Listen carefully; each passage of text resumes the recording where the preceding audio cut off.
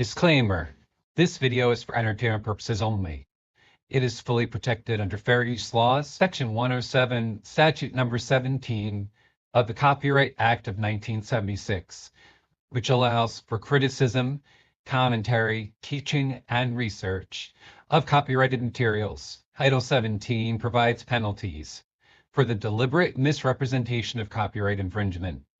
Persons, agencies, and attorneys filing a false or frivolous Digital Millennium Copyright Act DMCA complaint may be subject to civil liability. Enjoy the show, everyone. Hello, everyone. Welcome to Mandela Effects After Dark Reacts. I'm your host, Sandy Diva, and joining me, as always, is Splatter420 and the new and improved Real or Not for Real Ever Josh. How are you guys tonight? Doing good. Feeling much better. Yeah, new and improved. I like that. Yes. I'm glad you're feeling better. Oh my goodness. It was all the prayers. I got tons of prayers from all you guys, so thanks for that. I appreciate it. Yes, thank you for sending him prayers, guys. I appreciate it that you sent the prayers because he needed them. He needed to see the doctor months earlier and he didn't. Oh, that's right. All right. Yeah, rub it in. Sandy was right. I was wrong. Stop it. How are you tonight, Splatter? Oh, I'm okay, I guess. The prayers finally got you into the hospital, at least. Yeah. Exactly. Yes. The Devastator. Oh, gosh. Well, so far, we have a lot of lurkers tonight. A lot. There's 18 people watching and 5 people in the chat. So first tonight, we had David, a.k.a. Logan Freeman, followed by Blue Pac-Man 13, Pushing Button 62, Mustard Seed of Faith, and LJ. Hey, guys. Have a good night, LJ. Thank you for stopping in for a few minutes. It was good to see you. So yeah, apparently a lot of lurkers tonight. No one wants to say hi. That's fine. We understand. We have a lot to cover, though. I have to show you something nuts tonight. But before we get to that, Blue Pac-Man 13 brought something up in the chat. And then Josh presented me with a video that we added to the docket for tonight because we've covered this creator before. It fits the theme. And it's got the thing that Blue Pac-Man 13 was talking about in the video, as well as stuff about Charlie Kirk's ring. So I figured, let's show it. Hello, the mind. Good to see you. So we're just going to jump right in and get started because we have a lot to cover tonight. And thankfully, now I have to say, I did not look at the video that I made. I had to make a video for tonight. Uh-oh. And because my iPad was full, it kept, like giving me an error right at 99% when it would make the video. So I made it lower quality. So hopefully the quality is okay when we show it. Fingers crossed. It was the only way to make the video. It was the only way that we were going to have this show before 2 a.m. So that's what I did. Hopefully we can deal with it. But that's not what we're watching first. We'll get to that after this. For now, uh-oh, what just happened? There we go. For now, let me get the thing up. Splatter? You unmuted me, that's all. Yeah, it was an accident. I meant to add screen, and it selected below my finger. Yellow. Green. Well, I wasn't saying something bad.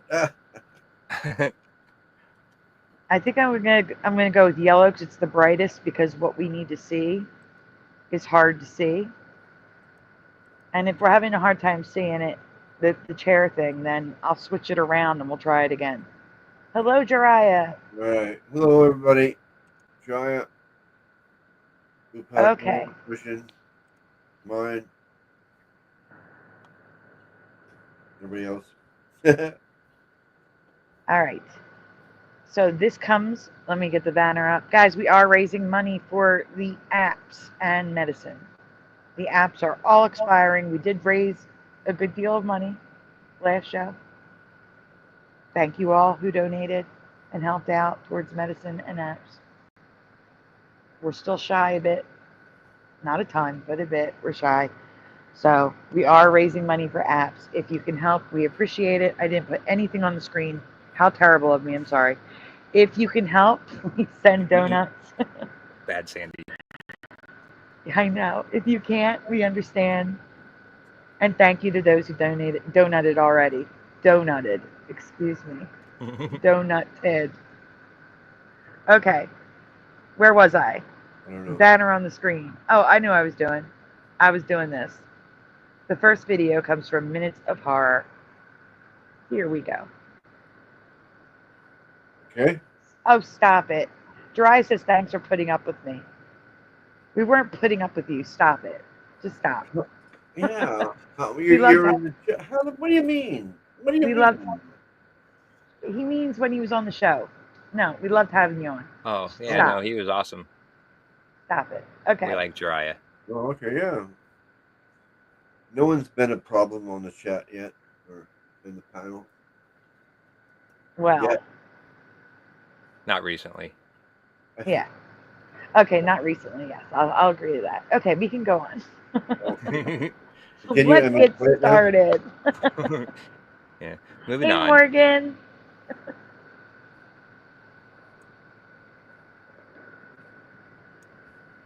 What?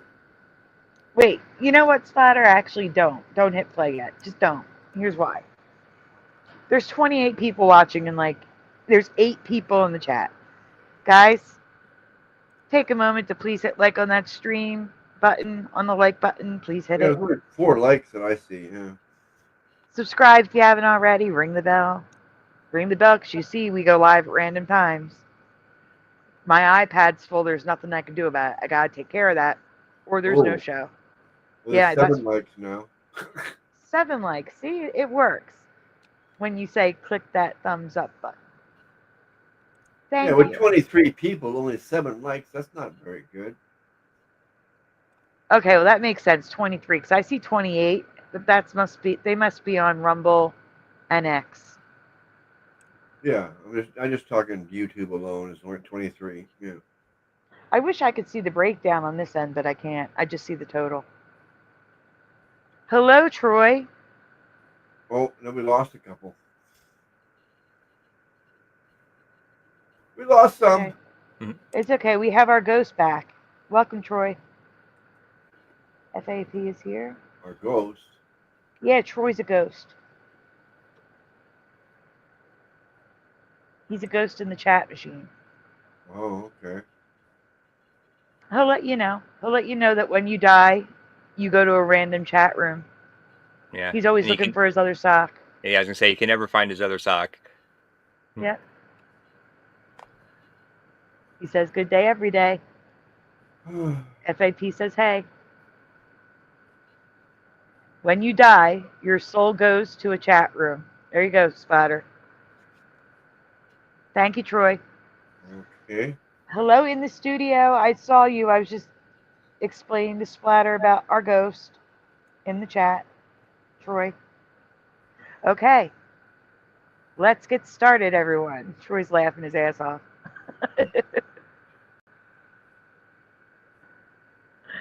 Hello, Carrie Doyle.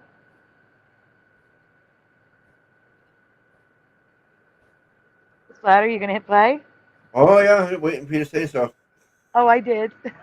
Oh, okay. I was in a daze.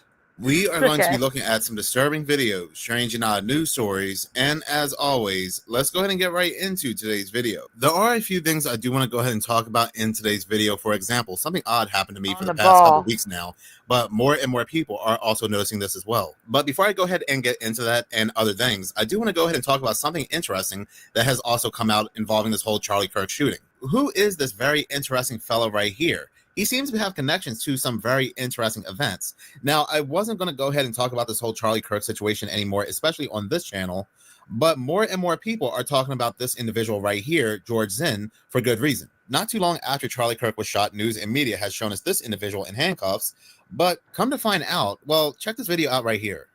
Now, all you conspiracy theorists out there, I don't want you going crazy, but what are the odds that George Zinn, the patsy that was arrested at the Charlie Kirk assassination, also saw 9/11, he saw the planes fly into the buildings and called that in and reported it, and then he also called in a fake terrorist attack at the Boston Marathon bombing, and just so happened to get arrested at Charlie Kirk's event. So Tess Keyser, she responded to this tweet. She says, Grok is a guy really involved in all three events like this post claims. And Grok fact checks it and goes, based on a review of multiple sources, George Zinn was a witness to the 9/11 attacks, and he described seeing planes hit the towers. He was also arrested in 2013 for emailing a bomb threat joke to the Salt Lake City Marathon shortly after the Boston bombing. He pled guilty to a terrorism charge and somehow magically only received probation. He was also detained and questioned as a person of interest at the Charlie Kirk assassination on September 10th, 2025, but released without charges relating to the shooting. Then Grok went on and made sure that it told you there is no credible evidence that supports claims of his involvement in 9/11's false flag, facilitating Kirk's death, or Mossad ties. The main suspect in Kirk's killing is now Tyler Robinson, and he is in custody. So I asked Grok to break this one down for us, and it says so, and it wouldn't give me an answer first, it's impossible to calculate. Well, I said, use statistical probability and give me a ballpark stat on the probability of him being at all three major events. And it goes through here and it breaks it down. When we get down here to the very bottom, where it combines the probability right here, combined probability, and it says it is equal to 0.705%, or 5 times 10 to the power of 8. That translates to approximately 1 in 2 billion. Does all of that seem normal to you?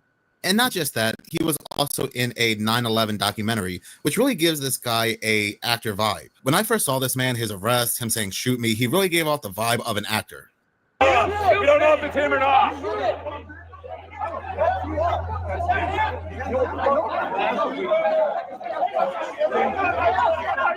And also, I am getting a lot of people leaving me comments talking about Charlie Kirk's ring and how the ring proves that the video could be AI.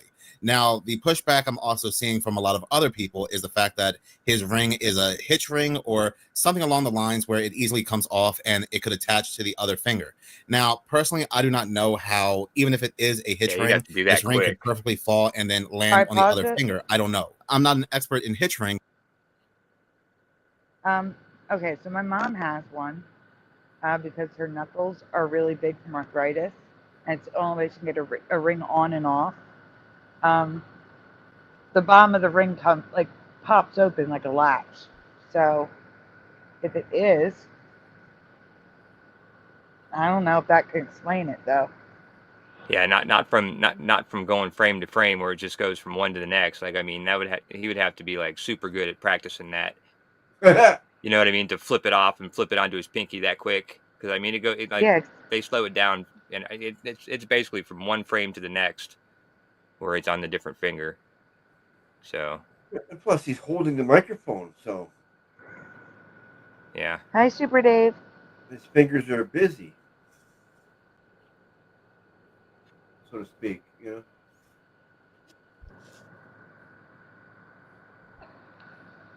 Yeah, and I got a question about that George Zinn. Was that the first guy that they paraded out in handcuffs with, like, you know, with his pants down around his ankles, or was that a different guy? Do you know what I'm talking about? Like, was that the same dude? I don't know who I didn't know their names. Oh. I didn't know the first and second dude's names. Yeah, because that clip that they just showed, he looked like he had his pants on normal, but that wasn't the one that I'd seen where his pants were falling down. Yeah, no, he had his pants all the way down to his ankles. Yeah, right. So that's why I was wondering if it was the same guy, because I'd heard that, you know, they got him and then they ended up getting a second guy, but I thought he was the only one that they got at the actual event. So it was just curious that, you know, his pants were normal in that clip that they just showed. Maybe that's before they pulled his pants down. Yeah, right. Probably, yeah, because he was up closer to the car. They were walking him up to the car in the clip that I saw, and that looked like when they were first taking him out of the event. I thought someone was gonna hurt that guy because there were people like screaming in his face. How dare you? They were screaming. I was like, oh my god. That was bad. But Yeah, yeah, again, I still think it's a psyop. Like, why did they need to parade him around like that? I swear they were going to say he was the guy until they saw all the videos in the school from people of the shooter on top of the roof. Yeah.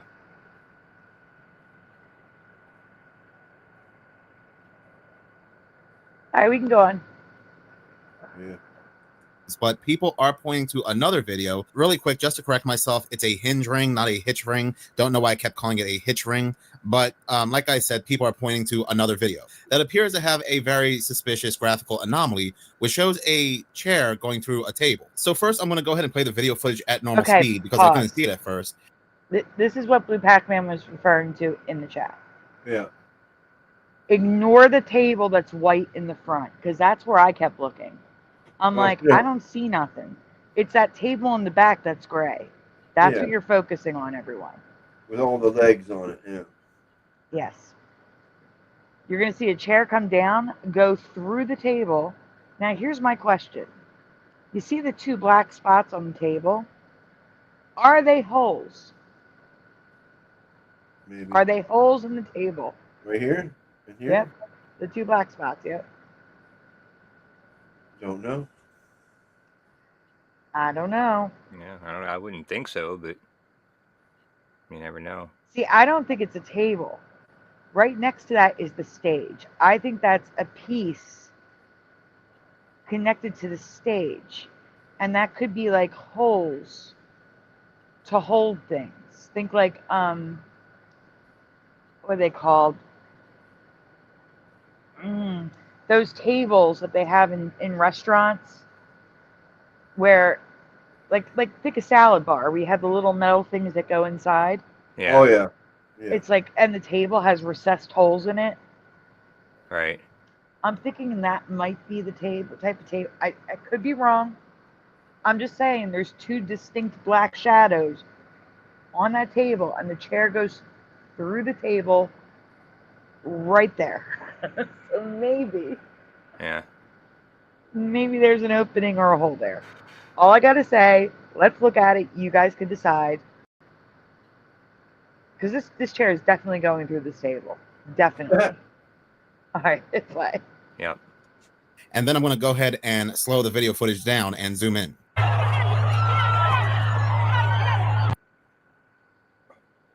Right through there. It's gonna go right through. Right there, you can see it's like stuck in Right through the table. Yeah, but if that was the case, it would have hung on there, wouldn't it? You don't even see the metal legs of the chair until the actual glitch occurs, and then you see the metal legs going through the table. So I don't know. I don't know if this is just an optical illusion that I'm missing that someone would need to explain to me, or something else altogether. But yeah, from what I'm looking at, it does look like some sort of AI glitch. Now, make no mistake about it, I'm not saying what took place that day was fake or AI. I just need somebody to explain that video clip to me. So we have a lot of back and forth on the internet where people are arguing whether actors or AI, or really both, were used. Also, I need someone to explain to me why, in all that commotion, that person lifted a chair up in the air just to put it down again. Why? Why was he even lifted? It doesn't make sense to me. He's like crouched down, scared of gunfire, and decides while on his knees to lift up a chair. I don't understand that either. Hello, Shannon Page. Is it Page or Page?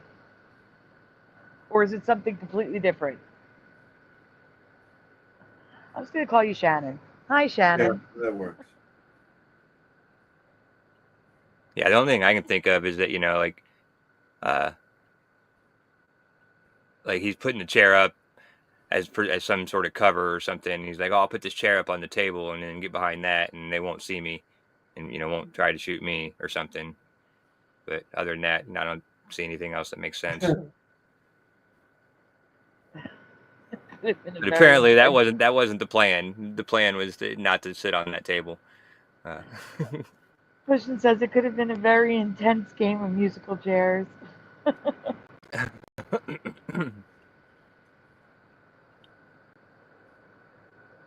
doing? What the heck?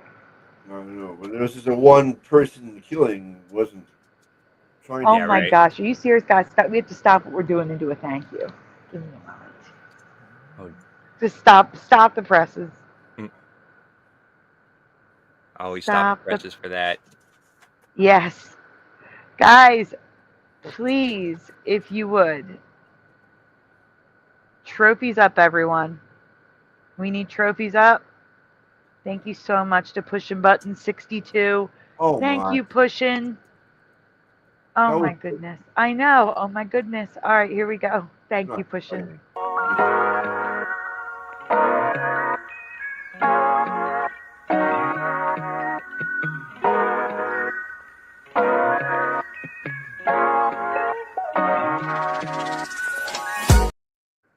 Oh no! It What? crashed on me. Uh-oh. Sorry. Well, Pushing gets it twice, so here we go. Thank you to Pushing Button 62.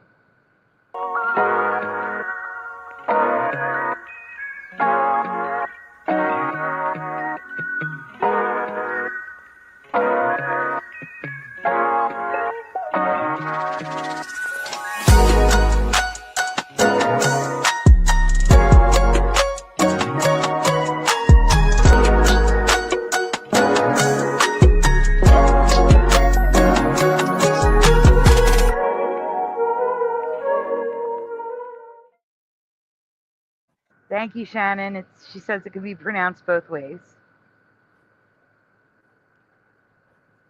Thank you so much, Pushing. Look at all these trophies for Pushing.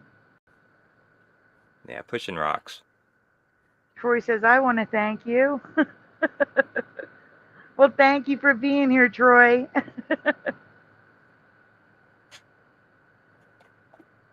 Let me see. I gotta get the thank you kitty out. Oh wait, we gotta do the donut dance. Here you go, Splatter. Thank you, Pushing, and thank you, Troy, and everyone else for being here.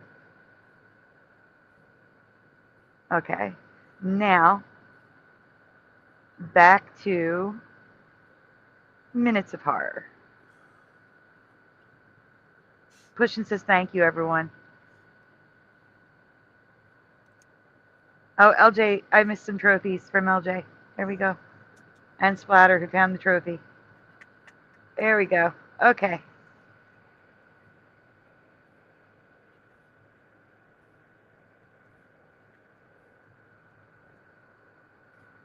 Splatter, Yeah. we can hit play. Okay. in this event. But when it comes to me, I already made a video yesterday talking about how the number 33 played a significant role in this event. We even had the governor talking about the number 33, and soon after. Interesting. I did not know the number 33 played an interesting role in this event. Of course. Yeah. Well, what's funny in this clip is he says in less than 35 hours, and then he stops and he's like 33 to be exact, or something like that. Like he emphasizes the 33. It's it's Very quite telling. strange. Yeah. Oh, 33 to be precise. Oh, to be precise. Oh, yeah. Blue Pac-Man's got it. Yeah. So if anyone is curious to watch that video, it's on the channel that's linked in the description. Okay. We can continue. 33 is involved in it one way or another. I just ask that you don't go watch it until after the stream. Okay, go ahead, Splatter. You know, this bad stuff happens. And for 33 hours. 33 hours. So I don't know. I really don't know. But if there really is any events out there where AI and actors are being used, or both really are being used, we should really call it out. Like very recently, people called out Will Smith for using an AI audience at his concert. And what Will Smith did really needs to be exposed, because if Will Smith can do this, then what do you think the government can do with their technologies? Will Smith posting a promotional video from his concerts after releasing a new album. It doesn't seem too out of the ordinary, but then the internet started noticing something unusual. with Yeah. comments accusing the artist of using fake AI crowds. And you can see what they're talking about when you look up close, faces in the sea of fans appearing distorted and not quite right. We asked AI expert Hani Farid for a second opinion. So there's no doubt that there is real footage in the video. There's also no doubt that there is some AI content, but even that has some nuance to it. Some commenters confused, as other videos show Smith performing for large audiences. Yeah, right. One person That's what saying doesn't the make fact sense. that he's using AI to fake the crowd when he's actually playing in front of a pretty big crowd already is insane. We think what happened is they took a still image from a real scene and then animated with AI for a few seconds. And so is it real or is it fake? A little bit of both. And this really does play into a lot of events that are happening in the future, possible false flags, because they're really ramping up the talks about UFOs and aliens. If you weren't noticing. Did he just say events that are happening in the future? Wait, Yeah, what? I heard that. I thought. That's confusing. Okay. Just checking. Because I don't think anybody's interested in hearing Will Smith rap anymore. That's so beyond. Jiraiya, Will Smith, oh my God, just retire. Exactly. Yeah. I don't think he get crowds like that. I think, yeah, definitely not. No, there's no way he's getting crowds like that. There's no way. No. Oh, why not? I would think that he could get crowds like that.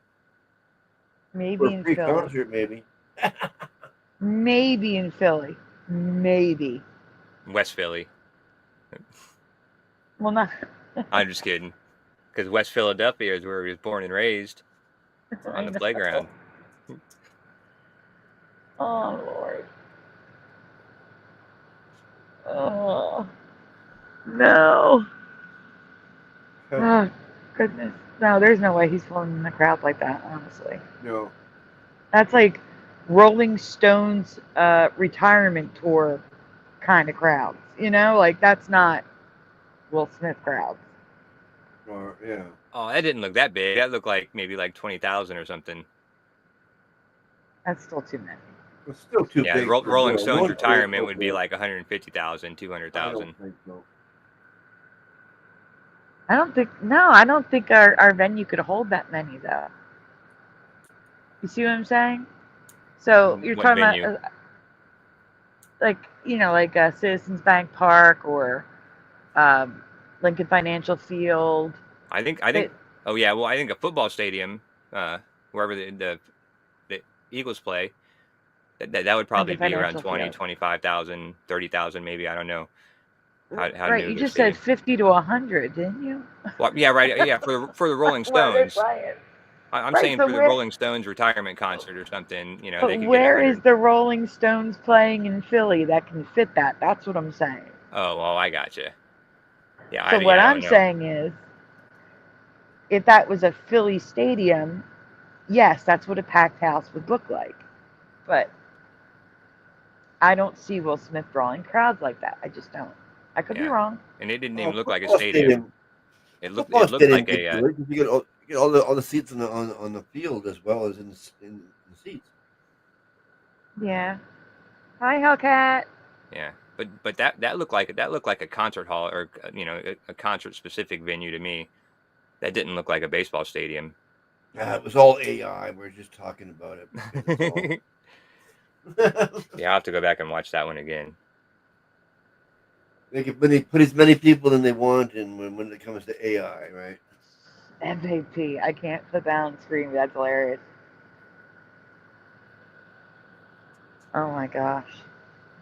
No, Jiraiya, you know what they do in Philly when they're celebrating, when they're happy?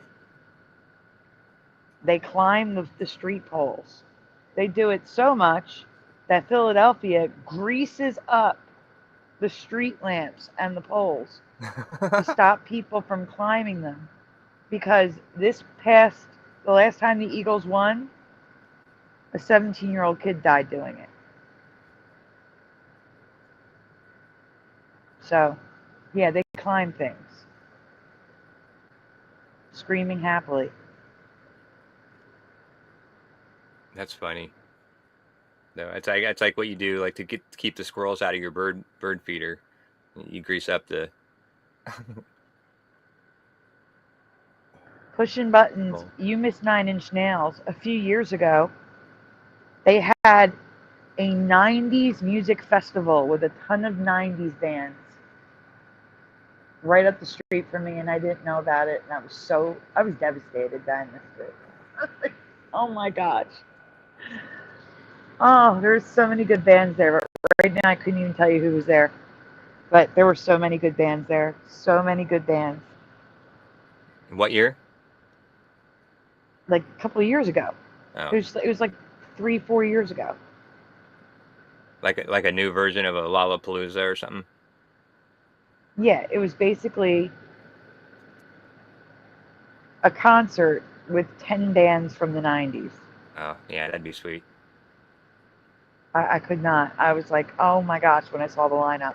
If I find it, like the information about it, I'll let you guys know. It's okay, Pushin. I didn't have the money to go anyway. And I also am living in bed. I probably wouldn't be able to, would not have been able to stay to enjoy all that music. So it's all good. But you know what I would have done? I could have, at the time I had a car, I could have driven to within earshot and at least heard the music and just sat in my car. Because in my car I could put the seat back down and lay. You know what I'm saying? Yeah. So that's probably what I would have done if I had known about it ahead of time. Anyway, back to the video. Go ahead, Splatter. Okay. Saying back in 2023, when it all started to first come out, it started with UFO sightings. It started with talking to the whistleblowers. 2 years later, Congress, the government, they are showing us hostile events with aliens, with the government firing upon an orb, and this orb just negated this attack. And they are showing us this for a reason when they didn't have to. Now, it could be a distraction, or it could be a slow burn to a much bigger event, getting us slowly prepared for this false flag alien invasion. I mean, they're even calling this 3-Eye Atlas hostile aliens, and you have to ask yourself, how do they know they're hostile? Just very recently, when it came to the 3-Eye Atlas, when I thought they were now sure it was a quote-unquote comet, now they are saying that it's changing colors, and as something is switched on. See, what he just said, he was focused on the word hostile, but he was ignoring the fact that it's saying possible alien tech. And now here they're riding on that alien tech, saying as if something is switched on. They're just feeding that information to you and hoping that you'll absorb it and make assumptions and assume. Yeah. Those are the things you question. People that believe we live on a ball earth too. The BS is switched on, says Blue Pac-Man. Oh, totally. Yeah. Okay, we can go on. colors switched, like it's some kind of technology now. So there's definitely probably going to be a big event involving this 3-Eye Atlas, but rest assured, with this increase of alien and UFO talks from the government, it's for a reason. So yeah, when AI is being used to create large crowds, like in the case of Will Smith, it should be called out right away, and it was. But when there's an event that has a lot of emotions attached to it, it gets harder and harder to call these things out, but it should still be questioned at the end of the day, in the day and age of AI. I mean, that's not me saying it. Even Donald Trump said that anything bad happens, they can just blame AI. And the flip side is also true. They can also create things with AI and not blame AI. If something happens really bad, just blame AI. But also they create things, it works both ways. If something happens that's really bad, maybe I'll have to just blame AI. And like I have said previously in other videos, we really do not know what events that had taken place in the past are even real. And if they are real, maybe they didn't play out in the way that we think they. Let me ask you a question. So blimps, like we're seeing here, does that look wrong to you? Yeah, that looks like a Zeppelin to me. That looks like a Zeppelin? Okay. Yeah. A blimp is wider, right? And shorter? Yeah, right. Yeah, way more stubbier, bigger, Okay. bigger, like more round. Okay, so we're looking at a Zeppelin here. I'm guessing. I don't know for sure, but yeah. I'm guessing that little tiny dot in the front is the cockpit. At least I think so. Yeah, I need to go full screen. Oh yeah, probably. Okay. What, this little bump right here? Yeah, the tiny bump. It still looks wrong to me. The tail looks wrong. Yeah, It it looks does like look more like a it looks like like a missile. rocket.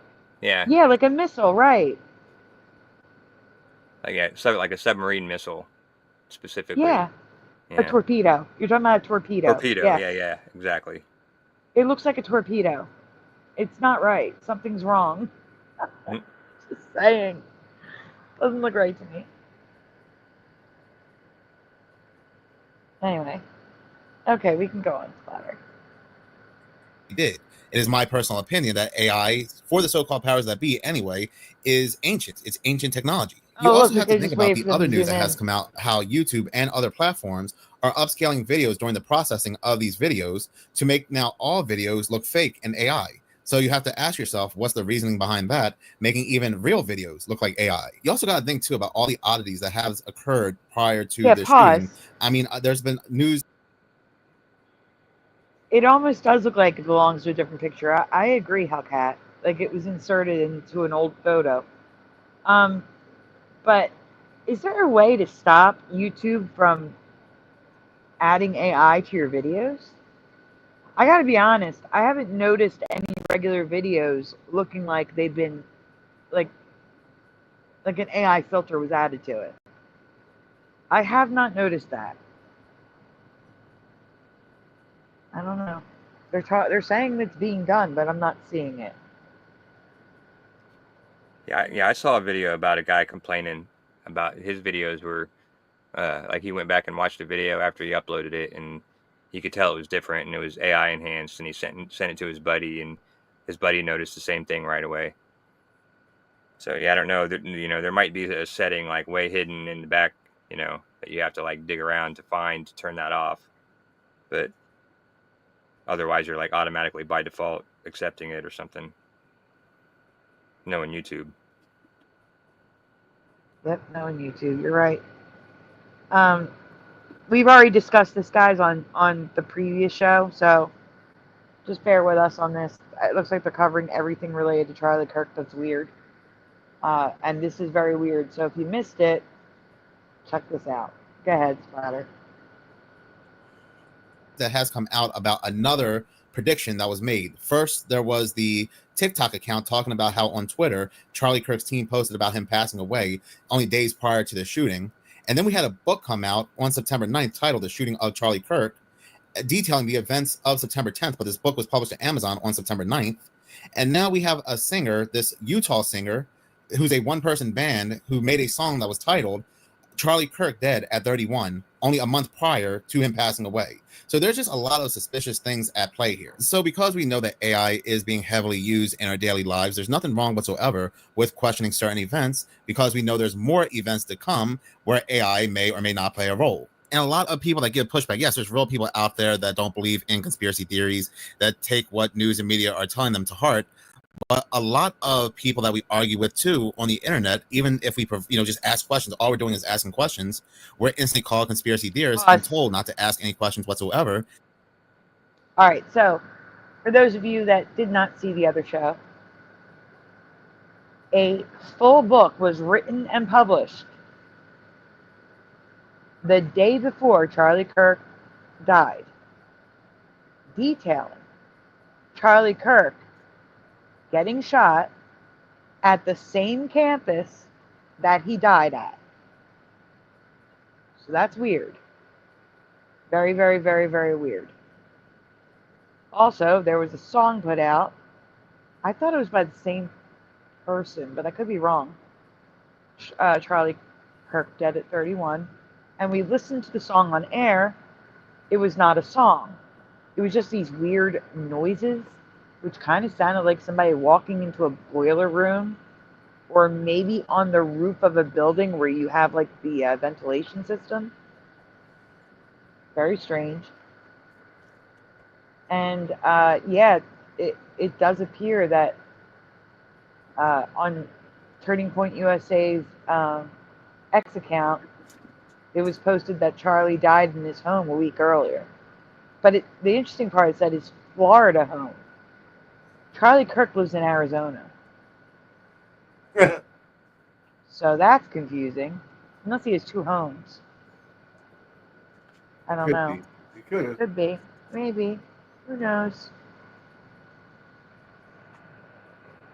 So, that's the weirdness. I don't know what he's showing right now. We have to hit play again. And we don't know if those could possibly be bots. I used this video in a video I made months ago, and it really still makes a lot of sense today, given the fact of the dead internet theory and so forth. Traffic is fake. And all of this is coming from Chinese phone farms. So the people that you're arguing online with about different things such as politics and city rules, well, it's all fake. And it's probably just a robot. These phone farms usually have tens of thousands of phones that are connected to one computer that's controlling all of them. The way it works is that the people who run this typically take the batteries out of all. Okay. I think he's wrong. I'm going to say that this is how people buy subscribers and likes. I don't think that they're just filling up all the chat rooms and the comment sections, and, unless they're getting paid to do it. You understand what I'm saying? I think that's how that, you know, like you'll see it, like maybe on Fiverr or something like that, where people pay for views and pay for subscribers and likes and stuff like that. That's how they do it. At least that's what I think. I don't think it's that they're just there to buy.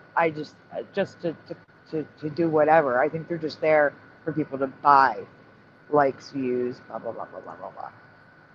Okay. I just wanted to say that because I disagree with what he said to an extent.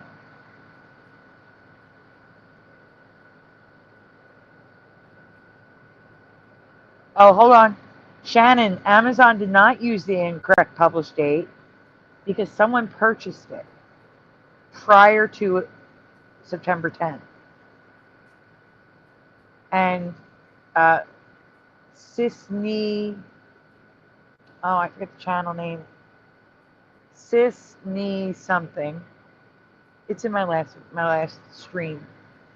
Not the last one, the previous one. That person purchased the book before Amazon took it down. Prior to September 10th, they purchased it. And then uploaded screenshots so that you could read portions of it. They uploaded screenshots on the 11th after they found out, that Charlie was dead. And this was on a Reddit thread. And they purchased it on September 9th. Yeah, that's cool that somebody had the foresight to do that. I was wondering if anybody actually bought the book in the brief time it was up. You must not have been here. Maybe you were in the hospital. We showed those the video showed the excerpts that were uploaded. Oh yeah. And that's where it mentioned it was at UVU. It was the same campus. But in the book, Charlie survived. Charlie did not die. He survived. Yeah, I remember that. I think that was after I got home from the hospital. I was still a little out of it when I joined. It is possible that the title was altered, except the song title, I believe, was a couple months old. I would have to actually go to the page, because I'm just going by the video. I would have to actually go to the SoundCloud was taken down. It's somewhere else. I forget where the other place was.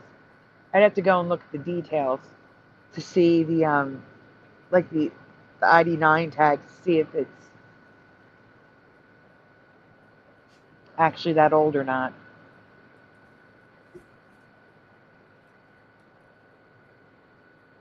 I haven't confirmed, says Hellcat76, but Los Angeles and the New York Times, the day before, put out articles that Charlie Kirk had died. I don't know if it's true or not, though.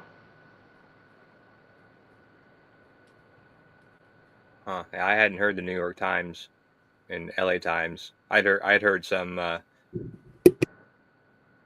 newscast in Israel announced it the day before, but I hadn't heard about the New York or LA. Oh, that's weird. So, in Israel, technically it could be the 10th when it was the 9th here, so the day before. Right. In which case, the day before they released it on the day he died. If that makes sense. Yeah. Yeah, I thought about that. I just didn't look into it anymore. I just heard it and moved on. But thanks, Jari. I appreciate it. He said he's glad I'm feeling better. So, yes, I'm feeling much better. Appreciate all the prayers.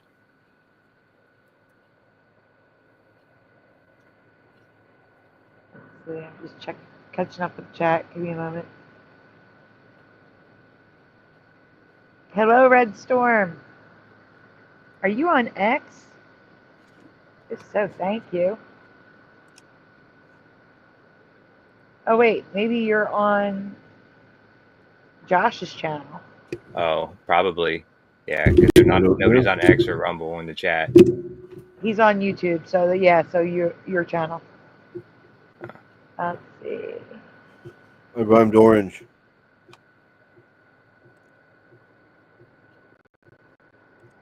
Okay, guys.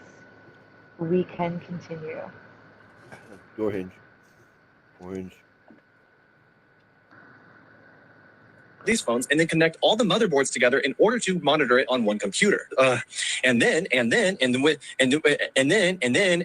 the use of AI, they're able to generate responses across social media, making it seem like they're coming from a real person when in fact it's just one big computer. I don't think you guys understand how sophisticated this actually is, because each phone represents one person, but yet it's all connected to one computer that literally controls all of them. Man, I just want you to think about how much money that costs to set up. Yeah. Oh my goodness. That's all. That's just a lot of money right there. It's a wall of money. Oh, yeah. All right, we can go on. 1/3 of all internet traffic is fake. The Bible makes it clear when you argue with a fool, you become just like them, especially to be the bigger person, move in wisdom and walk away. People don't even understand that arguing with AI is nowadays. This video is so true. I have no idea what he just said. What I've been talking I have no idea what he said. That was way too fast.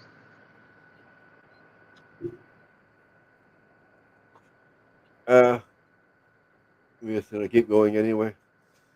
Yeah, just keep going. I don't think it was that important. about in the past couple of my videos about we don't know what's real and what's fake, and we spend a lot of our time going back and forth with individuals on the internet, and these individuals that we're giving our energy to, those that we're going back and forth with, might not be real people at all. And you know, in some of my videos, I just lay out a lot of information. Tell me why Peter Thiel and Sam Altman are all building gigantic. Are you playing it at 1.25 or 1.5? 1.25. Oh my goodness. It's going so fast. Okay. It's just extra fast, it seems like. Hello, Roger. I just used to putting it there now because you always want me to, so I did. Is Sai here? Did I miss Sai? Yep. Hi, Golden Sai. Oh, hey, Sai. Oh, snuck in. Levi just posted something again. Okay. Go. Okay, we can continue, Splatter. Underground bunkers. Here's some information on it. Zuckerboy has like 2,000 acres in Hawaii, and he's building a 5,000 square foot underground bunker. It's probably the nicest of all three of these people. Peter Thiel has a ranch in New Zealand, and he has a gigantic underground forest lodge bunker with a bunch of stuff stockpiled. Arguably the creepiest of all three, Sam Altman, the owner of OpenAI, has stockpiled guns, gold, gas, antibiotics, and has a getaway ranch. A little bit sketchy. Let me know in the comments if you think it's option A, you're just super rich and bored and they're building the adult version of a treehouse, or option B, you know that the robots are taking over and they need a safe place for themselves and their families and don't care what happens to other people. Let me know in the comments. Give me a follow. Save this. Yep, sketchy. Yeah, actually, that seems like the most plausible thing. They created AI, and now they're scared. Like, they know it's gone too far. There's no going back. So they separated themselves from it. That's terrifying. Okay. Next. I mean, Because I'll be covering a lot of topics like this.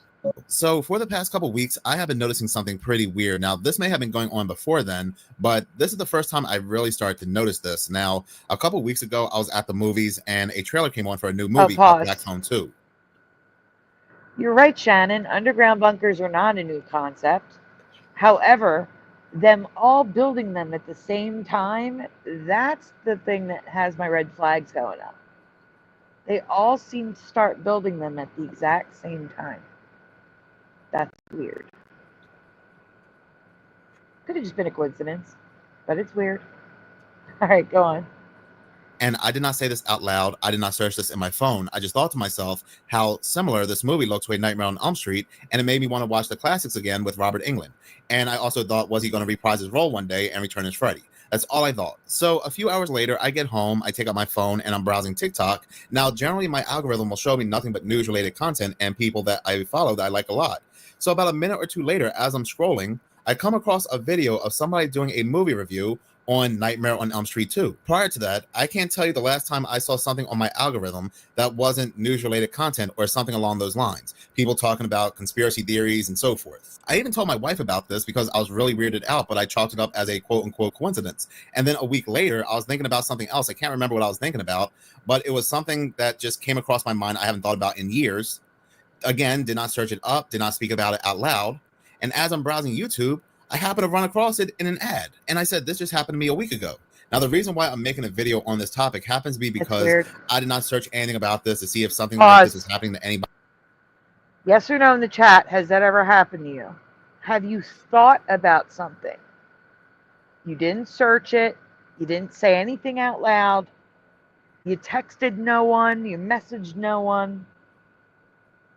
You just thought of something. And then later on, you started seeing either videos or ads or whatever on your phone of the thing you were thinking about. Mm-hmm. Red Storm is saying yes. Yeah, that happened to me tonight, sort of, or today. Earlier today, I was making the promo video for my show with Prop Tonight, and I had all the video and everything all laid out, and I was just looking for music, and so like I went to YouTube and did my normal search, like copyright free music, and then and then what kind of music that I'm looking for, like slow or whatever. And I was thinking, like what's good for Prop? I'm thinking upbeat, upbeat music is what I was thinking. And it took me a minute to actually get to it because I was doing jumping back and forth from things.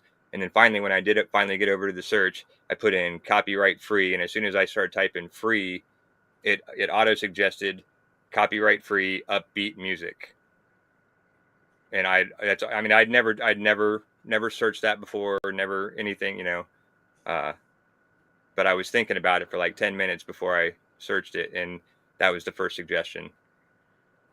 So I thought that was kind of weird. That is very weird. Very weird. It's also happened to Blue Pac-Man. Let's see, once or twice for Michael Fontaine. Mustard Seed of Faith says yes, Sandy. You already know my stories. You did share them. You are correct. I do remember. Hold on. There we go. Pushing Button says yep. Too many times to be a coincidence, says Red Storm. My synchronicities are freakish. They are, and mine have been too, so I understand. Let's see. Oh, Blue Pac-Man. Red Storm is in Josh's chat. That's why you can't see him. Many times, says Super Dave. I've never noticed. No way. That's a good thing.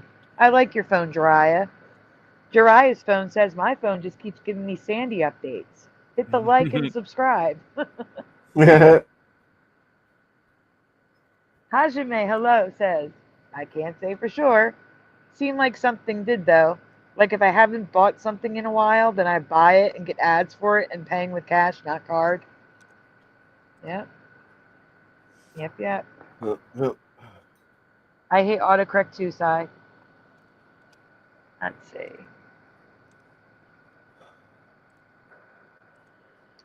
No, I did not see the video about the lightning bolt at the tent. There's a lightning bolt. What? Sai says, did you see the video about the lightning bolt on the tent at UVU? I didn't. If you want to put it in the chat, Sai, I'll have one of them. I'll have Josh grab it, and we'll show it.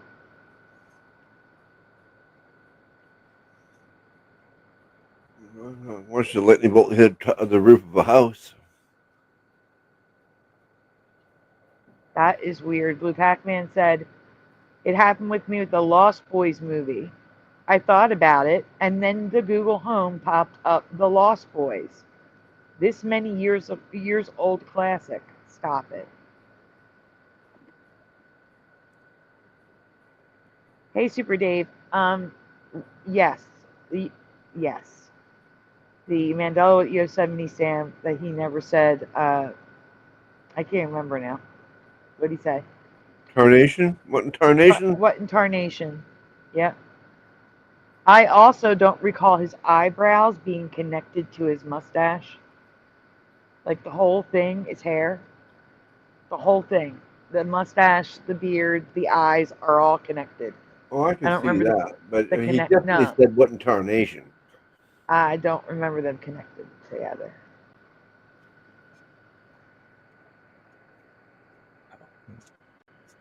Super Dave says yes. What? And Josh says to Red Storm, I appreciate you being here.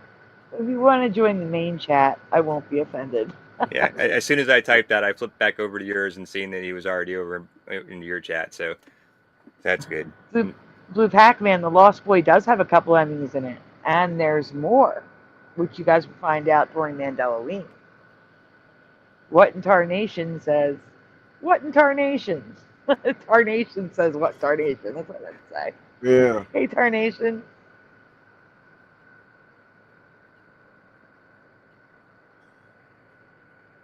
It is a good one for Halloween. That's why I'm saving it. I have a couple new Mandelas for the Lost Boys for Mandela-ween. They're coming. There's no way that Yosemite Sam doesn't say that. No way. Huh? I'm saying there's no way that he doesn't say what in tarnation. He can't be a cartoon if he doesn't say that. I actually remember him saying what in tarnation and going on with rootin' tootin' and all this stuff, like a whole rant when he say what in tarnation. Exactly. A unibrow and eyebrow stash mixed in one, attached to everything else.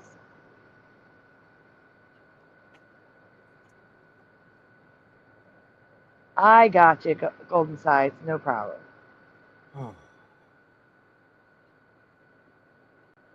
You know, I should do a rewind for Halloween because I found it.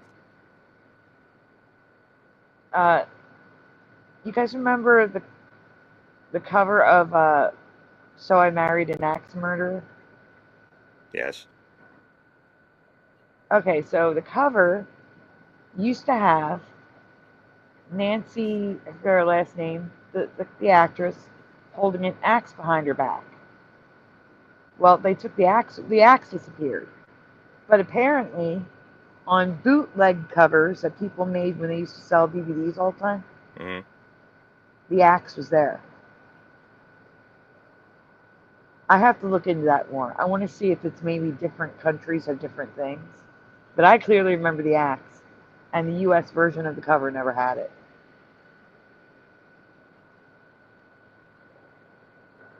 Weird. Right. Yeah. We covered that years. I covered that on Scar Performance. That's how old that one is. All right. We can continue, Splatter. Anybody else, nothing like that. I did say it out loud to my wife. And then today, I happened to run across this individual's video talking about this exact same subject. Is anybody else experiencing this? I'm experiencing this thing where, like, we all know if you say something into your phone, the mic picks it up and it gets the information you're talking about and puts you in the algorithm of that subject matter, right? We've all noticed that, right? But have y'all gotten to the point where you don't even have to speak on it? You can just think about it and you're in the algorithm. You're in getting getting ads or promotions to that subject matter you were just thinking about. And I've kind of tested this a few times, unintentionally though.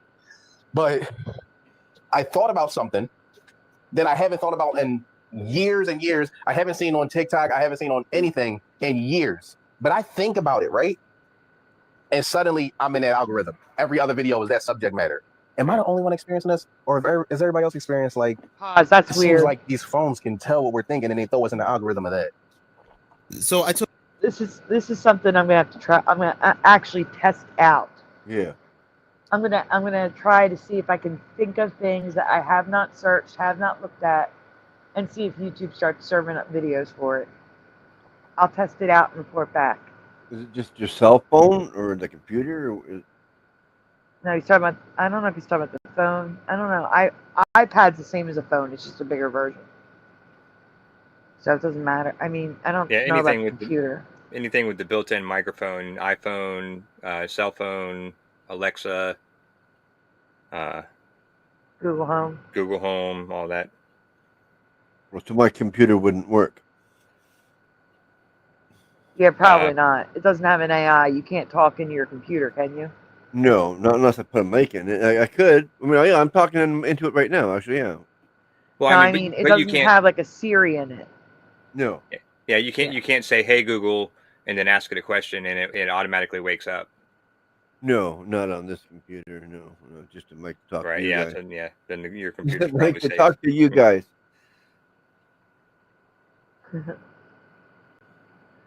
All right, we can hit play. Yeah. Took a look at his comment section to see maybe if people would troll him or disagree with him or say that he's crazy, something along those lines. But come to find out, a lot of people actually. I'm sorry, they're talking about Phil Hartman in the chat. I just watched a video about Phil Hartman 2 days ago. That's weird. That's a sync in the chat. Push button says Phil was a treasure. Oh, and he I was. just knew it was Phil Hartman. I had to scroll up and it was. That's a crazy sync. Okay. Because Phil Hartman, I mean, he died in the 90s. Yeah, Pushin says, whoa, I know. You want to hear the crazy part? The video is a guy who claims he can talk to people through a computer, like EVP style, and they can talk to you through this computer thing, this machine. Yeah. Internet wasn't even around yet then. He said he wanted to talk to Phil Hartman. And guys, it kind of sounded like Phil Hartman. Kind of weird. It's kind of weird. But anyway, that's what I was watching 2 days ago, and pushing buttons and talking about Phil Hartman in the chat. That's weird. Oh, wow. Still warm. Whoa. Blue Pac-Man says, this happened again for me recently with Minute Maid. I was at Denny's having lunch, looked at the Minute Maid logo on an ad paper, and came back home hours later, went on Instagram and saw a Minute Maid ad. That's weird. That's really weird.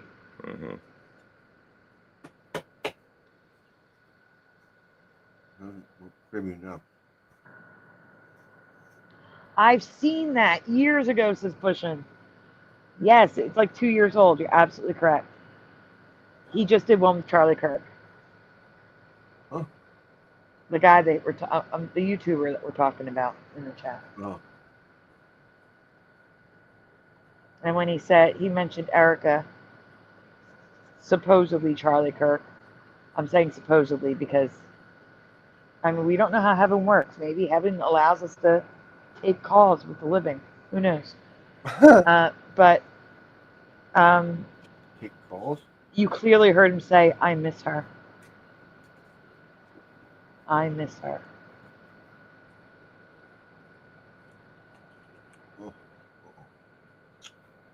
I think it's Minute Maid. I don't know why it's spelled like that, but I thought it was because it could be made in a minute. Because Minute Maid used to come from concentrate in the freezer aisle. Yeah. And you'd make it in a minute. That's what I thought Minute Maid came from, but now it's not. I don't even think they sell it like that anymore. Do they sell frozen drinks in the can still? Why wouldn't they? Probably, yeah. I Like haven't frozen seen them. concentrated orange juice. I don't see why they wouldn't. I haven't been shopping in a store for a while. Here's the thing, though. I always remember it being spelled M-A-I-D. I've never seen Minute-Maid M-A-D-E. What? The spelling of Minute-Maid. I remember M-A-D-E. You remember M-A-D-E? Yeah. Oh, weird. Yeah, I only know it as M-A-I-D. That's all I've ever seen. Yeah. But, again, made in a minute. That's what I remember, but anyway. All right, we can go on. Yeah, I've never seen it M-A-D-E. Never. Okay, hang on. Agreed with him that this is happening to them too. For example, this person said, "My phone reads my mind. I have documented this for over 2 years. People think I am nuts, but it happens. And it is always some random thought I had not verbalized, not searched, just thought, super random stuff." And that's the case with something like this. Like, I can sit here and force myself to think about a TV show or a steak, a food I haven't eaten in quite a while, and it will not come up on my algorithm. But if I'm deep in thought about something or lost in my thoughts, and I think about something randomly I have not thought about in years, then for whatever reason, it will appear on my phone. But and what I find to be very weird, it's not surprising. I'm just, the chat so far, Jiraiya says maid, M-A-I-D. Roger says servant, M-A-I-D. Yep. Morgan is M-A-I-D. M-A-I-D for Hellcat, M-A-I-D for Morgan. Yep, always M-A-I-D. Yeah, I remember a minute M-A-I-D, says Hajime. Let's see. So I'm alone on this one. No, Blue Pac-Man remembers it like you. Oh. Okay, well, that's good company. Hey, Ryan, and he also says M-A-I-D. Yeah. All right, we can go on. You're looking up right now. Orange juice. Yes, I understand, Splatter. You're looking up the current reality, but Josh and Blue Pac-Man remember M-A-D-E. So it's a Mandela for them. Okay, weird. I've never seen it like that my whole life. Hello, Grand Tour Richard. Good to see you. Okay, we can go on. Actually, wait. Since you're paused. Before you go anywhere, guys, please take a moment to make sure you have hit like on the stream. Subscribe if you haven't already. Ring the bell. And do that on Josh's channel, too. He's live with the show on his channel. And also, it is that time of the month again. All the apps are expiring on us. And medicine, I need help with the medicine. If you can, please send donuts. If you can't, we understand. But I have to ask. Thank you to all who sent donuts already. Okay, now we can get back to it. Delusional. Good. Yep. Surprising one bit. It is not surprising one bit, given the fact that we are breathing in smart dust, nanoparticles, and so forth. And a lot of the technology we use every day, like headphones, more specifically, Apple headphones, have patents designed to spy on people's brains. What? US 20230225659A1. That is earbuds that are designed and patented by Apple to literally read your brainwaves, record your brainwaves. Did you know that? Holy smokes. You're not going to believe what these guys have the control to do with these. Check this. Okay, wait. Just to be clear, he did not show us the patent. I would like to look at it. This could actually be an invention for a medical device. Like, think of how easy it would be. Someone who has a brain injury comes in, you just stick earbuds in their ears. You don't have to worry about getting all the leads on the brain, and you just stick them in the ears. That sounds like a wonderful thing for the medical community, for doctors to be able to see the patient's brainwaves. That sounds wonderful. Now, if it's for the consumer, that's weird. But if it's for doctors and hospitals, that's wonderful. So, I would like to see the patent. But anyway, go on. Good night, Why don't you Roger. go back and write down the patent number he shouted out? Yeah, that's what, if you can go back, I would like to write it down. Hello, Oiler Greg. It wasn't just a second ago, wasn't it? Yeah. Yeah, it was just a second ago. If that you it can there? read it, yeah, Really? hold on. Read. U.S. patent number. What is it? I'm going to type it as you read it. Is it this one here? The one at the top. Oh, okay. US 22 22. Just go number by number. 22. Yeah. Yeah, 3 22. 30. You got it. What's after 30? 22. I have U.S. patent 2230. What's after that? No, it's that's 202. That's wrong. Yeah. 30. Oh, 20230. What's next? 22. 22 56. 56 59. 59 A1. A. Oh, that's not an A. A1. Biosignal sensing device using dynamic selection. All right. Here's an issue. This is a Google patent, not Apple. So right there, he's wrong. This is Google, not Apple, to be clear. The assignee is Apple Incorporated. Oh, wait. Okay. It's a Google patent filed by Apple. That is so confusing. It's weird. Its status is pending. Hold on. I'm reading it. Give me one more. Classifications. Landscape. Health and medical sciences. Life sciences and earth sciences. Medical informatics. Biophysics. Pathology. Heart and thoracic surgery. Okay. Yeah. That's what I thought. Okay. So this is for the medical field. Hold on. Non-provisional incorporated reference. Embodiment described herein generally relate to a wearable electronic device. Brain activity can be monitored using electrodes placed on the scalp of the user. Let's see. Brain activity. Accurate measurements of brain activity using ear electroencephalography EEG device. May need to be customized to the user's ear. Wearable electronic. Hold on. So far, it looks like the applications are for medical. All right, here we go. Give me a second. I'm at the bottom.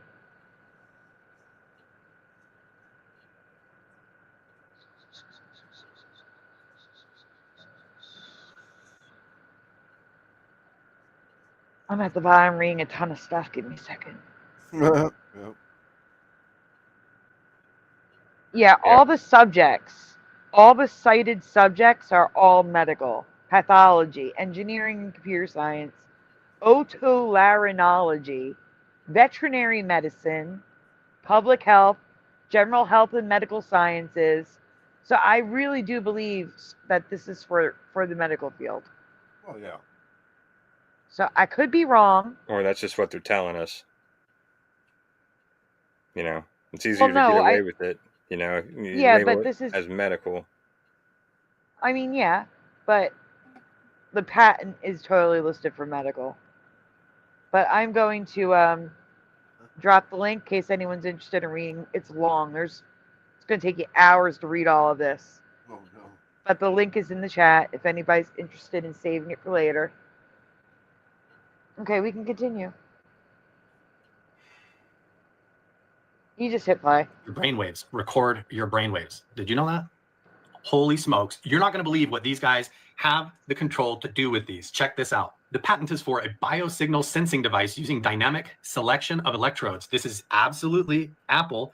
It is 2023, and it gets not good. Brain activity can be monitored using electrodes placed on the scalp of the user. The electrodes may in some case be placed inside or around the outer ear. Okay, why is it not good? That's what I'd like to know. To me, for medical purposes, I think this is excellent. This is so much better. For certain brain activity, They actually need to get wires to the brain through the blood-brain barrier. This is so much better. I don't understand what's bad about this right now.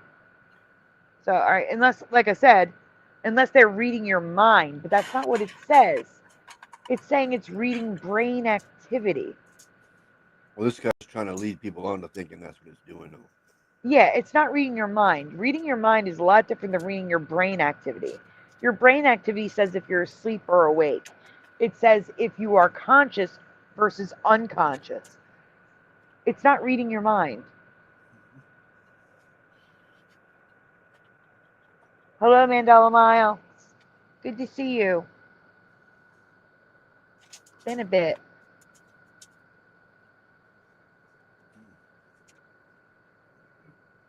Okay, we can go on.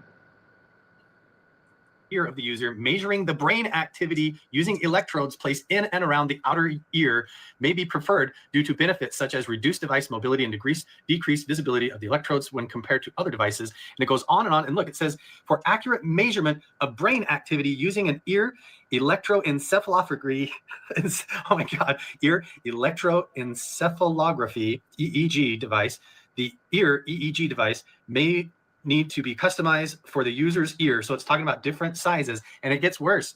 When you go down into the components of the patent details of how this thing is made, it says the tip, part 202, may be made of any material such as plastic, rubber, conductive material, silicone, or a mixture of these. In some embodiments, the housing underneath the tip 202 may be made of any kind of metal, ceramic, glass, plastic material, or a mixture of these. And the earpiece, part 202, is the silicone part that you actually put inside your ear.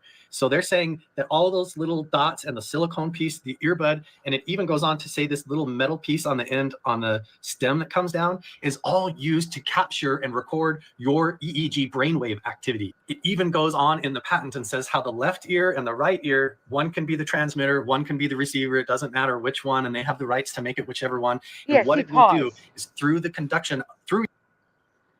So here's what this device is doing. You see the graph on the top? It's doing that. That's not reading your mind. It's making sure that you are alive, that you are conscious. Yeah, right. That your brain's Oh my projecting gosh. energy. How is this a bad? Why is he acting like this is some awful, like, evil thing that they've created? I don't understand. This is not evil. This is helpful to the medical community. This is a wonderful invention for, God forbid, if someone's in a coma. I think he explains it a little bit more, like where he's going. He's just taking a long time to get there. Let's go. Let's hear it. Let's hear his reasoning for acting crazy. I think he's confused. Your skin, in contact with your skin, when you put the earbuds in, they can read your mind. They can read your brainwaves, and they can map out your brainwaves with Apple earbuds. He just said, read your mind. That's what he's thinking. He is confused, and he is incorrect. Yeah. This can't read your thoughts. This can't read what you're thinking. This is reading whether or not you are thinking. Yeah, this guy's misleading. He's misleading people. Yeah, this is actually misinformation. It's incorrect. That's all. Okay. Go on. Measurements of brain activity using an ear electroencephalography device, an ear EEG device, may need to be customized for a user's ear. In some embodiments, the selection of one or more activity or reference electrodes may be performed using a machine learning based model. The machine learning based model may be configured to select one or more active electrodes. So basically, if you don't have perfect contact in your ear, the machine learning can adjust itself and it can apply power or things to different areas of the ear so that it can have the best contact no matter what the physical distance between the touching point and the ear is. So they're saying, even if it's not put in your ear very good, they want. If this works, bravo to Apple. This is actually a very good invention for the medical field. Yeah. Very good. Bravo. You did something good. Okay, go on. This guy's trying to make it seem scary. Ooh. Yeah, he's trying to, it's fear mongering. That's what it is. Yeah. Or stupidity. The models to be able to still perform the job. The earbud may be used to measure biosignal. For example, an EEG for measuring brain activity, as described earlier. A current Pause. available earbud measuring the EEG. That was fear mongering. Did you hear it? Brain activity, he stressed. Hello. Brain activity is what shows on the piece of paper when someone is in the coma that keeps them from unplugging said person from the coma, from the machine that's keeping them alive. It's like, oh, this person is brain activity. They are still in there. They are still alive. We're not going to pull the plug. Like, you want that. You want them to read your brain activity, you dumbass. It's like, making me angry.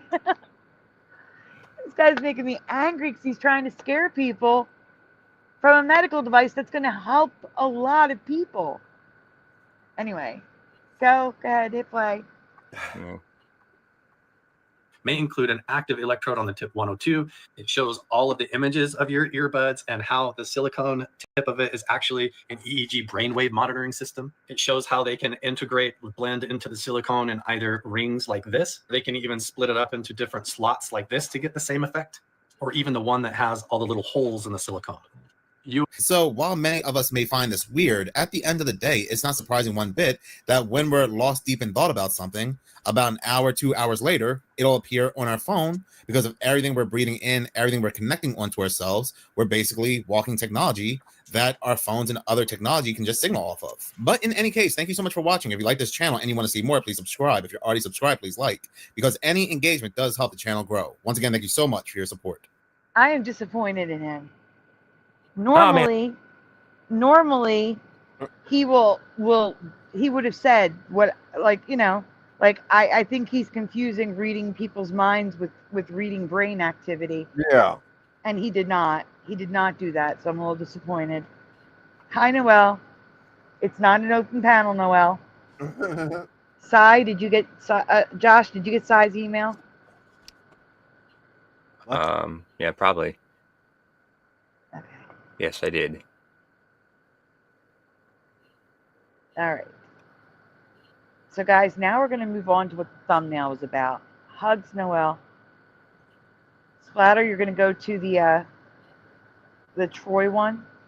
Yeah, the top one. Yep. Yep. I'm not going to put it on the screen yet. I need to talk first about it. Yep. So, here's the thing.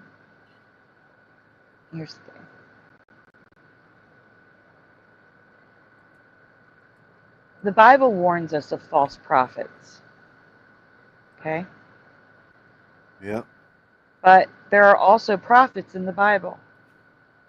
And the Bible also tells us in the end of time, in the last days, that there will be prophets who speak to God. And if this is a false prophet, well, you know the saying, a broken clock is right twice a day, right? So it's up to you to decide if this person, well, let's put it this way. I think he's either psychic or he is speaking to God. The person, Troy Black, that we're going to be, his video. Now, we are not looking at his original video. His original video is linked in my description. You're free to check it out in its entirety later on, but he also preaches in between what he's talking about and reads Bible verses, things like that. But because we're talking about this specific thing and I needed to add stuff to it, I cut it down for time's sake. So this is the edited version of his video. I have excerpts that are relevant to what we're talking about here. So I need you guys to just, you decide if you think he's speaking to God and the Holy Spirit, if he's psychic, or if he's full of it. I don't think he's full of it. I really don't. And I made my case for it with the stuff I added in. Right. And for those people who sometimes question if there is a God.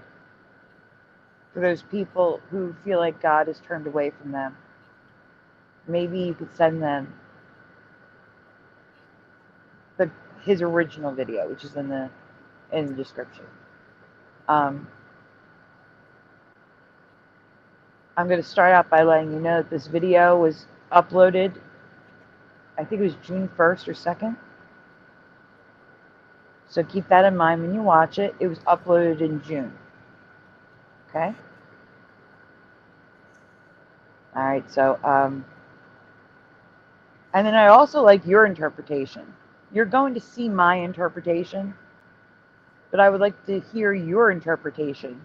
What we can do, Splatter, is with each interpretation that comes up on the screen, we'll pause it and ask them if they would interpret it the same way. Right. But we don't really need to pause it because I've transformed it so much that this is now my video, even though he's in it. Yeah, but we'll He's pause it. featured You in my video. But what I'm saying is I've changed the color. You're going to see that his color, the color of the video is completely wrong. I did that on purpose. But that means we don't need a screen and we can play this full screen. So that's what we're going to do. Yeah. Full Hey, screen Sandy, it. real quick Yep. before I was going to say real quick before you did that, did you? Well, maybe you might be able to see it on here, but what Cy was talking about was, in on his tent where it's the American comeback, the I in American is a lightning bolt. Yes. And then it's got Yes. the lightning bolt in between. And she was saying, Yes. I think she was saying that, yeah, that was never there before, and that, and this is the only one that has a lightning bolt, and the lightning bolt is a symbolism of Satan worshiping, being a big fan of Charlie Kirk. I know he wasn't worshiping Satan, but who put the lightning bolt on the tent? It's not the only one with the light. It's not the only thing with the lightning bolt. Oh. I've seen that lightning bolt before. I mean, I see it 1, 2, 3. I don't know if I see a fourth one or not. It looks like there's a blue one next to comeback on the bottom too. But there's one in the background too. No, that's the A. That's the A that I see on the bottom. So discount that one. But there's in between the I between the R and the C on the bottom, between wrong and prove, and then the I up there. Yeah, right. And Yeah, I see 3 of them. Yeah, I'm not saying you're wrong. I'm just saying for me, it's always been there. Okay. I'm just saying for you, it may not have been, but for me, it was. Oh, I don't know. I'm not familiar enough with it. I was just sharing what Cy had shared with me in the email. So. No, and I'm saying I believe you, Cy, if you don't remember it. Oh, I gotcha. I'm just saying I do remember it, but I gotta tell you, something looks weird to me about that lightning bolt. So I remember the lightning bolt, but I thought the whole bottom was red, and now it's red stripes, and they kind of make the Nazi symbol. Can you zoom in, Josh? Probably just a little bit. Oh, wow. Yeah, I don't remember the stripes. I don't remember the stripes. I thought it was all red on the bottom. I get it. It's trying to be like the shield, like the flag. Right. But I don't remember the zigzaggy stripes like that. You like the SS? Yeah, the SS. That's what I mean, the Nazi symbol. Yeah, right. It does look like that. It could be wrong, but... And I do remember the A and the K going up like that. I know it's crazy looking. I do remember the A and the K doing that. Yeah. Yeah. Hey, Astral Fugitive. Hello, Josh Phoenix 11. Hello, LVK. Hold on, I have a lot of names to write down. And Astral Fugitive. We'll do your video after my video. I was waiting for you to get here. Yeah. Okay, give me a minute. Astral Fugitive. Josh Phoenix. And LVK, so all here. They all made it. Let me see. Did I miss anyone else? I'm scrolling in the chat, making sure I didn't miss no one. Aww. Yes, that was Louis. He made an appearance on. He was talking to Prop earlier. Oh, hi. It's okay, Louie. Yeah, is he talking about you? I'm talking about you. No, talking to you. That's what I meant. He don't know the difference. He's just like, okay, as long as you pet me, you can talk about me all you want. All right, so Splatter, be prepared. I'm going to ask you to pause a lot because I'm not talking in this video. The talking's happening right now. Okay? So there's going to be a lot of pausing here, so be prepared. Okay, Splatter? Yeah, okay. All right, so this is my video that I made with Troy Black's video. Here we go. Hit play. Oh, okay. Oh, 1 second. Come on, play. Why is it not playing? I do not know. I don't know either. I don't get it. Okay, we go. Maybe that'll do it. Maybe share it again. I don't know. Hey, actually, don't go anywhere yet. Sigh. Is it just me? Or are there no lightning bolts between...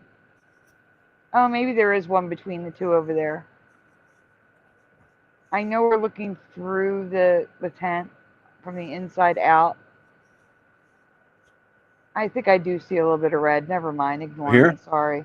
Sorry. Yeah, no, I see it. I see the red. Okay, I'm going to restart here. Okay, you restart. And you just he's restarting everything. Okay. It's just us, Josh. Oh, he's back.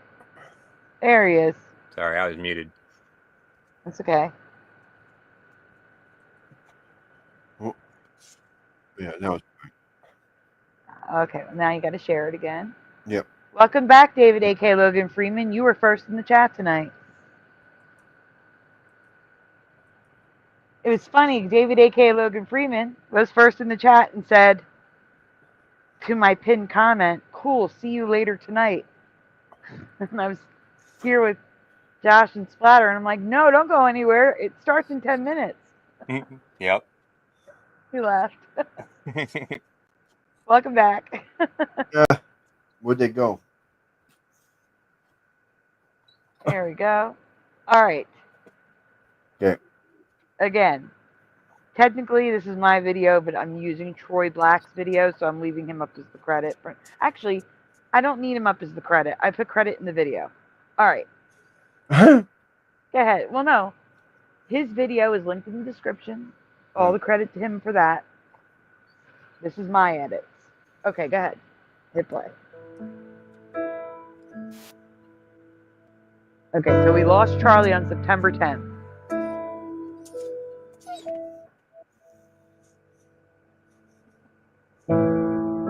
Yeah, what a shame.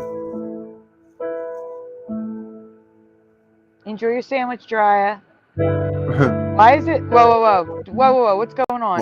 Uh-oh. It's looping? No, it's not. Okay. All right, hit play.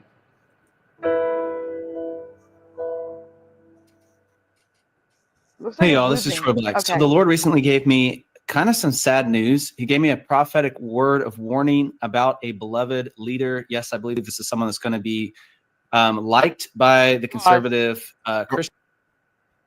So everyone, again, he said he was given a prophetic warning about a leader. He's saying he's conservative. This was June. Oh, yeah, okay. That he uploaded it. I think he says, I think it's May 29th or 28th. He's going to say the date. That's flatter. Christian audience, and it's somebody that is involved in politics and somehow attached to the presidency as well. So I'm going to be sharing that message in a little bit, and I'm going to submit that word of knowledge to you, and I'm going to be sharing that along with the prophetic word God gave me of encouragement and also a loving appeal to some of those listening. This is what I heard on May 29th. So I got this sad news. The Lord, I was in conversation with my friend Jacob, who works with me earlier. So, again, he's saying that he got these messages from the Lord on May 29th of this year. His lips are green because the green is the opposite of red. I altered the color so I'm less likely to get a copyright. Okay, we can hit play. Right. Good night, LJ. Oh, Mustard Seed said that Drew Bloom has exposed Troy Black as a false prophet. That's what I said. Is he a false prophet? Watch what I'm about to show you here first before you make a decision, Mustard Seed of Faith. Okay, hit play. Today, and we were talking about what to do for the thumbnail, and we both decided it would not be right to put somebody on the thumbnail that we didn't know, was the person. But the Lord did give me some clues as to who this might be and some clues as to who it's not. So I'll say that, and then I'll share that later. But this is what I heard the Lord say. A little bit here I understand, a little bit I don't. We'll have to wait and see what comes of this. But I heard the Lord say the State Department. And then he said, clarifying some issues from the past. Oh, pause. And he said, from past presidential runs. I should mention that every single image that pops up on the sides is me. I'm putting these images in. So past presidential runs, you just saw Charlie Kirk with President Trump in his 2016 campaign. Okay, hit play. Okay. He said, bringing to light some of the hidden shames and failures of our past. Quick. So Charlie frequently talked about this stuff in his speeches and on campus. What he's saying here. All right, hit play. Leaders. And the impression I got with our past leaders is God is speaking from the perspective of those who would be listening, essentially. And then he said, our friends, quote unquote, friends coming under a spotlight for the world to see. And then I heard, watch and see what comes next, because it will be brutal to some and play on emotions for others. And he said, a friend who let you down. And then he said, you aren't going to like how this plays out, how it wraps up. So the Lord is saying, the Holy Spirit is saying, this is potentially sad news. And he's talking to those who are listening right now, I believe a Christian audience and potentially more conservative audience in a lot of ways, and saying this is not going to be a pretty picture. It's not going to be something we like, right? But then I heard this. The Lord said, but I'm working and capable of bringing good out of evil. Benny Johnson on YouTube created a short that highlights the good from this. Don't ever know the impact of someone's life on the world until they're gone. And then you can see the massive hole that is left when they're taken from you, and the world is experiencing that with Charlie Kirk right now. But even I am shocked at how Charlie's legacy and dominance of culture extends to virtually every corner of the globe. There are vigils for Charlie. They're popping up all over America and on college campuses where Charlie gave his life. You can see some of the videos here. Often they are prayer vigils with candles and with flowers. This is where Charlie Kirk did his work, spreading light in the darkness. But there's something else remarkable about what's happening right now with the memory of Charlie Kirk, and we're just getting started. Around the globe, there are memorials to Charlie Kirk that are popping up. Here are just some of the memorials that we have seen. Memorials in Sydney, Australia. Look like this. Check out what they did for Charlie Kirk in the United Kingdom. Look at this. In Madrid, Spain. Like this. Here's the Polish Parliament, Poland, of course, celebrating Charlie's legacy. Vienna, Austria. Here is a celebration of Charlie's life in Germany. Here's a celebration of Charlie's life in New Zealand. Ladies and gentlemen, Charlie's life being celebrated and his legacy being honored in Tel Aviv, along with some of these beautiful murals that are now being painted of Charlie and what I expect to totally be a part of, which is the crowdfunding of a permanent memorial to Charlie Kirk that includes him with a microphone sitting. Those are AI, obviously. Conversation and open conversation and dialogue. I think that would just be beautiful. I think it's worth stating that the political assassination of Charlie Kirk has officially backfired. He's getting more powerful. And that's what happens with the market. Even now. He said, and then he said, of rescuing the needy, even in the presence of their captor with evil intentions. Then I heard, I will rescue them, says the Lord, and bring them home again and bring them out of shame and hiding so they can see the light. So the Lord is talking about twofold here. He's talking about uncovering abuses that have happened towards vulnerable people who have taken advantage of and bringing justice to those who have been taken advantage of. But he's also talking about the abuser as well. And he's saying that he can redeem, yes, even the darkest of those who are hiding in their shame and hiding their sin from the light right now. Those who have tried to cover up instead of confessing, instead of undoing what's been done, they've tried to put it away and act like it hasn't happened. The Lord is saying, yes, I can even bring those home. I can even bring them home and show them a better future and give them freedom as well. And then I heard this, I got this impression that this was something that would be on national television. So obviously the Lord's talking about in that impression there, he's revealing this is going to be national. It's going to be in front of people, right? This uncovering. And then I got this impression today. I was praying about this and I went outside to check the mail, and very clearly in my spirit, I felt like the Holy Spirit said, it's not Trump, but rather someone else I'm talking about. That was the phrase I heard, but rather someone else. And then I got this impression it's someone he's been around to an extent. And then he said someone you've seen in the very same room with him. And I got this slight impression that this is potentially going to be coming out and happening in the next month or two. So in that timeline there. So let's wait and see if that's the right timeline or not, because that was a very slight impression. I want to be clear about that. You know, the difference between an impression. So his timing guess was slightly off. He said in a month or two. It was 3.5 months. LBK, no one is worshiping Charlie Kirk. They're honoring him and memorializing him. Yeah. But they're not worshiping him. We only worship Jesus Christ. Taking this. It was done months before. That's what they tried saying about Trump, too. We worship Trump. No.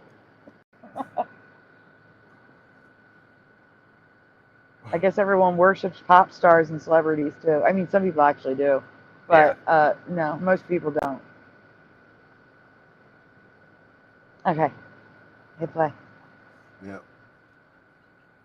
That I got from the Lord, that I believe I got from the Lord, versus the Holy Spirit's very clear voice, you know, backed up with confirmation. So there's two different things happening there. But I do believe this is not Trump that the Lord is talking about. Thank the Lord. But it is somebody related to the presidency, potential presidential runs. Many people believed Kirk would one day be president of the United States, or at least run. Just last week, a great American, Charlie Kirk, was heinously assassinated for speaking his mind. He was a great young man, incredible future. Some people said he might be president someday. I told him, I said, Charlie, I think you have a good shot someday at being president. And, you know, potentially friends with him. So very interesting. You need to pray for God's hand in that area and with that person, you know, because I believe God can redeem anybody. And this is one of the things the Lord asked me to talk about. And God gave me a word, and this is going to apply more to some people listening than others. But this has to do with the covering of sin and dealing with shame in a place of loneliness and isolation, instead of having the comfort of the Holy Spirit and his help, and having the strength that comes with other believers walking alongside you and being accountable to you or to me. We need that as believers. That's what God has designed us for. He's designed us for fellowship. He's designed us to be planted. He's designed us to be with others, to be walking shoulder to shoulder with other believers who need help. And some of that involves confession. We all need that. This is what I heard today. I heard the Lord say, I desire for you to be whole as a person and unhindered in your walk with me. That's what I heard the Lord say. And then he said, I want you to walk in freedom. That's who I made you to be. Pause. So there is. So I want you to be whole as a person. I'm interpreting that as instead of having a different gender from your body, it all being the same gender and sex as whole. And also, he keeps saying freedom. I'm going to show you in a minute. The shirt that Charlie is wearing when he is shot says freedom. Nothing else. The white shirt in black letters, freedom. Yep. He's saying freedom over and over and over again. It's crazy in this video how many times he says freedom. But he's about to say it. Sexuality is about to be mentioned again. Back in June, this was uploaded. All right, hit play. Come on, cult vibes. Is a sin, and it's the sin of sexual immorality that has confiscated believers' rights to freedom more than any other sin, I believe. And it's because of the shame and the temptation to hide and to try to put away, to try to sweep under the rug this failure. But the Lord is saying, bring it out into the light today, because I have freedom for you from that sin for the rest of your life. That's what I hear the Lord saying. And that's free. That freedom is found. I believe he's also referring to the suspected cover-up that was happening with those messages. He said the word cover-up. He said sweep under the rug. He's saying all these words that line up with the events that happened 3.5 months later. It's almost over. Hit play. In walking in the purity of the gospel and under the banner of fellowship with other believers, but also through the power of the Holy Spirit. The Lord's saying, I want to set you free right now if that's what you're dealing with. So this part of the message is not going to apply to everybody, but because not everyone's facing that right now, but it will apply to some people more than others. But I believe God has good news for you today. So pause. The day before this prophecy upload, What happened? he visited the pause. Hit pause. Yeah. Hit pause. I can't help it. I'm not there right now. Hang on. Well, you got to rewind. I hit my mouse moved and I hit somewhere else. Rewind Okay, how far? to the picture. Right there. So, in the beginning of the video, he said that he got this prophecy on May 29th. On May 28th, he was in the White House with Trump. And the prophecy said that this person is friends with Trump, is associated with him, has been in the same room as him,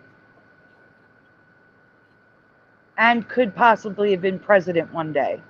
And then I have Trump saying he could have been president one day. This is so weird. And then he's talking about sexual immorality, and he wants them to be a whole person, and he will even forgive the darkest of the dark.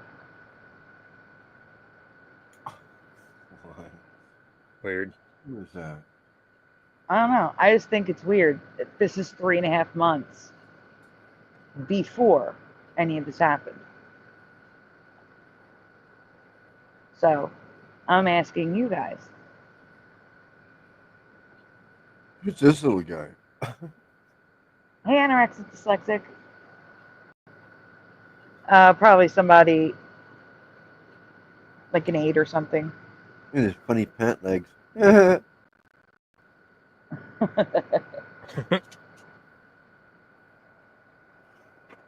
Pushing buttons. We were just hearing how YouTube is adding an AI filter to every video that's uploaded to YouTube. And definitely my thumbnail is his face made with AI. I asked them to cut it out and just give me, I asked the AI to just give me a PNG file to save time. Cut out the background and remove the microphone. So on the thumbnail, it's definitely AI. But if they're adding AI to the video, it could be the brim is like that because of that.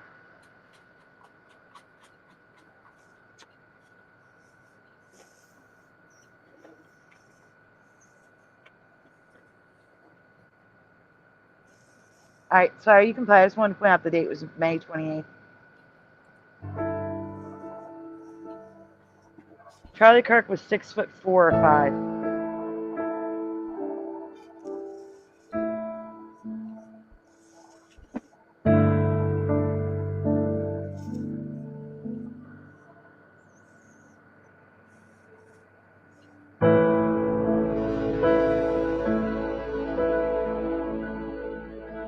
All right, so Hellcat says, I found Charlie about 6 weeks ago.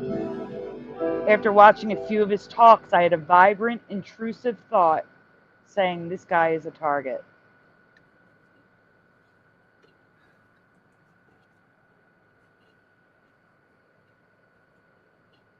Yes, he is taller. He was 6'4" or 6'5". I think he was 6'4", because they were mentioning it that he was a tall guy. That's our show. Guys, I watched this close up. I didn't see any AI in the video. His hands didn't look weird to me. I gotta be honest with you.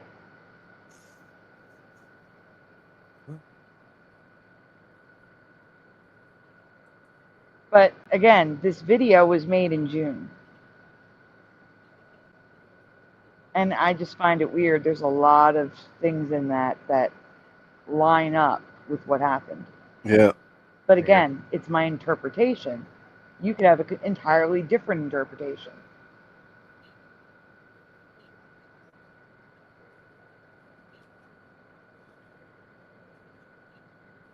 I don't think it was ridiculous. Things lined up. Exactly. It was national news. It's a person that's in the political realm. It's going to appeal to Christian conservatives. Or it was gonna upset Christian conservatives, he said. It's a person that's friendly with Trump, has been in the same room with him, could possibly have been president one day. And I think that's the wording, because multiple interviews I saw people say, you could possibly be president one day. It was that same sentence. Not anymore. He said freedom like 35 times in the video. Charlie's wearing a shirt with freedom on the front. Talking about being a whole person. We're talking about a transgender individual that I believe has something to do with it, if they're the right people. See, I don't even trust that they're the right people. And I do think it's multiple people. Okay. I don't know. And I definitely don't think he didn't die. There's no way he did not. Like, his closest friends are like devastated. Yeah. Devastated. His friends, his family.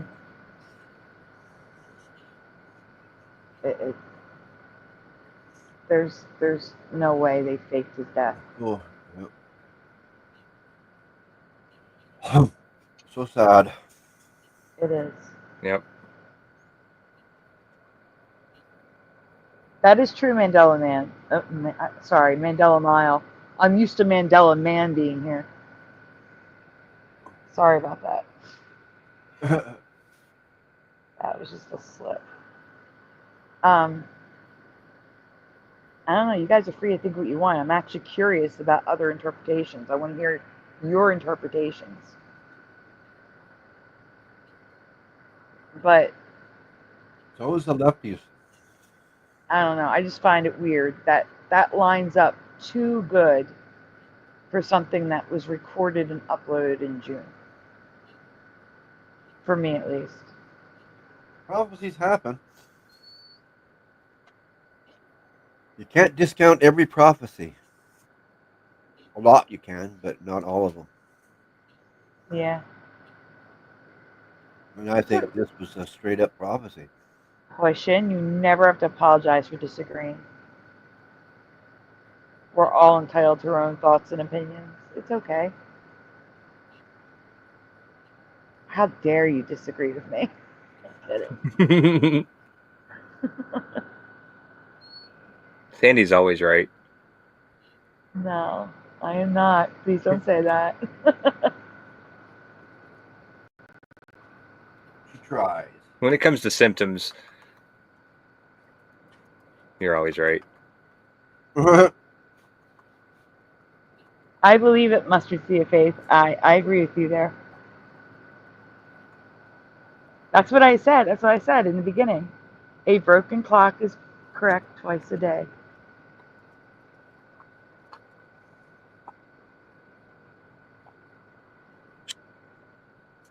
I've never heard of Brim's Premium Popcorn.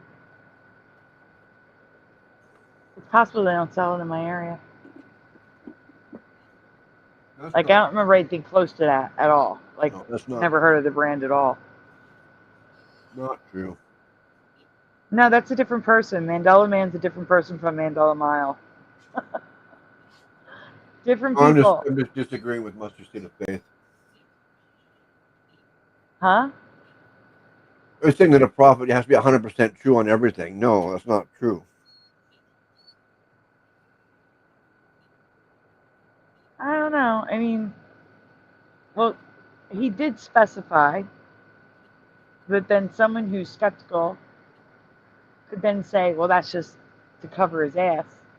But he did specify messages from the Holy Spirit are clear, whereas messages from the Lord are like a feeling he gets. I forget the word he used.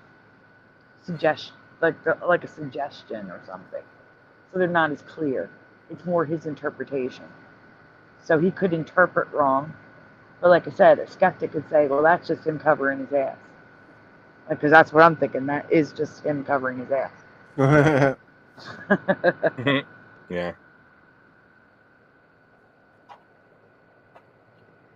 Yes, Jiraiya. That's what I heard as well. I didn't hear a rumor. I heard it from a ballistics person who said that it ricocheted off of his body armor, went into the neck upwards, and into the skull where the bullet would have lodged into the skull.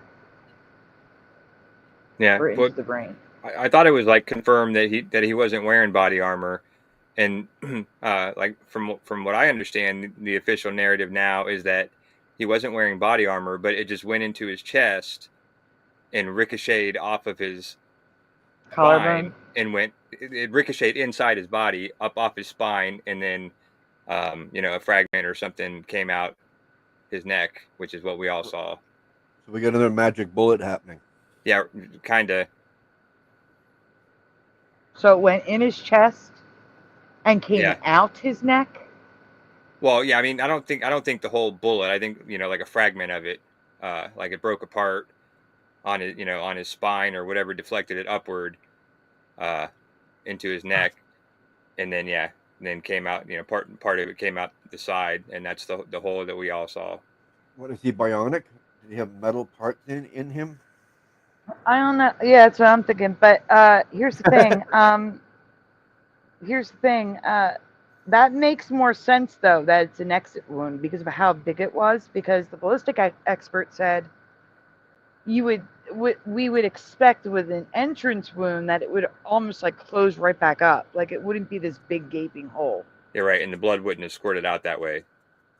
Well, no, the blood could have squirted out that way if it completely severed the artery. Yeah. Yeah. But he suspected that it ricocheted off body armor, and because it was damaged, it had a larger, it didn't have a point anymore. Yeah. So the larger area made the bigger hole. Yeah, or right. It went through sideways. It could have gone through sideways after that. Right. But you're saying he was definitely not wearing any armor? No. I'm pretty sure that's what I heard. The official word was, like, from the official, in quotes, the news or the media or whoever was reporting on stuff, is that he was not wearing any body armor. Josh, can you grab the link in the chat from Pushin? He's saying fake hands. Thank you. Yeah, I was looking at that. Yeah. No, I think he was wearing armor. I think he. Yeah, was. the ballistics expert showed multiple pieces of armor, and the one he suspected him of wearing is a stealth armor. It's like an undershirt with the armor built into it. and he thought that's what he was wearing, but he was guessing.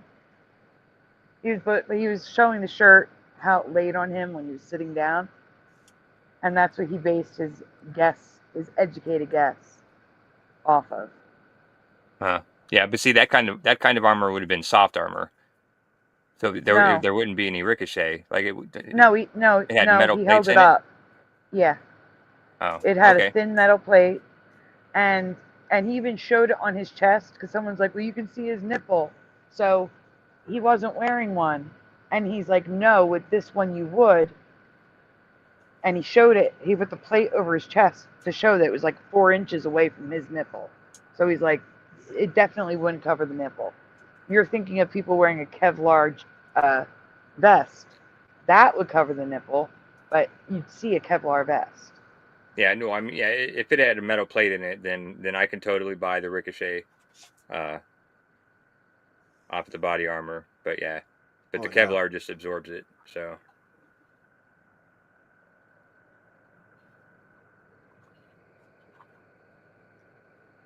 All right, I put the link in the back chat for Splatter. Wait, hold, okay. Splatter, can you grab the link in the private chat? Jariah says, I just read that the coroner said that the bullet should have hit someone else, but didn't.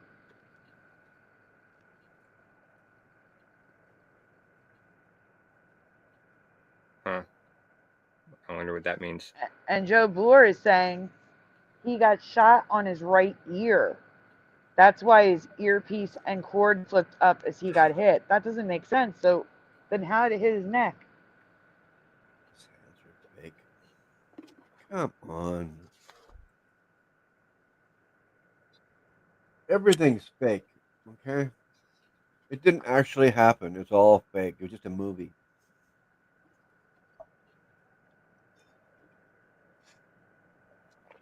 Would that make everybody happy?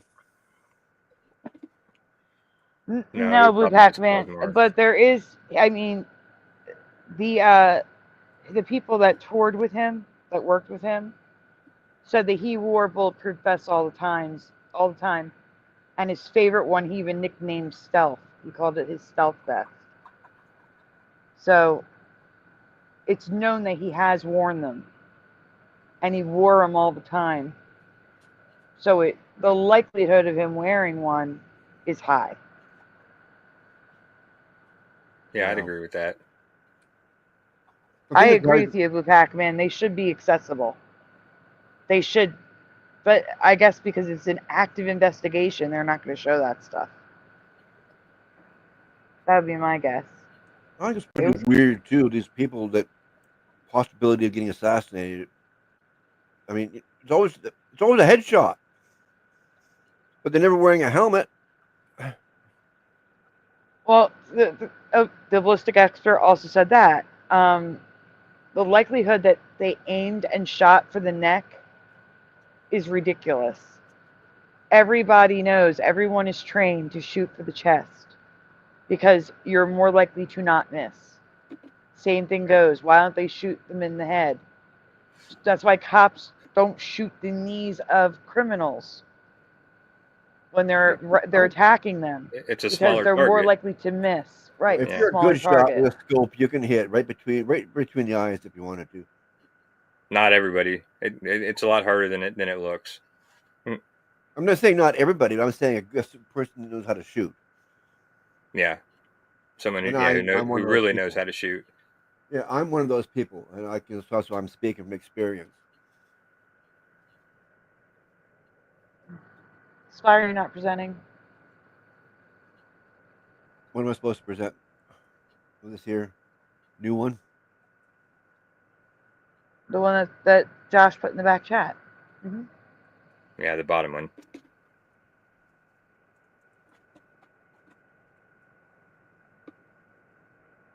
Oh, okay. If you put it that way, that makes sense.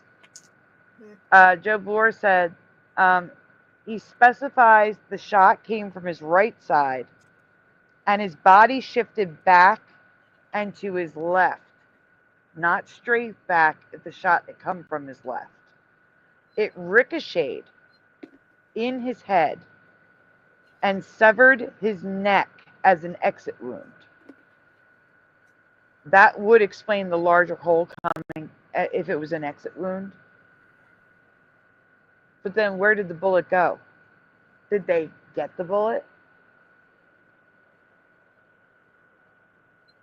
Or did I would they say they recover the probably have bullet? it. Yeah. He's saying these are the fake hands. Oh, those are not fake. I watched a whole thing by a mortician, but more importantly, I got to tell you, that's how my dad's hands look. My dad's hands, except being older, obviously. My dad's hands look just like that. Orange? Orange, waxy, but they were still my dad's hands. And I would ask somebody to find close-ups of his hands and put it side by side with those hands, and I bet you the nails, the lines in the hands, it will match up. It's the makeup they use. The makeup they use is very waxy. It's meant to fill holes and cuts and things like that. Huh? Where's his ring? They give it to his wife. Oh, this is in the coffin. Okay, yeah. No, it's not in the coffin. They give it to the wife. They don't bury the jewelry unless the family specifies. No, I'm saying this picture is taken from. I see the wood here now. Oh yeah, that's in the coffin. I didn't realize that until it took me. Yeah, I didn't either. Yeah, don't feel bad. And that's why I highly suggest you find close-ups of his hands in life and compare the fingernails, the finger, not the fingerprints, but the wrinkles and stuff in the hands. Compare it. It's going to line up. Those are definitely his hands. 100%. My dad's looked like that in his coffin. Except older, obviously, because my dad was not 31 years old. Well, we don't have the greatest makeup artists every time in funeral homes either. So. Yeah, but it's also, like I said, it's not like the makeup that women use. You know what I'm saying? This is not. Oh no. This is like a greasy bomb makeup. Oh, yeah. Meant to fill holes in the body. And make you look not so pale. Yeah, well, yeah, that too. Yeah, I remember when I was seeing my friend when he died, and yeah, he looked so different when he was all like made up, lying there. Like every family member I've ever been to their funeral, they all look fake. They don't look like themselves. No, they don't. Exactly. My dad looked so different that I thought it was a different person. Yeah, I agree. That's the way my friend looked. Like if I didn't know for sure it was him, there's no way it's not him. I would have thought that. You gotta remember when I was told he's being cremated. I thought he was cremated before the funeral. So when I went there, I literally said to my sister, "Is there another funeral happening on that side?" Because it's like one of those rooms with the wall that you can, a separator between the two rooms, and you can open and close it. So I'm like, "Is there another funeral happening on that side?" And my sister's like, "What are you talking about?" I'm like, "The person up there in the coffin," and she's like, "Sandy, that's Dad." And I had no idea. And I was bawling my eyes out because I thought I was going to get to see him and say goodbye. But he was there. They were doing it after the funeral.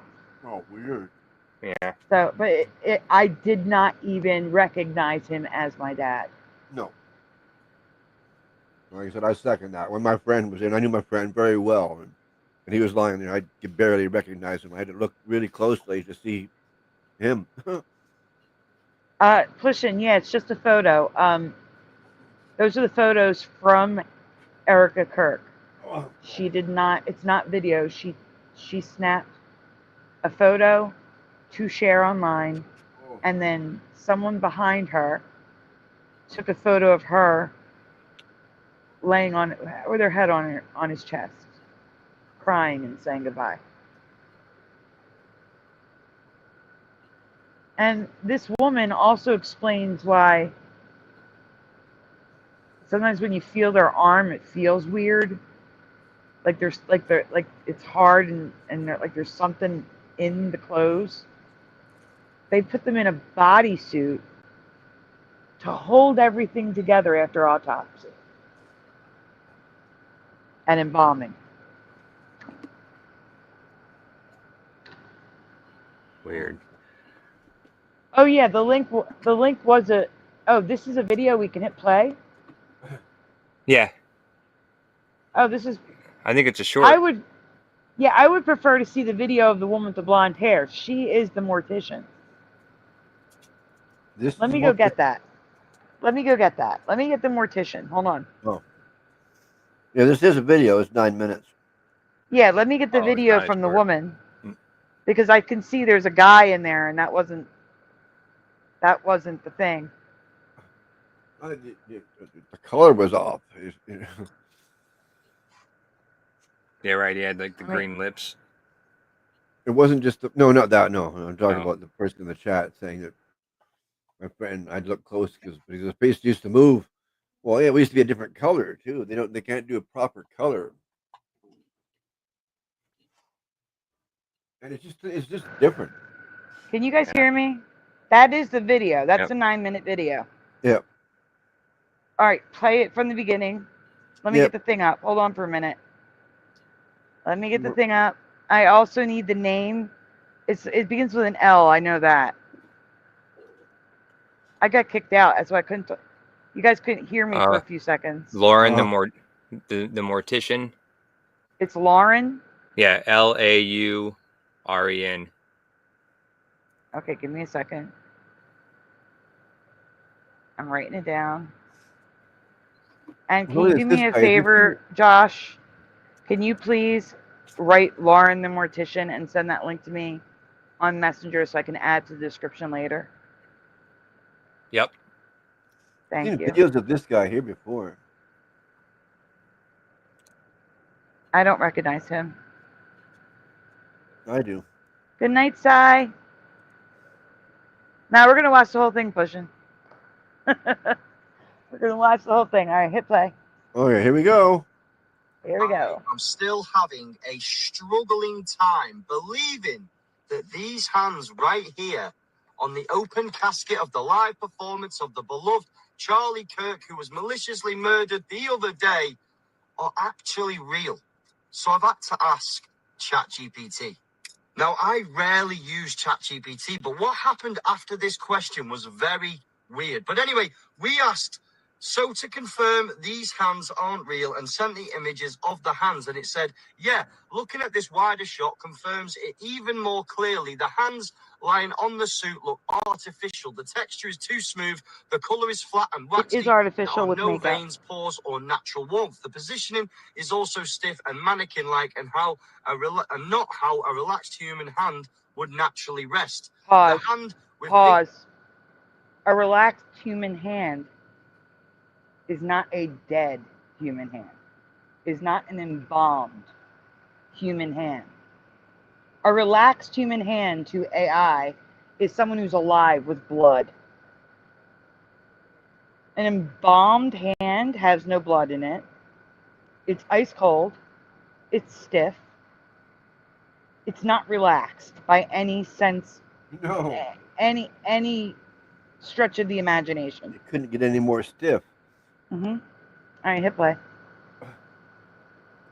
nails is clearly real, blah, blah, blah, blah. So to confirm, the hands on the body in the suit aren't real. They look like wax or mannequin or some sort of prop. Now, let me show you what happened after I sent this message.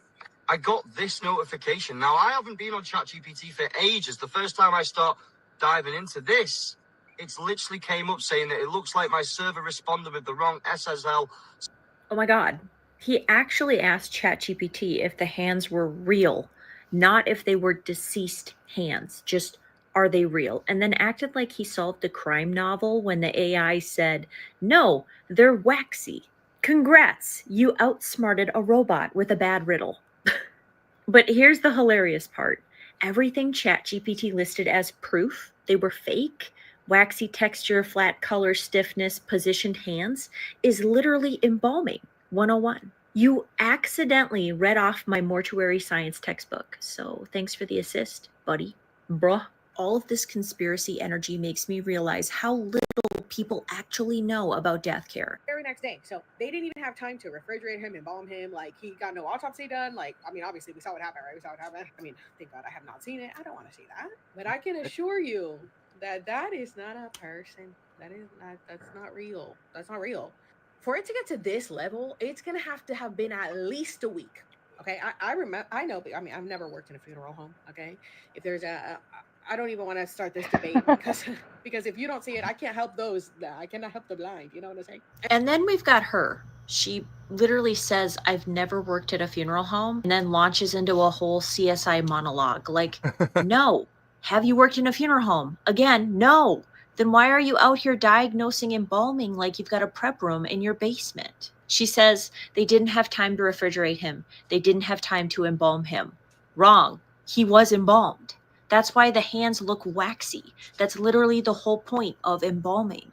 She says he didn't get an autopsy. Wrong again. High-profile homicide equals automatic autopsy. That's standard procedure. Doesn't matter who you are.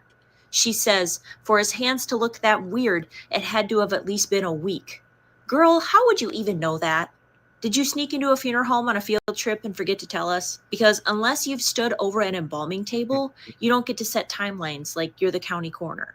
The reality is simple. He was autopsied immediately, embalmed immediately, and yes, all of that can happen in a 24-hour window. When the family, law enforcement, and in this case, the vice president are involved, funeral homes move fast. Well, we definitely can when it matters. Now, about those hands, what you're seeing isn't a wax dummy, it's embalming and cosmetics. Embalming firms the tissues, removes circulation, and that alone creates this smooth, waxy look. Then cosmetics are applied to restore color. In this case, the embalmer clearly was trying to cover bruising, I'm gonna give him the benefit of the doubt, instead of color correcting. They just painted over it. It's too heavy, it's too dark, and it's the wrong shade. And that's why the hands look aged, and that's why the hands look unnatural. It reads as mannequin to people who don't know what they're looking at, but to me, it's just bad cosmetics. So no, it's not about refrigeration. It's not some week-old body left sitting around, and it's definitely not Hollywood special effects. It's embalming done quickly and cosmetics done poorly. The only thing fake here is the confidence of people pretending they know what happens behind closed doors in a funeral home. You don't need special effects experience to understand this. You need. No, I disagree, Pushin. It's not about the timing. Pushin says if the funeral was that immediate, it should look more normal. No, it's all about the quality of the cosmetics that they use and the skill of the mortician on how natural it looks. So she just said they chose the wrong color, and she said that they did a bad job. They rushed it. That's why. Yeah, they were rushing it. Exactly. All right, go on. Need mortuary science, and that's why I'm here. So let them keep shouting wax figure. All I see is embalming with a bad paint job. And honestly, that's on the embalmer, not the body. So someone asked, why doesn't he have an indent on his finger where his wedding ring should be? Well, let's break that down, because first, men's rings usually fit different than women's. Most men have larger knuckles, so the ring slides over the knuckle and sits looser on the finger itself.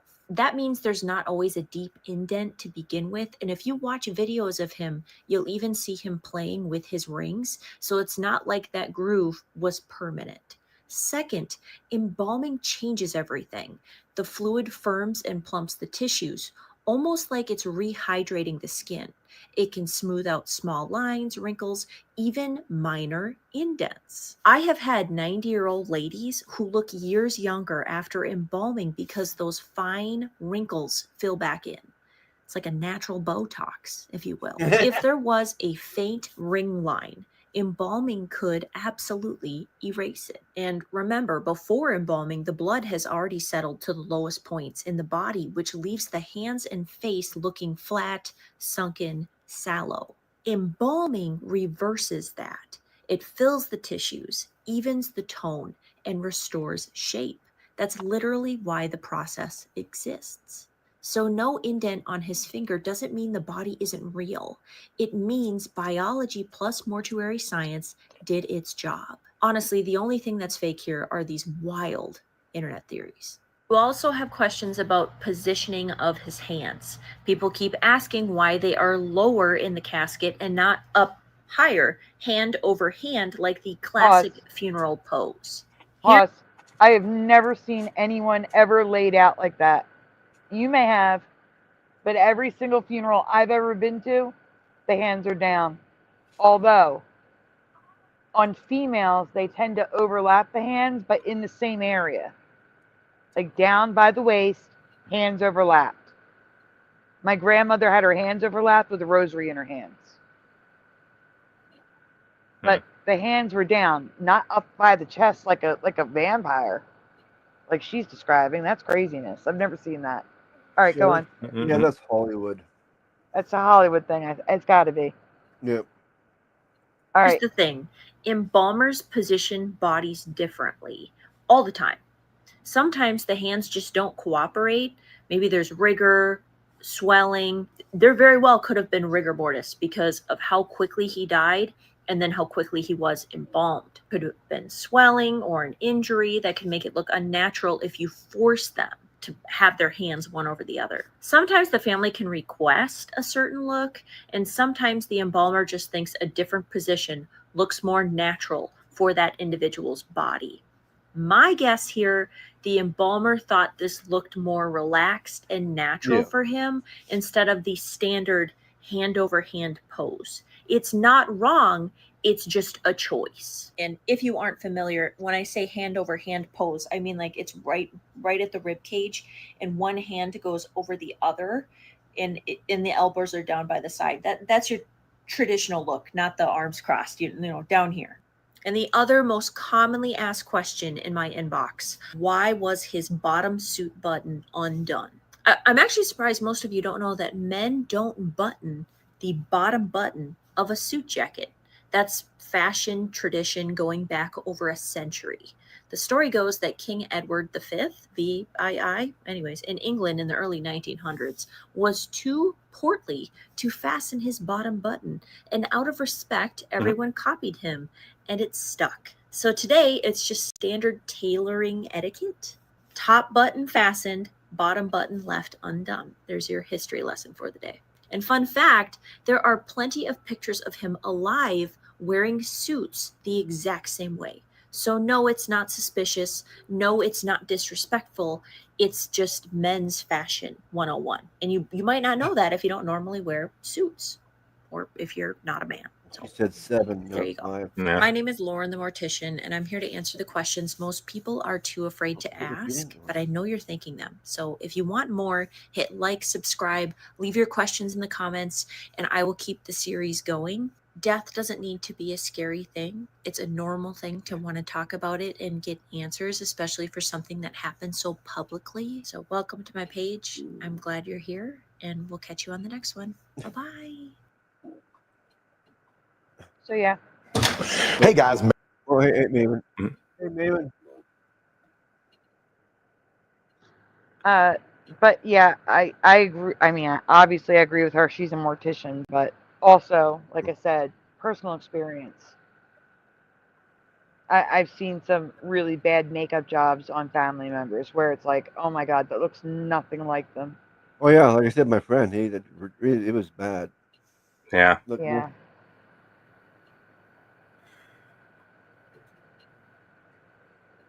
I mean, it's just, I don't know. I really think it depends on the mortician, the makeup they use, and the quality of their work.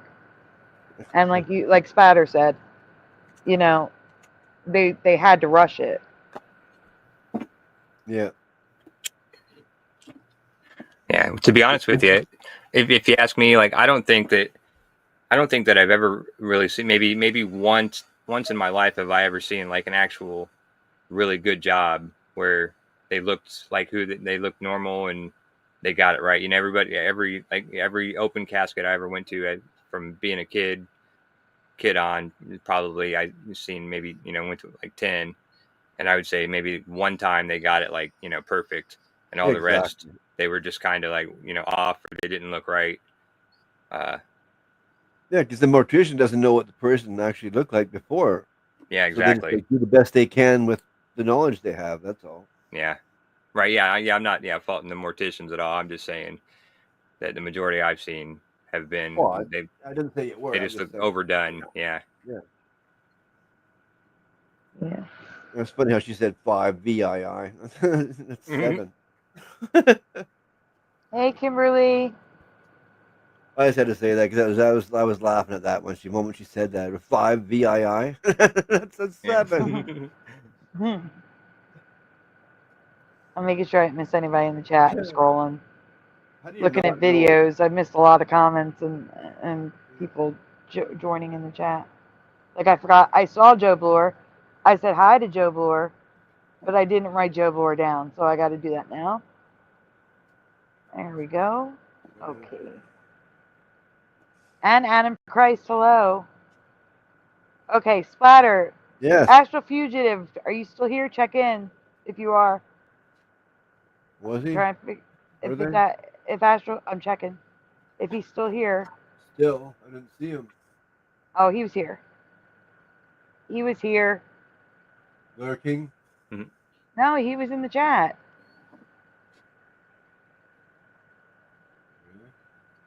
He's here. All right, now we're going to go to Astral Fugitive's video. Okay. I see you. Okay.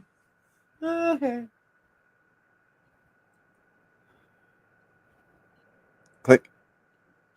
And while we're waiting, guys, please make sure to take a moment to make sure you've hit like on my stream and Josh's, if you're over on Josh's channel. Subscribe if you haven't already, and ring that bell so you know when we go live. And don't miss our streams because they are so random. I always forget to post it on mine. You can do it right now if you want. I think it'll pick up the whole thing. Huh? No, I don't think so. I think it picks up right when you start sharing, but then it'll pick up the rest of it. Yeah, yeah. Well, that's a disgrace, Kimberly F. 32 thumbs up with 53 people watching. Unless, of course, they're on Rumble and Josh's channel and X, then that's understandable.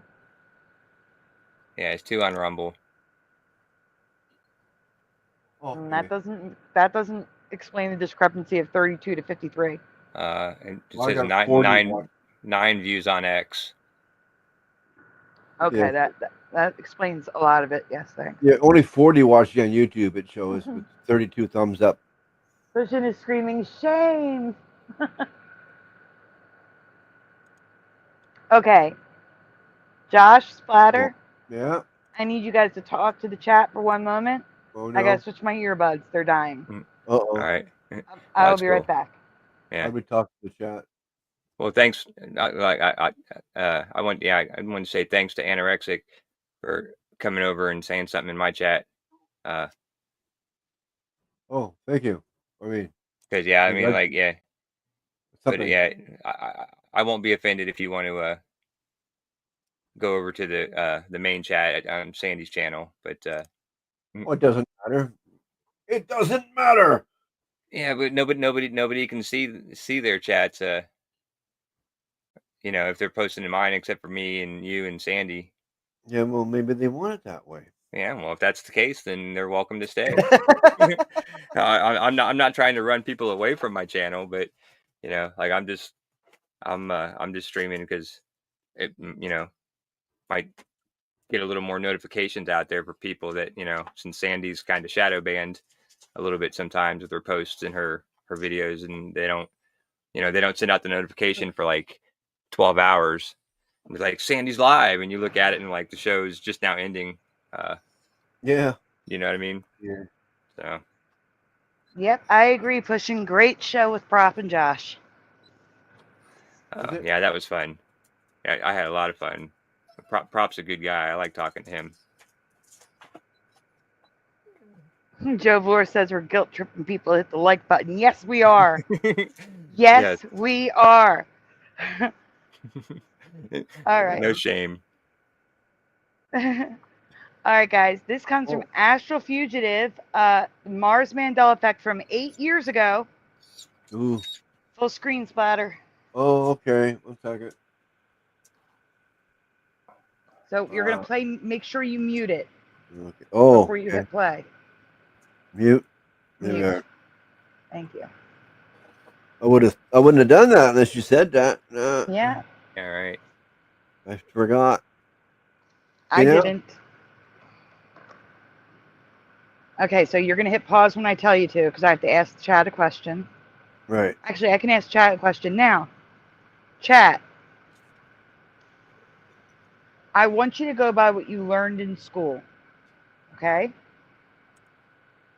Think back to your grade school days when you learned about the solar system in class. No, don't hit, don't, I don't want anybody to see anything. Go back. Stop. Go back. Get out of there. There you go. Luckily, that wasn't accurate. It doesn't matter. No, it was all blurry too. Yeah, it doesn't matter that it was blurry. It's just that it wasn't accurate. Which was bigger in your past? Earth or Mars? And then, or you could say they were the same size. Indoctrination. Earth was definitely bigger. Was it a lot bigger or a little bigger? It was a lot bigger. Earth was like comparable like to the size of Venus, and was like 2 or 3 times the size of Mars, from what I learned. I'd like to get away from this conversation altogether.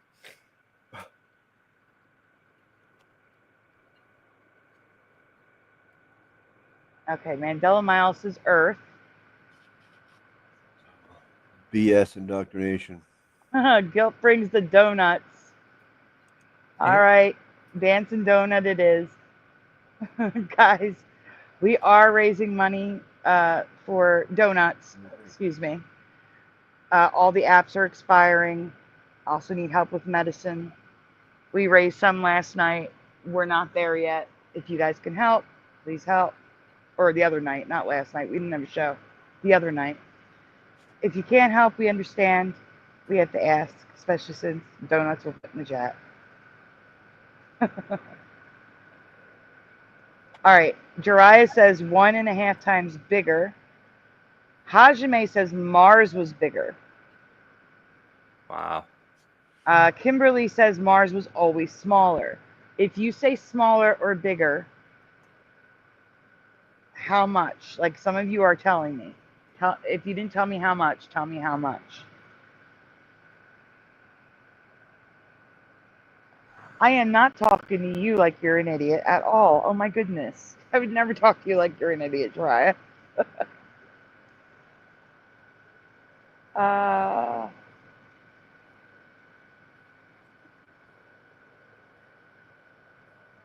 You want a spooky ghost stream after this?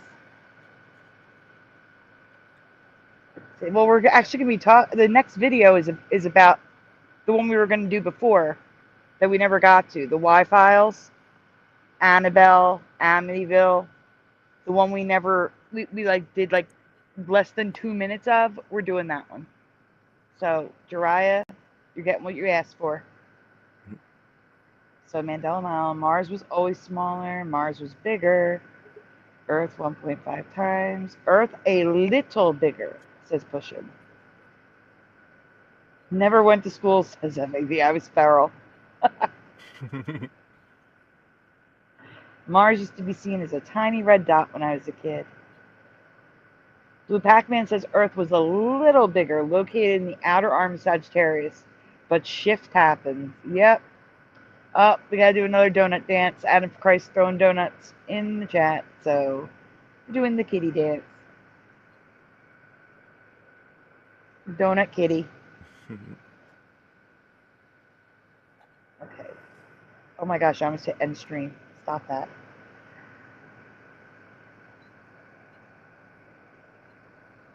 Astral Fugitive says, LOL splatter. It's a Mandela effect about the info we were taught, not about what actually is. I'm adding that part. Yeah, I see that. Guessing Earth was 3 times bigger for Mandela Mile. Still just indoctrination. I don't like it. Mars was a good bit smaller, says Kimberly. Oh, that's why I was thinking about ghosts, says Jiraiya. Yeah, probably. Probably. I am with Pushin. I remember Earth slightly smaller. Slightly. I mean bigger. Not smaller. Slightly bigger. Like, I was taught, Josh, you said Earth and Venus. I was taught that Earth and Mars were twins, not Earth and Venus. Yeah, that's how I was always, yeah, same. Earth and Mars? Yeah. Yeah. I was taught that Earth and Mars were the twins. And Venus was bigger than both. I don't know how big Venus is now, but I was taught. Whatever they want to say. I'm talking about what NASA says the stats are. I don't know if NASA's going to say Venus is bigger or smaller. All I know is I was taught in school that Earth and Mars were like twins. And for me, Earth was just a little bit bigger than Mars. Of course they're going to say their Venus was bigger. But wait. What they're going to say is not what I remember, but I think it's going to match some of the people in the chat. Yeah, and I was taught the same thing as Astral Fugitive. Earth was slightly bigger. So I'm with Astral Fugitive and pushing buttons on this one. Oh, and FAP. Because Mars was a little bit smaller, but just as flat. Says FAP. Earth is a lot smaller, says Mandela Mile. Weird. Okay, we're all over the place. So there's people that remember Earth much bigger. People that remember Earth slightly bigger. And people that remember Mars much smaller. Mars is just a dot in the sky. How can it be bigger? And one that remembers a little smaller. Okay, so in other words, all realities are in the chat right now. All realities are in the chat right now. All right, now let's play the video. I'm going to tell you to pause a lot, so stick with me here. It's just a red dot in the firmament. Pause. Now, I have covered a couple Mandela effects with Mars. The pictures of the faces on Mars. Faces, because now there's a ton of them. Also, the original face is wrong. I covered that. Maybe we should cover that. Whatever. And Mars was red in my past. Mars appeared red in my past. That's the other Mandela effect I covered. Mars is not red anymore. They still call it the red planet, but it's tan. Or as Pushin would say, flesh. Splatter, hit play. And Blue Pac-Man said, never had 2 ice caps.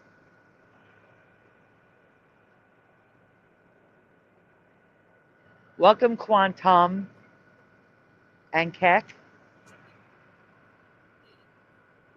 Quantum. Stop autocorrecting it. There we go. All right, so these are pictures of... That's about how I remember them. With Earth slightly bigger than Mars. They're not pictures. You know what I mean. Those are... No, they are pictures. They're images. Okay, they're pictures. They're not photos. A picture you can draw. Okay. See what I'm saying? Anyway. Okay, anyway. Let it play until I tell you to hit pause. I am. It is playing. Yeah, I know he's talking, but we can't play it because of the music. Maybe do it 2 times the speed. Oh wait, now you're gonna pause it. Stop, you're gonna pause it first. Okay. So as we can see here, Earth is double the size of yellow Mars. Does everyone see this? Yeah. So yes or no in the chat. Do you remember Earth double the size of Mars and Mars being yellow? So you can either say yes, yes, yes, no, no, no, no, yes. Earth double the size, Mars being yellow. That picture of Earth is actually a painting by Matt Paroland. Who? Matt Paroland. You know him? No, I don't. He was an artist. He drew that picture. That one exact one right there. That's his painting. Awesome.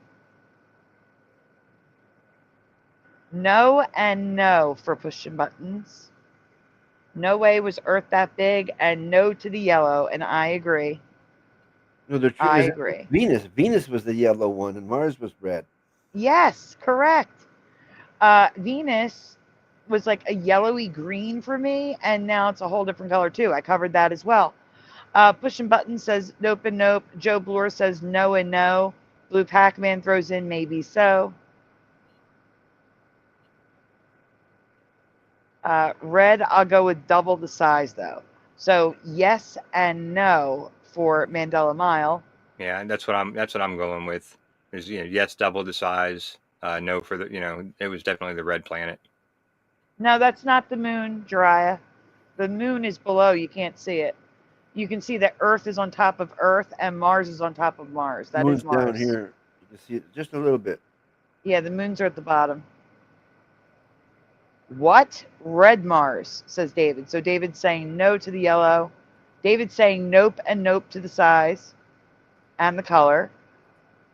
Yes, Phobos is below it. Venus was yellowish green. Yes, that's what I remember, David. I agree. It used to be red for me too, says Astral Fugitive. She's your Venus. Reddish orange for Blue Pac-Man. I agree. Okay. Yes to the size for Kimberly. No. When I was a kid, Mars was a tiny red dot in the sky that we would look for. Now nobody seems to know that. That's all it is. Still, there's no a red dot. That's not the moon, Huberts. That is Mars. You are looking at Mars according to NASA. According to the bullshitters. Yeah. That is not the moon. That is Mars. The storytellers. Oh, your ticker's hiding the moon. The moon is right there. Okay, put it on 2 times and hit play. Oh. It's playing again? Yeah.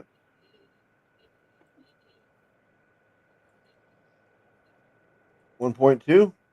No, faster. We're just trying to. The video's got. He's talking, so the 1. same image stays up for a long time. Okay. So 1.5. Is that good? Yeah, that's good. That's good. Okay, hit play. It is. Okay, pause again. So, in this reality, based on the size specs of Earth and Mars now, all of Mars, the continents of Earth, could completely cover Mars. So Mars, the size of Mars is equivalent to just the land masses that are above the water. Not even the land that's underwater, just above the water. The land equals the entire surface area of Mars. Crazy.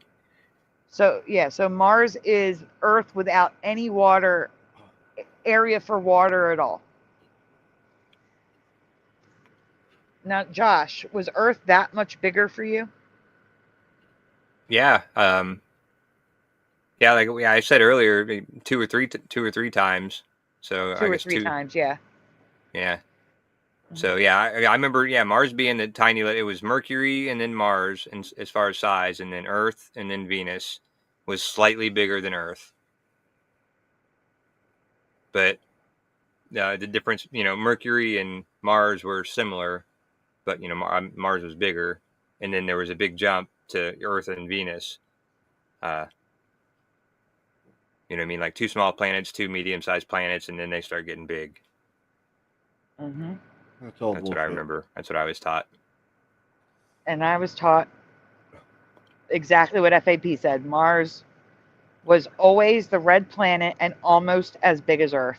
That is exactly what I was taught. Okay, we can go on.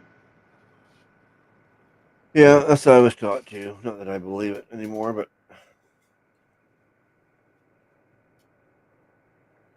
it's just a red And dot in the sky.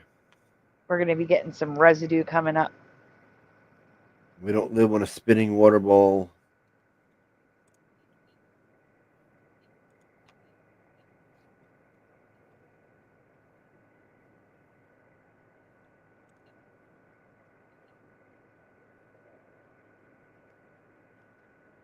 Okay, pause. So according to science, you would only weigh 38 pounds on Mars because the center of gravity, just telling you what the books say, the center of gravity is, you're closer to the center. So does that mean that if I weigh myself upstairs in my apartment, I'll weigh more than if I weigh myself downstairs? That's what they're trying to say, yeah. Okay, noted.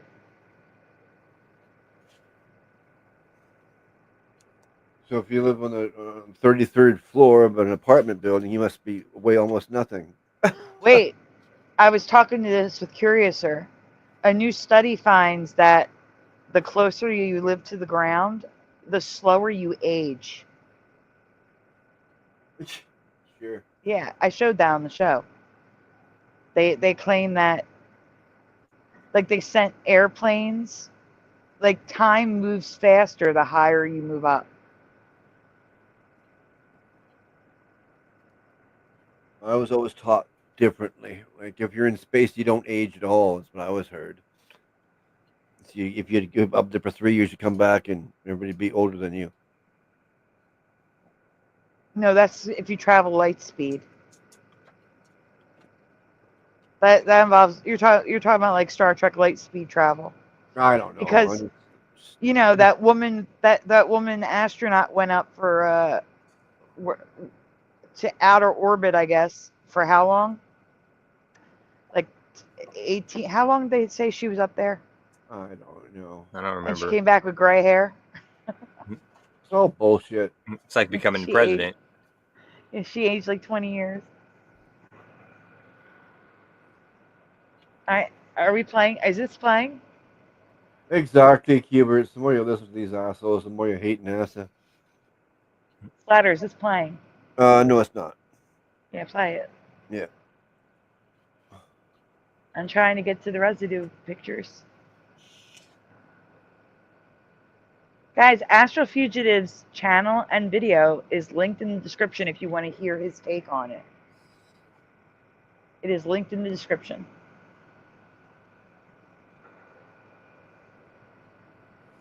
So he's pointing out that the diagram on the left, number 1, has a yellow sun, not white. And number 2, that's about the right size difference between Earth and Mars. Their sizes. The way I remember it, the way Astral and FAP remembers it, and maybe Splatter. With Earth a little bit larger than Mars. The rest of the stuff you can ignore, he says. All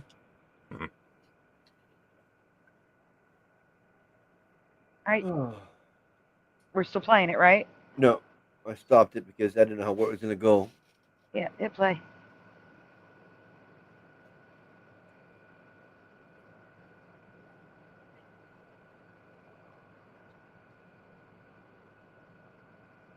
I can't believe this video is 8 years old. I'm still pushing this indoctrination. I'm liking the fact there's a big yellow sun in the center. Well, yeah. And not white. Yeah. Even orangey. A little bit of red in there, I think. Oh, what's this? Okay, so here's some residue. here we can see that. Well, actually, the one on the left has Mars a lot smaller. How can you tell which is which on here? By the order. The one on the right has Venus orange. That might be the color they're saying Venus is now. I don't know. I think the one on the left is more accurate to me than the one on the right is current reality, and the one on the left is closer to how I remember it, with Earth slightly bigger than Mars as opposed to Earth twice the size of Mars. So left is residue, right is current reality for me. Oh yeah, this one has Mars bigger than Earth. No, that's not Mars. That is Venus. Oh, okay. Oh yeah, this is Mars? Yeah, that's red. Oh, okay, yeah.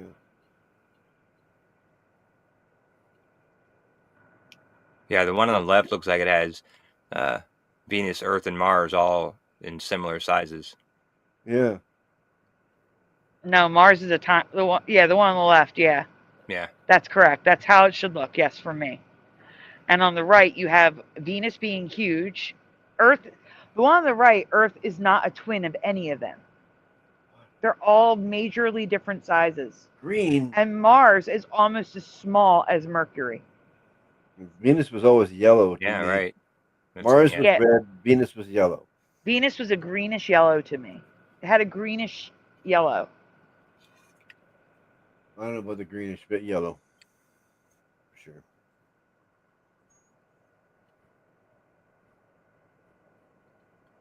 sure. Are we playing? Nope. Start playing. Yep. I would just let it play because it's on the screen for so long. We could probably talk about it. Well, you never know. I mean, I can't tell. I haven't seen this before, so I don't. Yeah, just give it time for us to talk a bit, right? Yeah. If it changes, I was gonna say if it changes while we're talking about it, you just pause it and back it up 5 seconds and. Yeah, Mr. Pro, I can do that. Yeah. Anyway, sorry. No, it's okay. It's because, like I said, he's talking, so we're on the same picture for a long time. Yeah, right. I didn't realize that. Like I said, I've never seen this before, so I don't know. Yeah. Yeah, I'd never seen this before either, but yeah, this is interesting. I don't want to fast forward it because as soon as I do that, then it's going to go boop, right onto something else, right? That's the way it works. Yeah, probably. Interesting. Venus was bluish white for Kimberly. What? I'm gonna go look up Venus. Give me a second. Venus is yellow. That's kind of what I remember too. Like I remember Venus and Earth being kind of like the twin planets, and it was kind of like the bluish. Venus looks like the sun. It's brownish red, but can appear white from Earth due to its thick permanent clouds. It looks like the sun. I'm not kidding. Wait until you see this insanity. Well, it's all insanity because it's all bullshit. I know, but I couldn't even find. It took me so long to find residue of the color that I remember. I had to Photoshop it.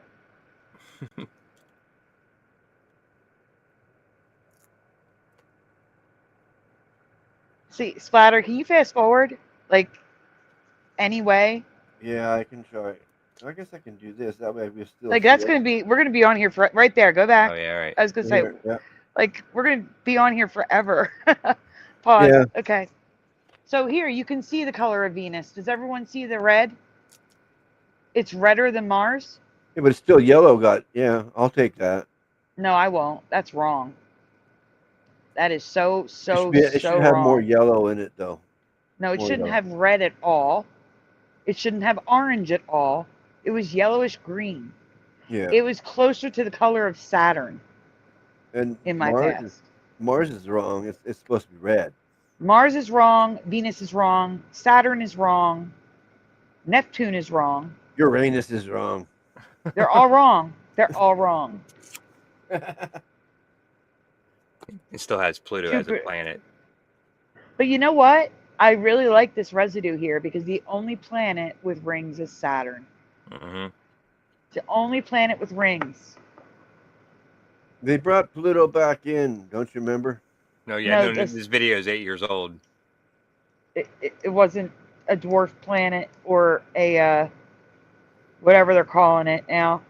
Back then, it was still a planet. Oh, I thought it got its status back. I thought it did too. Yeah, But- yeah. Who knows?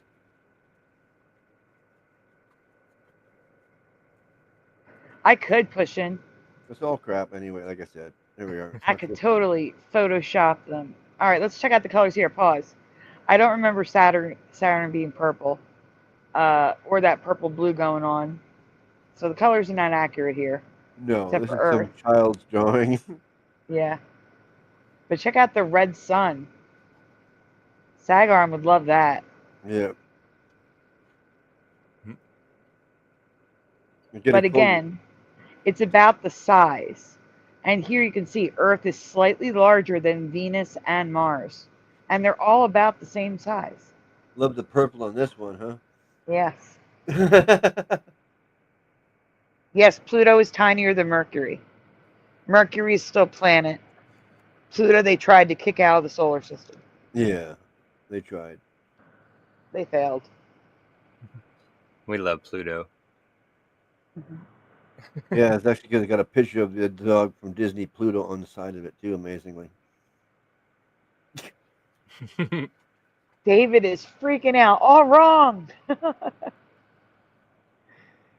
I'm going to look for my presentation really quickly. Give me 1 second. Oh, it's all wrong. It's all BS. That's why. I'll say that over and over. Poor Louie. Louie sounds so upset. I don't know. He's just sitting here. He's just chilling, relaxing. I don't know what he's doing. I think he just wants to be a part of the live stream. He knows that I'm sitting at the computer with the headphones on, talking to nobody. That something's going on, so he just wants to join in. Oh. Sorry for anybody out there that believes that we live in a spinning water ball, but I just don't. Okay. All right. Again, Spire, you're going to have to fast forward. Yep. Oh yeah, paused it for you because see? Okay, pause. Yeah. So this is exactly what I remember. Look, there's the color of Venus. That is my Venus right there. Do you see it? The yellowish green. Yeah. It's a yellowy green color. And Mars is red, orange, Mars whatever. is red. And look at the sizes. That is what I remember exactly. This is excellent residue, Astrofugitive. Yeah. Excellent residue. Yeah. Look at the sun, not white. It's a red. It's the color of fire, like it should be. I can't believe people believe this stuff. Okay, next.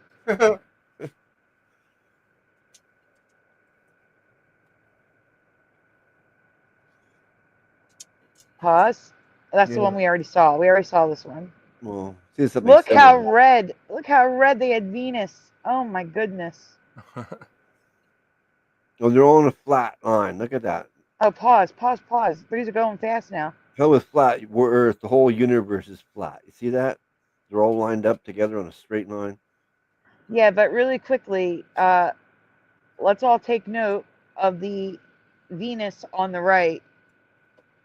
And why does Mars look like it has water? But regardless, Venus was never that color for me. It was the color of Jupiter here. The color of Jupiter there is the color that Venus was for me. Okay, next. Why do they have the Firefox logo wrapped around Earth? No idea. Pause. Okay, again, Venus is wrong for me. That's too warm. And then Mars is red like it should be. And again, the sizes. That's beautiful. The sizes are what I remember. There's only rings around Saturn. Oh, no, wait. I'm sorry. There's one single ring around Uranus. Yeah. Yeah. You forgot to wipe. Which I actually do remember that one vertical ring. I remember learning that they found it. Yeah. Or that. Yeah, I can go with that. They can find whatever they want with bullshit. And what was I going to say? Sorry. I was going to say something. Hold on. I can't remember what I was going to say. Oh, South America. It looks like it's below North America there. Just want to say that. Okay. Oh, yeah, okay. I'm going back. Pause. Pause. How ironic they have Mars as like an orangey pink and Venus as red. Yeah, The red okay. planet Venus. Now, for those of you that remember Earth slightly smaller than Mars, this one has Earth slightly smaller than Mars and Venus. And for some reason, Mercury looks like the moon. Yeah.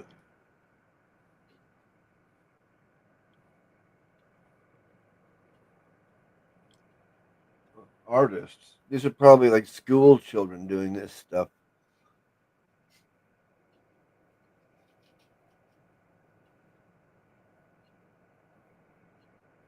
Yes, it's all done by artists, but I'm talking about the official, what NASA says the official colors are. Indoctrination. Right, but that's not the point. The point is, in textbooks, in science textbooks as kids, you're now taught that Venus is orangey red. No, it's not. No, it's always yellow. I've always known it as yellow, and Mars is the red planet. It was yellowy green, a greenish yellow, and Mars was red in my past. And now the textbooks have always said that it's reddish orange. Yeah. Well. It's all crap anyway. Doesn't matter. It's like we're arguing about Santa Claus. Like, does he have a red nose or doesn't he? Like, what's the difference? Oh, we have covered Santa Claus. It's just that people don't argue if he's real or not. Yeah, the same idea to me, though. I mean, we might as well be just. But like, that's exactly it, though. It is the same idea. You're going based on your memory of Santa Claus from when you were a kid. And that's what you're doing here. Yeah. You're going based on your memory of being taught about the solar system when you were a kid. Okay. So it doesn't matter if it's fake. It's just what we were taught, right? Yeah. Yes. Exactly. It's what you were taught. Mandela in my house says Santa Claus is real. He's not real? As these are. Ah.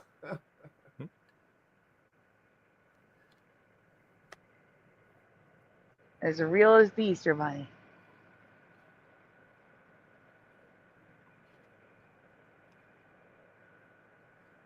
We get a next picture, Splatter. Oh, yeah. Yeah, I get carried away to read the chat sometimes. Oh, wow. Look at this. That is great residue. Look at that. Oh, go back, go back, go back. Oh, sorry. Yeah, they're going quick now. Okay. Oops. How'd that happen? Because I'm guessing Astral Fugitive is no longer talking and just showing residue. So that is great residue of the sun. We also have, I'll take the yellow, brown Venus. It's better than the red. Yeah. I'll take it. We have red Mars. And would you look at that? Earth is closer to Mars in size than Venus in this one. That's so weird. That just shows you how fake it is. You can make it whatever you want it to be. Yeah. The more and more I see, the more and more it makes me think that you're right, Splatter. You know what I mean? Like when I see shit like this. Oh yeah. Well, look at how these are all on a flat line too. They're always lined up on. Oh yeah, I've always seen that. Yeah. Yeah, like the universe is flat. Hell with the Earth, Yeah, that's a good point. I never thought of that until you said that a few minutes ago. Yeah, why don't they think about it? Why can't, I mean, if the sun is a ball, right? Why can't a planet orbit it In going any direction? up? Yeah. Yeah, up and down. Like, think of like an atom. How the like there's the nucleus and then the atoms flying around it. in all different directions. Oh, but Yeah, every right. planet is on a flat line, and they all go around the same way. I mean, Yeah, it's but so- they're on different planes. It's such crap. But yeah, but here, yeah, the solar system is all on the same plane. Yeah. Every time you look at it, that's the way they have it. Like it's all flat. Yeah. Very interesting. Yep. Like I said, I've been looking into this stuff for over 8 years now, so I've been every little detail I've just picked apart. Next. Yep. Yeah. Or just Oh, look how Ooh, bright pause red it, Mars pause is it, pause there. it, pause it, pause it, pause it. Oh shoot! Oh. Sorry. There we are. We got it. I want to point out there's an ice cap on the top and the bottom Yeah. of Earth. We have yellow for Venus and red, fiery red for Mars. And look at that sun. Look at that sun. Wow. Oh my gosh. No yellow at Terrifying. all. Well, there's a little bit of yellow right here. That's it. Poor Mercury. Look at that. The flames are coming red. Oh my. Hello, Siren Offspring.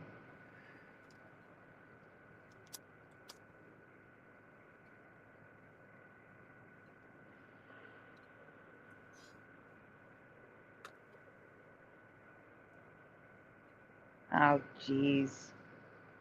Pause. Yeah. Earth is blue, Mars is reddish, and Venus is blue. Who said they remembered blue? Like that's a green blue, but still blue. Somebody remembered blue. Me. But yeah, there was You somebody did? else in the chat. Yeah, Yes. there was one person in the chat that I agreed with that it was kind of more like a earth colored, but yeah, with the greenish tint instead of the bluish tint. Interesting. Well, Venus has always been yellow to me. Hello, Parody Mike. Mars is red. Venus is yellow. Guys, we're going to take a quick moment to remind everyone we are raising donuts. Oh, yeah. For the apps and medicine. And if you can help, that'd be great. If not, completely understand. Exactly. Also, Yeah. please take a moment to hit that like button. Subscribe if you haven't already. Ring the bell if you're on Josh's channel. Please do the same. Yeah. If you're on X, please give it a heart. Maybe retweet it or repost it. Whatever you do on X. Whatever you do on X. Say hi on X. Let me know you were there. I'll give you a shout out in the next show. Rumble, same deal. Say hi. I'll give you a shout out in the next show. Like X was a drug. Stay high on X. What? We should say hi, but Keep up on X. We can hear you. Well, I can't hear you, but I can see you, Parody Mike. Okay, hit play. Let's see the next pictures of residue for the colors. Yeah.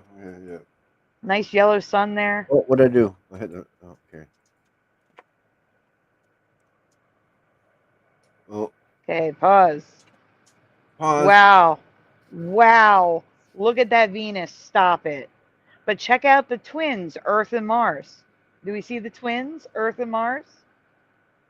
That is exactly what I remember, except for the color of Venus. These ones?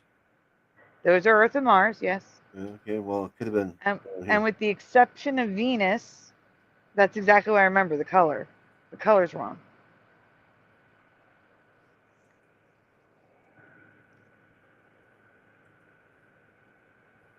I guess her head must be the sun. Yeah, her head must be the sun, because there is no sun.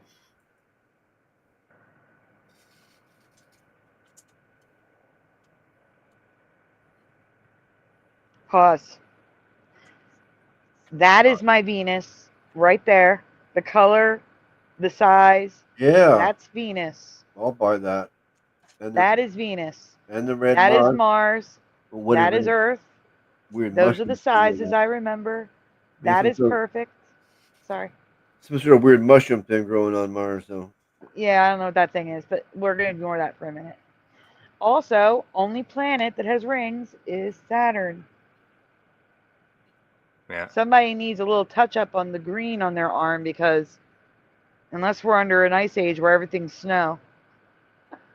Very pale green, very, very pale green and blue earth. But that's a beautiful tattoo. Like that's a good artist that did that. Yeah, Sorry, that is. That's an expensive tattoo. Yeah, that's amazing.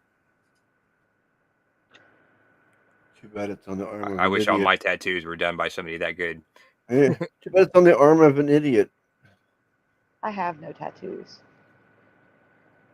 Yeah, I got like 35. Oh my god.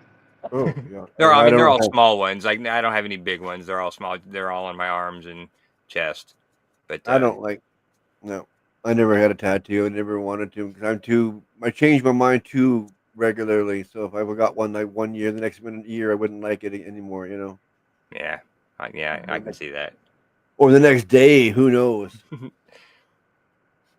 Or while you're getting it done, be like, oh crap, I don't want this anymore. Can you quit? Exactly. That's the way my mind works. That's why I could never get one. I'd never be happy with it. Yeah. Sorry, I didn't mean to derail the show. Did you? That's just good artwork. No, it is. It's really good artwork. Yeah. Oh, that's it. No, we got another one coming in. Look at that red sun. Okay. Well, we have a gray Venus. That's crazy. Gray and dark brown, red. Earth and Mars as twins. Very nice astral fugitive. Yeah, that was cool. I like that video. Yeah, it was really good. It was really good. And hear me out here. Hey, Puck Elf. That was his first video that he ever made. Oh, nice. I know. That's He's awesome. Like, ignore it. I know it's bad. It's my first video I ever did. I'm like, it's not bad at all. Pretty darn good. Yeah, so Fusion says, thanks, Sandy. Thanks for covering it. No problem. So really quickly, we're going to continue this in the private chat. Splatter. What? There is a Flickr folder. It is the Venus Flickr folder. Can you please pull that up? Down there. Yep. All right. While you guys were doing that, I gotta step away for a few minutes and get some blood flowing to my leg. Yes, I've been you do. for too long. Yes, so, please do that. Yeah, you should be standing up and doing that. Yeah, well, I have been doing that, but I gotta walk around and run upstairs for a minute. So yeah, go take your dog out for a walk for a minute. Yeah, go do that. All right, I'll be back. Even to walk around the yard or something, you know. If you have a yard, I don't know. And just a reminder, Astral Fugitive's full video, so you can hear what he said, and link to his channel, obviously, is in the description of the video. Good. Hint, hint, everyone. Hint. Yep.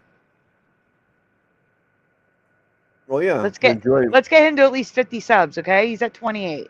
If you enjoy what you see, you might as well, show appreciation for it. Yeah. All right. Right.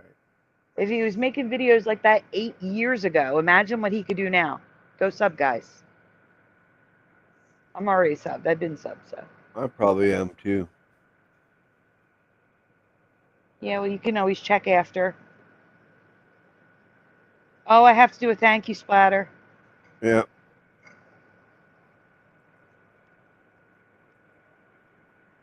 I don't even need to look and see who it is. I know who it is. I got to fix the ticker. Give me a second.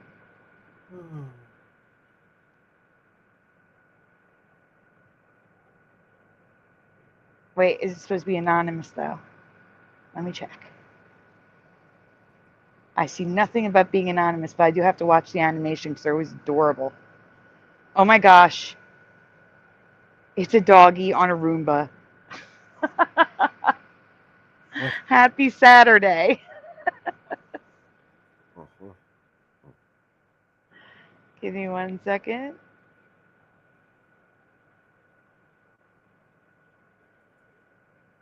I always love when I don't have to do, I mean, I don't mind doing anonymous for you guys at all. but it's nice to, like, I like that I can thank people.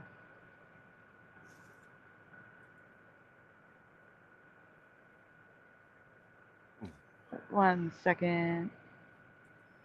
Save. Trophies up, everyone. Big thank you to Siren Offspring. Thank you so much, Siren Offspring. Woohoo!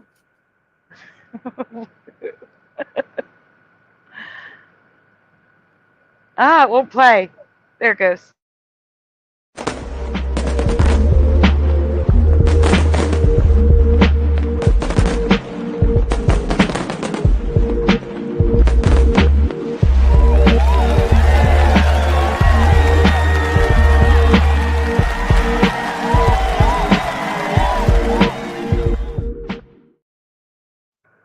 Thank you so much, Siren Offspring. The trophies are coming up.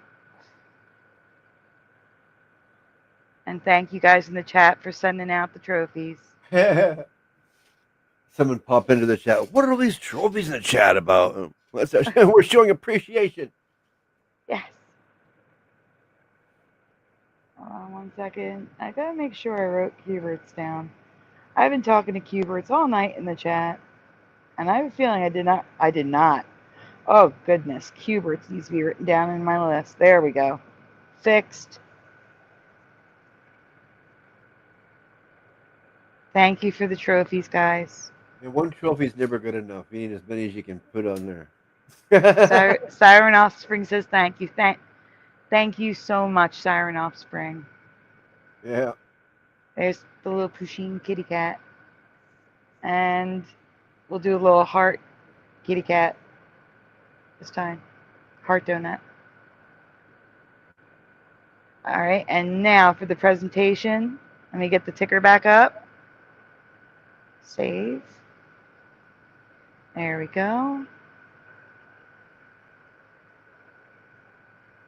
Okay, here we go. This is what I did. Now the green is off. Okay, I get it. I was editing the color of the, they gave me the one on the right. Okay, so I just turned it green. That's all. So we've already discussed this. People remember green, yellow, as opposed to orange, red, yellow. Okay, go next splatter. Nick Swint, welcome.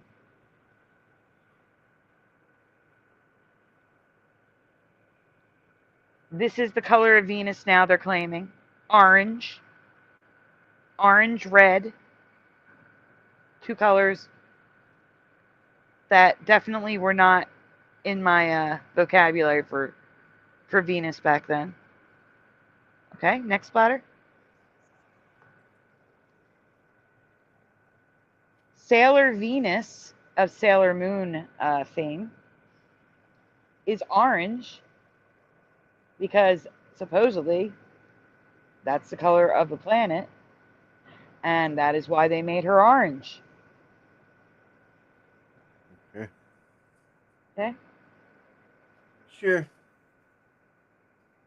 There are still plenty of pictures online, as well as classrooms, classroom decorations, that show the color I remember, but the majority have Venus as orange, sometimes red. So here we have Mars as red and orange mixed with Earth. Now you can see that's current reality. Earth is double the size of Mars. Look how tiny Venus is. That's crazy. Over here on the top left, I can't tell what's happening there. You mean Mars? How tiny Mars is? No, I'm saying Earth is bigger than Mars and Venus there on the right. Yeah, no, but the Mars is way too small. Yeah.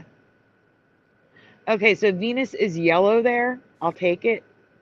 Earth and Mars, but look how tiny Mars is there. That's current reality. I don't remember that. Yeah, that's what I'm talking about. The one up here. Yeah. Yeah. Now now that one down there, it's still a little big. It has Earth and Venus as the twins. I don't know, but at least the colors are right. Yeah. Like I said, I'll go with yellow. I remember greenish yellow, but it has to be yellow or green for me to be okay with it. Okay, next. Yeah, for me, yellow's fine. I'll agree to just yellow, yeah. As long as Mars is red, yellow's Venus is yellow, that's all I care. I don't know about any other planet. Okay, next. Except for Earth, is bluish green, of course. Okay. But here's the real Mandela, in my opinion. According to NASA, from Earth, Venus has always been white. So apparently, Venus is red-orange if you remove the cloud cover. With the cloud cover, it was yellowy green in my past, and now it's pure white. So in the sky, Venus would be a white dot. I remember it being yellowy green. I remember it being a yellow-green dot in the sky. And now it's white. They're saying it's white. It's always white. They're high. I know. So what I know for sure is my entire life, I've only known it as a pale greenish yellow. I've never seen it orange, red, or white before, and that seems strange to me. So this Venus is how I remember it, not white. Yeah. But that Mars is too orange. It should be more red. Mars should be more red, I agree. Okay, next. And poor Mercury, he never has any color. Yeah.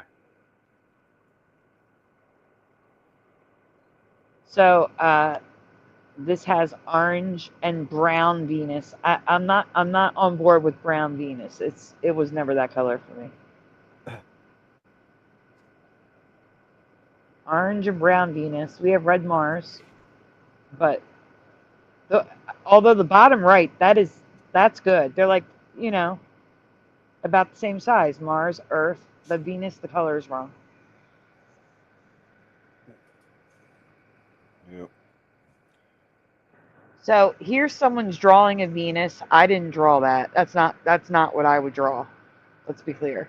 With a duck on it? Yeah, that's not me. Yeah, but here's some residue of green or yellowish green Venuses. And there's a red Mars about the same size as the Earth on the left. Oh, yeah. Okay, next. Okay, are we almost done this? Dr. Bob says Venus rains sulfuric acid, so it should be yellow. Sure it is. But see, there's that greenish color that I remember. Do you see it? Like that's like it was a greenish yellow. Like yellows and those tones of green. The top left is exactly what I remember. Exactly. Oh.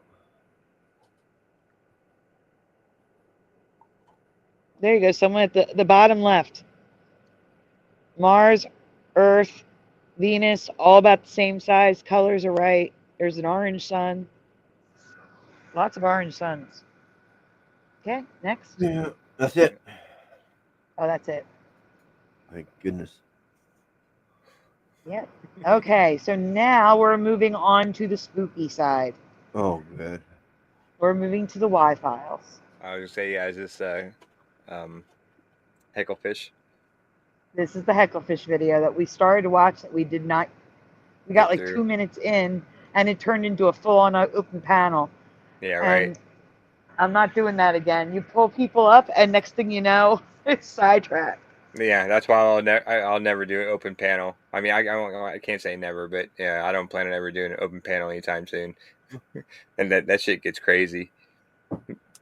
I don't mind open panels. Astral just says, I don't remember for sure what color it was, but I know it wasn't white like that. Let's see. Lizard people. Hecklefish. It could be psychedelic. It wouldn't matter because it's all crap. Yeah, the open panels aren't bad. I'm just saying, like, I'm not going to do where we start, like, bring people up to react. Yeah, no, yeah, I Because got it you. never happens. It never happens. Yeah, yeah, I understand. I knew what you meant, but you're still a brave soul for doing open panels in general. Yeah. Yeah. Is there a T in Texas? What? TE is in Texas. What is TE? Is that like a periodic symbol? What is TE? I know, I'm confused. This one's going over my head like a million miles a minute. You're gonna have to help me and ruin the joke, Pushing. I'm sorry.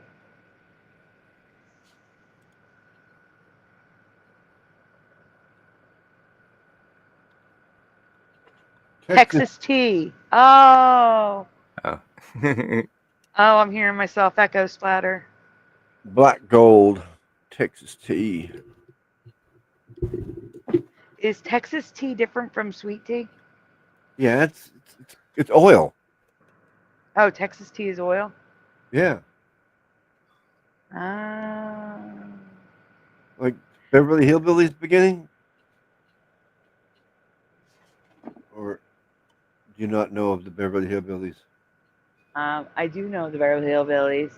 I don't know all the words to the beginning. Oh. Yeah, they sing that fast. It's hard to decipher all the words on that song. The only part I remember is next thing you know, old Jeb's a millionaire. Kinfolk said, "Jed, move away from there. California is the place you ought to be." So they loaded up the truck and they moved to Beverly. Yeah, that part I know. Yeah. Yeah. The part before that is where it talks about the Texas tea, I bet. Yeah. Yeah. What comes after Hills, that is? It's the talking parts I don't remember. That's the problem. I'd have to start from the beginning in my head. Or we can just react to it. I'm just kidding. Named Jed. Hey. Mountaineer, barely kept Oh his no. The person that is in your chat sometimes. Tay. Then one day he was shooting at some food, went up from the ground, comes some bubbling crude. But wait, listen. Texas, no, what Pushin was asking is Tay in Texas. Oh. Tay from the chat. Oh. Yeah, okay. I don't think so. I don't know. We'll have to ask Tay next time they're here. Never mind. Kimberly said, excellent. Up through the ground came bubbling crude. Swimming pools, movie stars. Thank you, Hajime. Oil, that is. Yeah, right. That's what I was thinking. I was gonna say that. Yeah, that's exactly what. But I know that song off by heart, as you can tell. But the Texas tea part, I think was still before that, right? So you got to remember the couple lines before that, and I think you got it. Oh, I know. I was just doing it, then someone made me stop. Oh, who made you stop? Don't stop. I want to hear the line from about the Texas tea. I can see the beginning of the song where he's out hunting and he shoots the ground. Yeah, right. How does it start? Like, what's the beginning?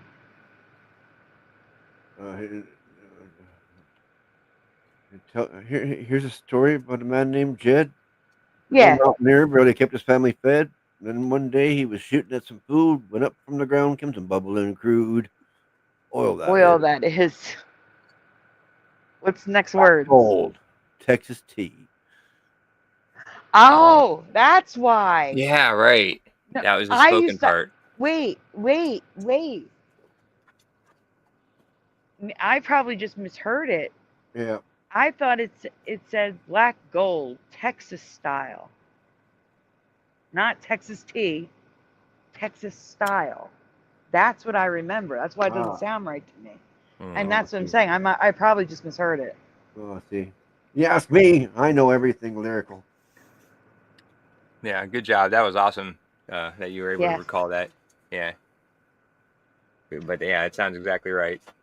It's not like I haven't watched a show once or twice.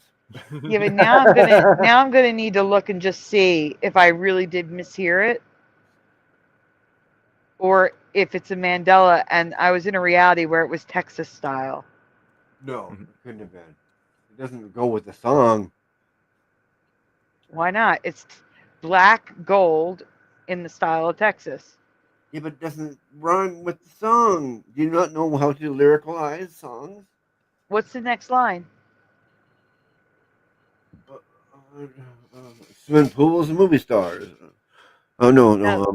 No, it's not. That's what I'm saying. No. They start singing again. It doesn't have to rhyme.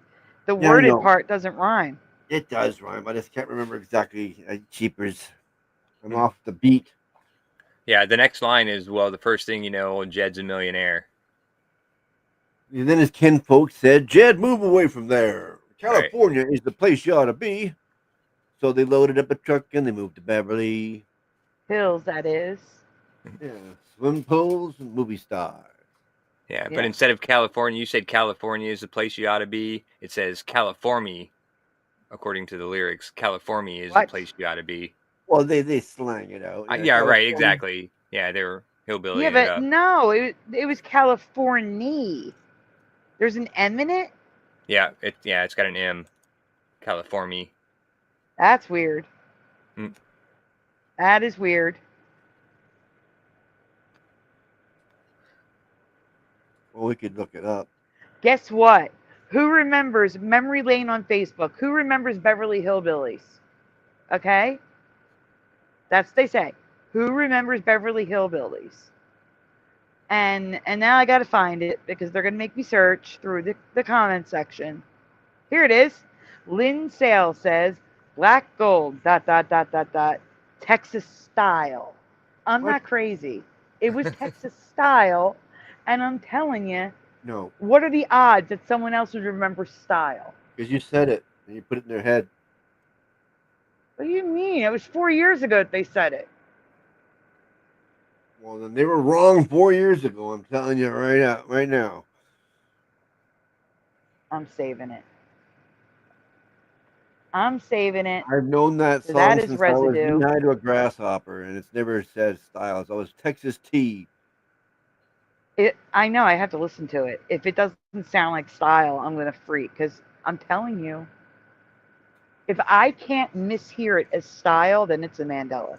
Well, you misheard it. It's totally been tea. No, what I'm saying is, if I listen to it and I can't hear style at all, then that's a Mandela. Because I can't mishear something that you can't, like, if it doesn't sound like style, how could I mishear it? You see what I'm saying? Yeah, well, I don't know, but whatever. I know it's tea. I know it's never been style. That's all. The T sounds weird to me. I believe you guys. You can all say it's Texas tea. I'm telling you, there's residue of it. I'm going to find more. Yeah, I just listened to it, and it's pretty clear. Like, I mean, to me at least, and maybe just because I know the song too, but it sounds pretty clear to me. And that's leaning into it's probably a Mandela. I'd bet $1 million on it. Texas No, tea. you don't need to bet $1 million on it. You have the current memory, Splatter. The only memory, not the current. It's not the only memory. There are people who remember it like I do. There's residue out there. That's what the Mandela is. No. I'm waiting for you to make this full screen. That's why it's not up here yet. No, I'm saying straight up, no, it's never been. I'll swear $1 million on it. Astral Fugitive says, I do want to see residue. I like seeing enemies that I am not affected by. Yeah, I agree.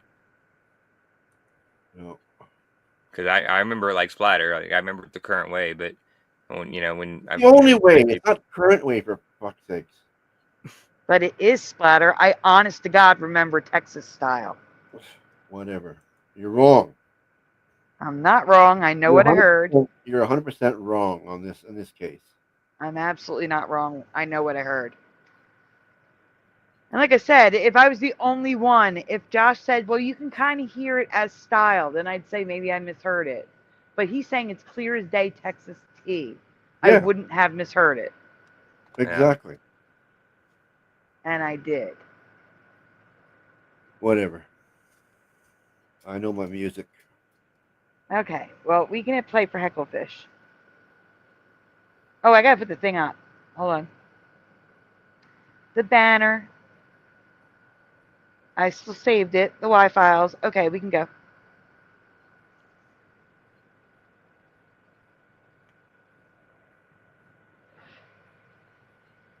Slider, you can hit play. Oh, yeah. Okay. Is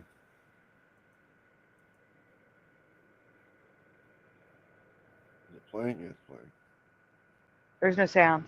Famous paranormal investigators in history. They've worked on more than 10,000 cases, some of which have been made into books and movies. The Conjuring films are based on the work of the Warrens. Today we'll look at a few of their scariest, most disturbing cases. So turn off the lights and put the little ones to bed. It's gonna get spooky.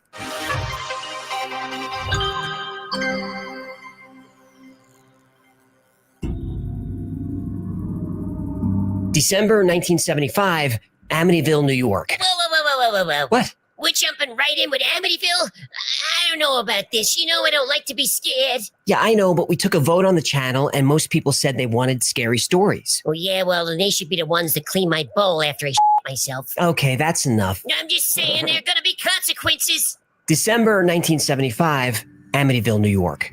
George and Kathleen Lutz were house hunting. Though the asking price of 112 Ocean Avenue in Amityville was higher than their budget, at $18,000, it was a steal. Soon the Lutzes learned why. A year earlier, in the house, 23-year-old Ronald DeFeo Jr., also known as Butch, snapped. Pause. On November 13th at 3:15 a.m., he slowly and systematically went. Now, we did watch this part of it. Just let you know, we got to maybe a quarter of a way in and just stopped. So we're just going to redo this for those of you that weren't here on the last stream. Okay, go ahead, Spire. Went bedroom to bedroom and murdered his entire family. Butch DeFeo's father, mother, 2 sisters, and 2 brothers were all shot with a .35 caliber rifle while they slept. Butch claimed he heard voices urging him to kill. His attorney, William Weber, tried the insanity defense, but it didn't work. In November 1975, Butch was sentenced to 6 consecutive life sentences. 1 month later, George and Kathleen Lutz, along with their 3 children, moved in to the DeFeo house. The Lutzes weren't that religious, but they asked a local priest to bless the house.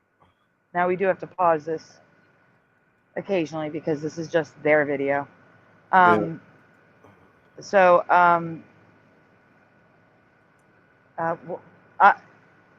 we stopped this video. It's actually my fault that we stopped.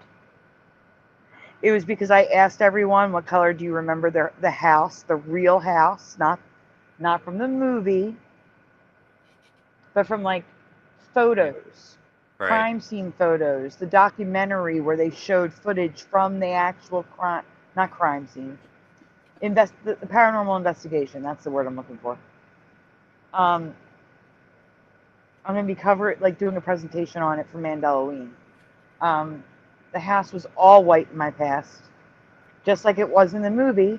Now, you would think the movie, which found a house that was very similar to the actual house in the case file with the 2 weird windows and stuff, you would think they would paint it to match the actual house. No, because the actual house is now brown or a reddish brown, a wood color. It's not white at all. So that's weird to me too. Why would they change it for the movie? Why wouldn't they just paint it so it matched? If they're going to go out of their way to find a house that looks like the house, it's a very unique house with the 2 windows that look like eyes, the Florida room off the side. It's a unique house. Why wouldn't they just make it fully look like it by painting it? Because in this reality, like I said, it's brown. I remember the whole house being white. And we stopped this video for that. with people on the panel, and then they started asking questions afterwards with the house and everything, and it just got sidetracked, and that was it. So it derailed from there. It derailed from there, yeah. So yeah, it's my fault. It's all my fault. But it's your show, so you can do that. You can do whatever you want, and people love it. So. Yeah, but I didn't want to do that, so I feel bad. Hello, Dr. Bob's Nightmare. I know I said hi, but I'm writing your name down now. Did I miss anyone else to go on the list? I think I have everyone. I mean, I did write Siren Offspring down, didn't I? Yes, I did. Okay, I got Kenraz, I got Kimberly. Okay, we can continue, Splatter. Oh, Bomber. Hi, Bomber. Hi, Sherry Ives. While the family was unpacking, Father Pecoraro was in an upstairs room praying. As soon as he splashed holy water, the priest heard a voice that said, "Get out." Father Pecoraro didn't tell the Lutzes specifically what happened, but he warned them not to use that second floor. I see Bomber, I see Sherry Ives, and that must mean the carpool arrived late. That's exactly what I was thinking. Is that the carpool was showing up a couple hours late. Yeah, they're normally but here still by the carpool. 3. Yeah, no. So welcome, carpool. Yeah, it's awesome. I love the carpool. Yeah. Those are some of the coolest guys, girls, ladies. Except for Tim Mockman. No, there's a few that are not ladies that join us from Yeah. Oh, I thought you meant Tim Mothman wasn't cool, but no. I think Tom Westy is one of them. Hello, Tom Westy. All right, guys, we can continue.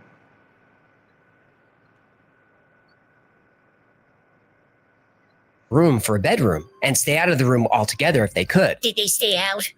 They wish they did. I don't like this. Within a few days, the Lutzes noticed strange activity. At first, it was just sounds. Doors slamming, footsteps, strange mumbling. That's the then house. The house wouldn't get warm. No. Did we see how dark the house was? Yeah, wish they did. I don't like this. Within a few days, the Lutzes noticed strange activity. At first, it was just sounds. So again, the whole house was white in my past.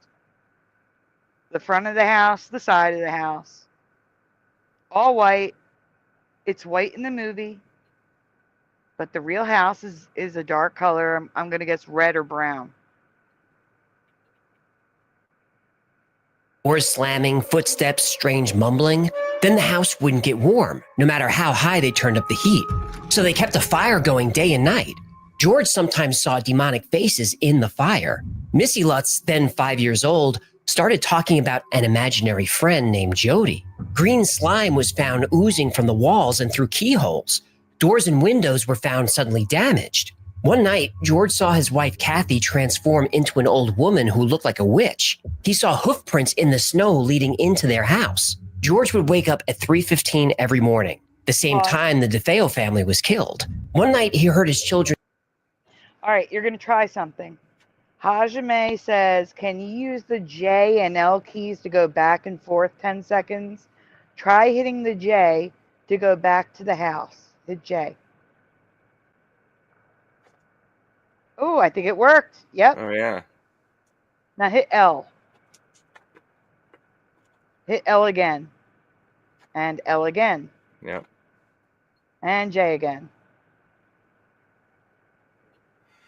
And J again.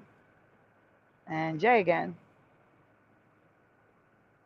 One more time, J. Okay, hit play. See all white people? All white. Yeah. That's the movie house. Here's how you can tell the difference. The movie had the smokestack on the outside. The real house, it was off to the left. There was no smokestack. Found oozing from the walls and through keyholes. Doors and windows were found suddenly damaged. One night, George saw his wife Kathy transform into an old woman who looked like a witch. He saw hoof prints in the snow leading into their house. George would. So that is how I remember the house, minus the smokestack. Exactly like that. That is the movie. Smokestack in the middle is the movie again.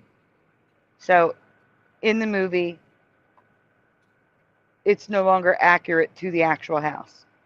Okay. Thank you, Splatter. Hit play. And thank you, Hajime, for the trick. So now you know, Splatter, J and L. J is backwards, L is forward. No idea why they chose those letters, but hey, it works.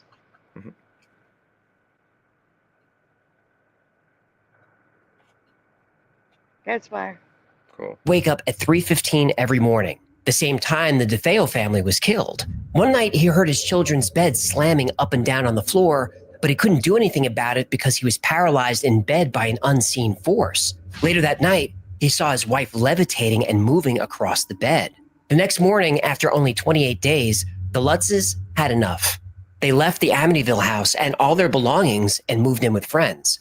And that's when they brought in the Warrens. On March 6th, Ed and Lorraine Warren conducted a seance in the house with several psychics. Lorraine, a clairvoyant, said she encountered Butch's spirit during the seance and felt what she described as an overwhelming feeling of horrible depression. The inhuman, the diabolical, are attracted to where tragedies occur, just like a moth would be attracted to a light. And when the Lutz family moved in 13 months after these murders, they were still using some of the furniture that was in there. Ed Warren said the house was possessed by demons. The psychic team took a series of time-lapse photos of the upstairs landing. None of the photographs showed anything out of the ordinary, except one. Keep in mind that Butch DeFeo's little brother, John, was only 9 years old on the night he was killed. The photo shows, peering out from one of the bedrooms, a little boy with glowing eyes. After the Lutzes moved... Wasn't that debunked, that photo?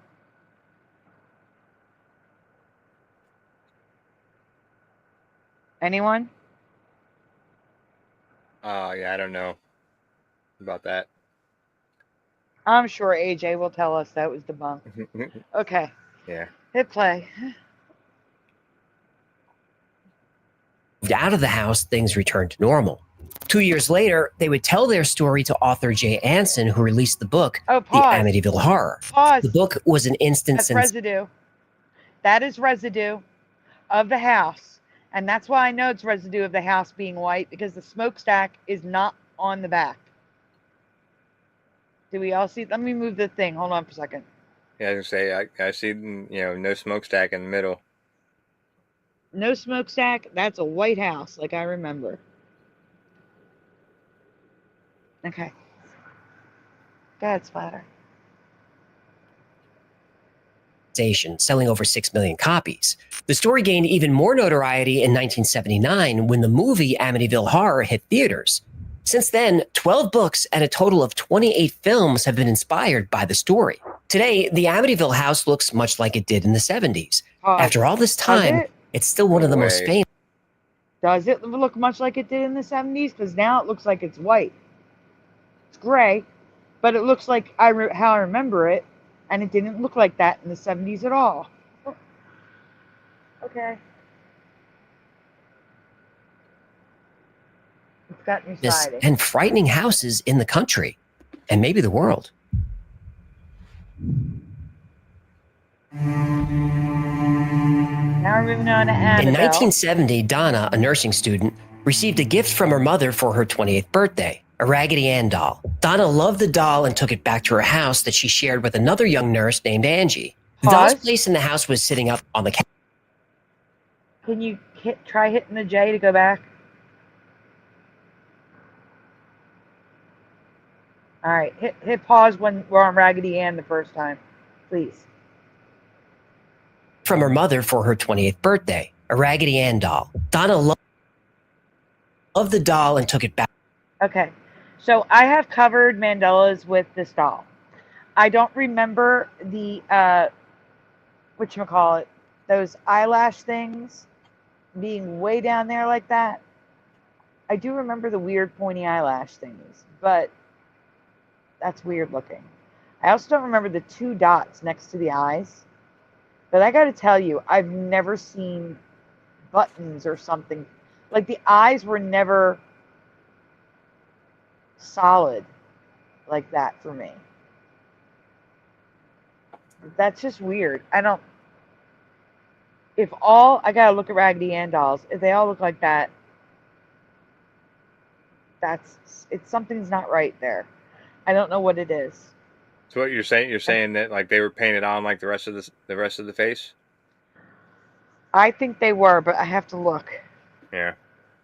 I gotta look at my Raggedy Ann doll to see if it was different. Give me 1 second. I'm looking up the dress that I had. I found it last time looking up. Yep, there's mine. Yeah, I don't remember the solid black eyes. I don't. And they are solid black. They're all solid black. Like, my doll looks evil now. I don't think I'd have that in my house. Yeah, I don't know. I see like a green tint in them. Like, you know, I can see like black around the outsides, but then like across the middles for like pupils or whatever. You know, not shaped at all, but yeah, I see like a greenish tint. No, they were like the new Raggedy Ann dolls in my past. I'm going to show you. Splatter, I'm going to send you a picture of a new Raggedy Ann doll versus my Raggedy Ann doll. Oh, hell no. Oh, hell no. Well, the one we're looking at from like the 70s. No. Right? Yeah, I know. That's what I had. Yeah. I had one from the 70s. I'm sending pictures to Josh because he's... Splatter, you stay where you are. I'm going to send them to Josh so that you don't lose your spot. Oh, my God. Like, absolutely not. Okay, so, Josh, I'm going to send you what I remember to show first, okay? The newer dolls, how the eyes are. That's how it was on my doll. You're going to show them first, and then you're going to show how my doll is now. Oh, God, no. Just absolutely not. Do you see what I'm talking? I found, it's not my doll, but I found a Raggedy Ann doll from the 70s with normal eyes. If you can call them normal. Oh my God, that's creepy. Do you see them, Josh? Do you see it? Yeah, I mean, I'm looking at the pictures, yeah. Tell me that's not horrible. Yeah, I don't remember that Raggedy Ann doll at all. The first one. The first one? Okay, yeah, go back to the first image. No, I want them second. Splatter, what are you showing? Oh, you have the video. All right, hold on 1 second. Oh, I was like, did I send you the things too? Yeah, this is the first image that I got. Yeah. Okay, so guys, do we see how Raggedy Ann here has white eyes with black in the center? That's what I remember. I remember Raggedy Ann with white eyes with black in the center, and it was painted on. Maybe it was felt, but it wasn't like a button. That's weird to me. Okay. So this is the newer Raggedy Ann dolls, like from the 80s, maybe early 90s. This was my Raggedy Ann doll, and there's no freaking way. Next. I know, because of the yellow dress. Stop it. Now that one doesn't even look that bad. That's creepy as it is, but check out the next one.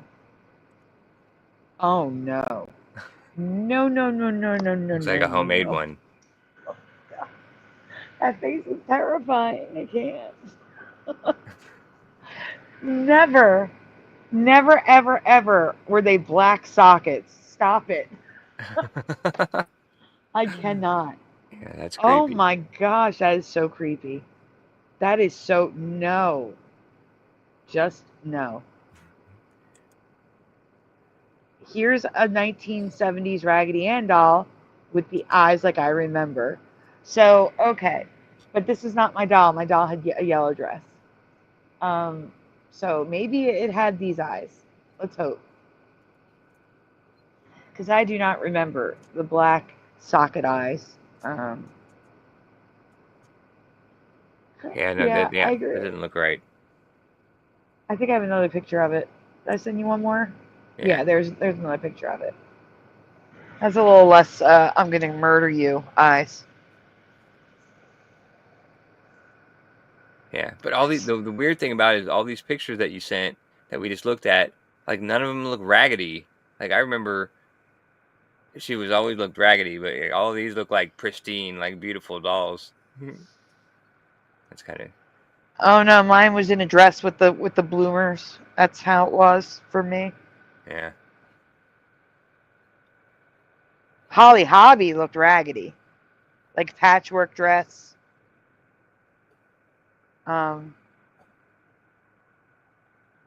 I never got into Holly Hobby. Sorry. It's okay.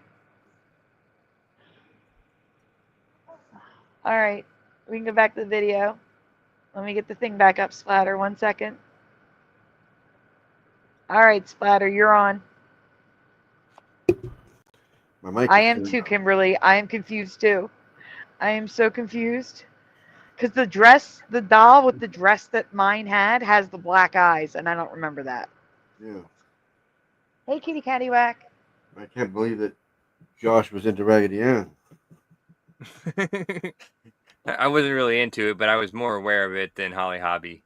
Kitty Cattywack says, I did have a sister.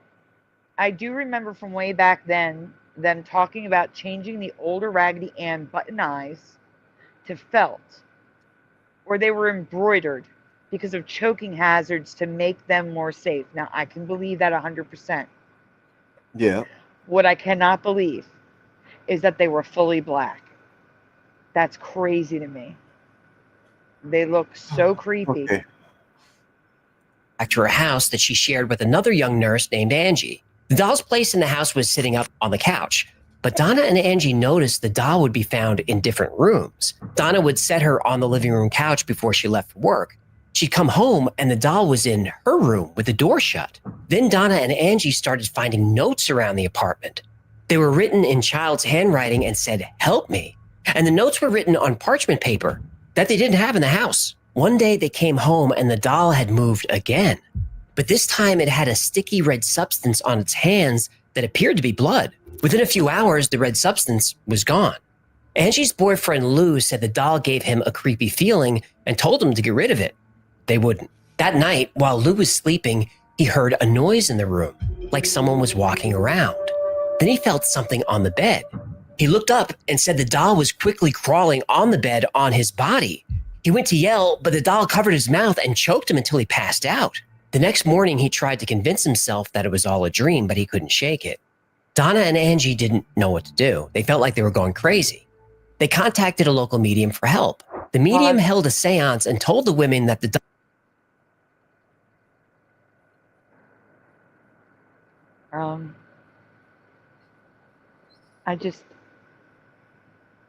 I don't know. I have to pause it. I gotta think of something to say. That's all. All right. Yeah, the doll choked him out. I don't understand. I mean, couldn't you lift the doll? It's a doll. Yeah, right. It's all sounds so stupid.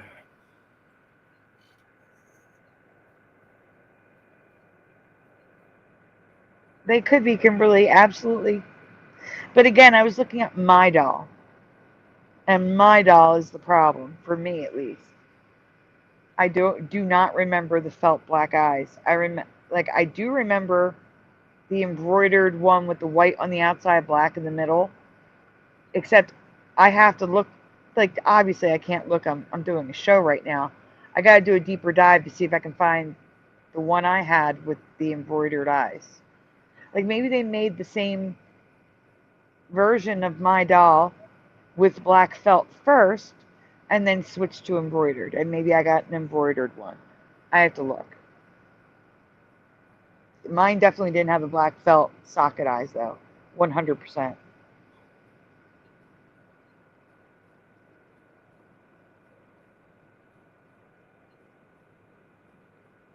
Okay, we can go on, Splatter. doll was possessed by a 7-year-old girl named Annabelle Higgins. They later found out that the body of a young girl was found on the property years earlier, before their apartment building was built. The medium told the girls that the doll, who they now called Annabelle, just wanted someone to play with and someone to love and care for her. Annabelle asked permission to stay in the doll and live with the young nurses. The young nurses said no, they got rid of the doll, the end. Nope, they kept it. I was afraid you'd say that. They felt bad for Annabelle and agreed to let her stay in the doll and they would take care of her. That turned out to be a terrible mistake. Pause. So, yeah.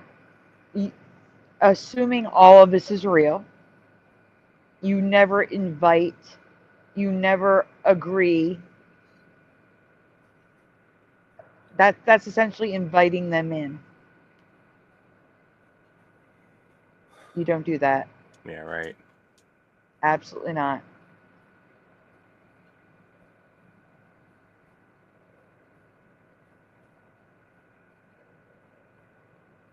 Anyway. I've heard this story and I think it's nuts. After the medium Good. left, Angie and Donna explained the story to Lou to try to get him to come around. He said the story just made it worse. Get rid of the doll. They still said no. Over the next days and weeks, the strange activities continued. Sounds in the middle of the night, Annabelle moving from room to room, and now the notes changed from help me to help Lou. One day, Lou was helping Donna and Angie pack for a road trip. He saw that Annabelle looked like she was just thrown onto the floor. So he went over to pick her up, and then he felt a sharp pain in his chest. He looked down and saw blood seeping through his shirt. Underneath, he had 7 long, bloody scratches in the shape of the mark of the beast. Within 2 days, the marks disappeared like they were never there.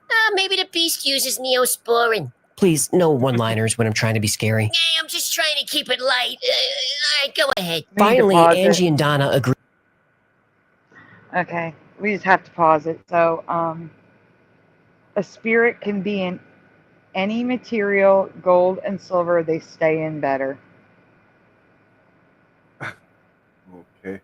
Can you trap them in gold and silver, like to protect everyone?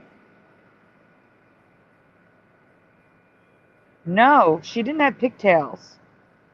Or did she? Oh, I'm thinking of Andy. Andy had like short curly hair, like the hair were little loops.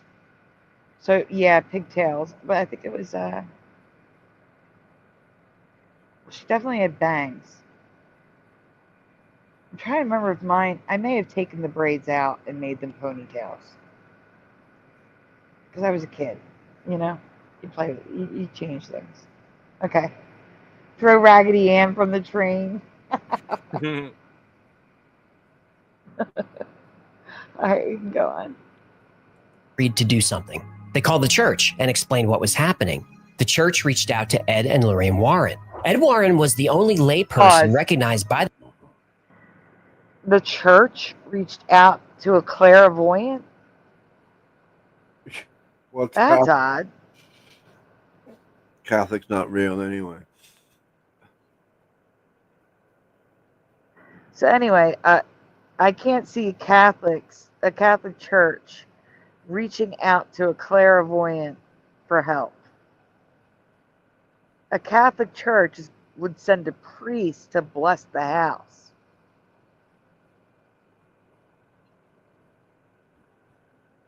That's weird. That's an inconsistency. Yeah, I agree. That's kind of odd.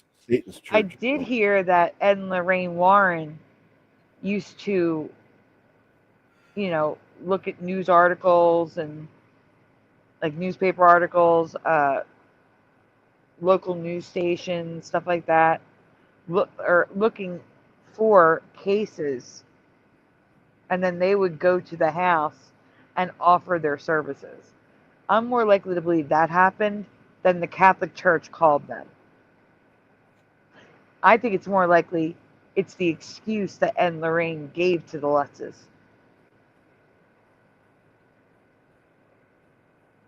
Anyway. The church as a demonologist.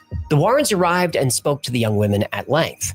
Ed and Lorraine explained that the doll was not possessed by a little girl, but possessed by a demon. And now that the demon was invited to live there, it would try to find a human host. The Warrens agreed to take the doll and put it somewhere the demon couldn't escape. So Ed put Annabelle in the backseat of the car. He suggested that they don't take freeways home, and he was right. Several times on the drive, the car tried to run itself off the road, and the brakes would give out, come back, and then give out again. Ed turned around and splashed holy water on Annabelle, and after that, the car worked fine. Even after they got Annabelle home, it continued to torment and terrorize. It would move around the house, and at some point, Ed found the doll levitating near his desk. One day, a young priest was visiting and saw Annabelle. He mocked the doll and said, "You're just a doll, you can't hurt."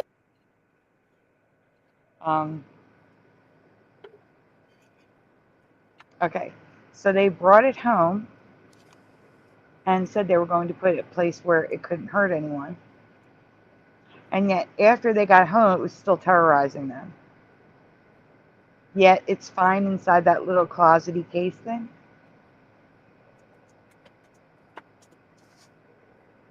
Oh, fake. Oh, don't worry, Splatter. The next video is the best. The next video is watching this again, except it's being debunked. Not debunking AJ. Debunking the Warrens. Anyway, let's go. Next. Yeah. I'm already doing that. Anyone. Bad move, Padre. Well, Hey, on Jennifer. his way, his brakes gave out and the priest was killed. Several people who mocked Annabelle ended up in car wrecks soon after. Finally, the Warrens put Annabelle in a glass case. And on the case is a note that ominously says, "Positively do not open." Pause. Today. Now, if you remember, the first photo of supposedly Annabelle had button eyes. And if you rewind this, that Annabelle in the case has the white with the black. Not button eyes. Embroidered. Yeah. I will say, this Annabelle, not Annabelle, this Raggedy Ann is strange. In the sense, one, the size is very large, but two, the proportions of the legs, the way it's sitting. It looks like if you were to make that doll human size, the proportions are correct. Like that would, I could picture a human sitting inside a large Raggedy Ann doll costume. Yeah, this one over here actually looks like a little child sitting in it. Right. Yeah, that is kind of creepy. It doesn't look like any other Raggedy Ann body I've seen before. Just have to point that out. Okay. And more so over here than over here. This one looks like a little child sitting here, literally, like legs, and is in a costume. That's all. Yep. I agree. Wow. And on the case is a note that ominously says, "Positively do not open." Today, Annabelle still sits in her glass case at the Occult Museum in the Warrens' house. Ghost hunters, mediums, and psychics still visit Annabelle to this day. All report feeling a dark, negative energy coming from the doll. But nobody opens the case, and everyone treats her with respect.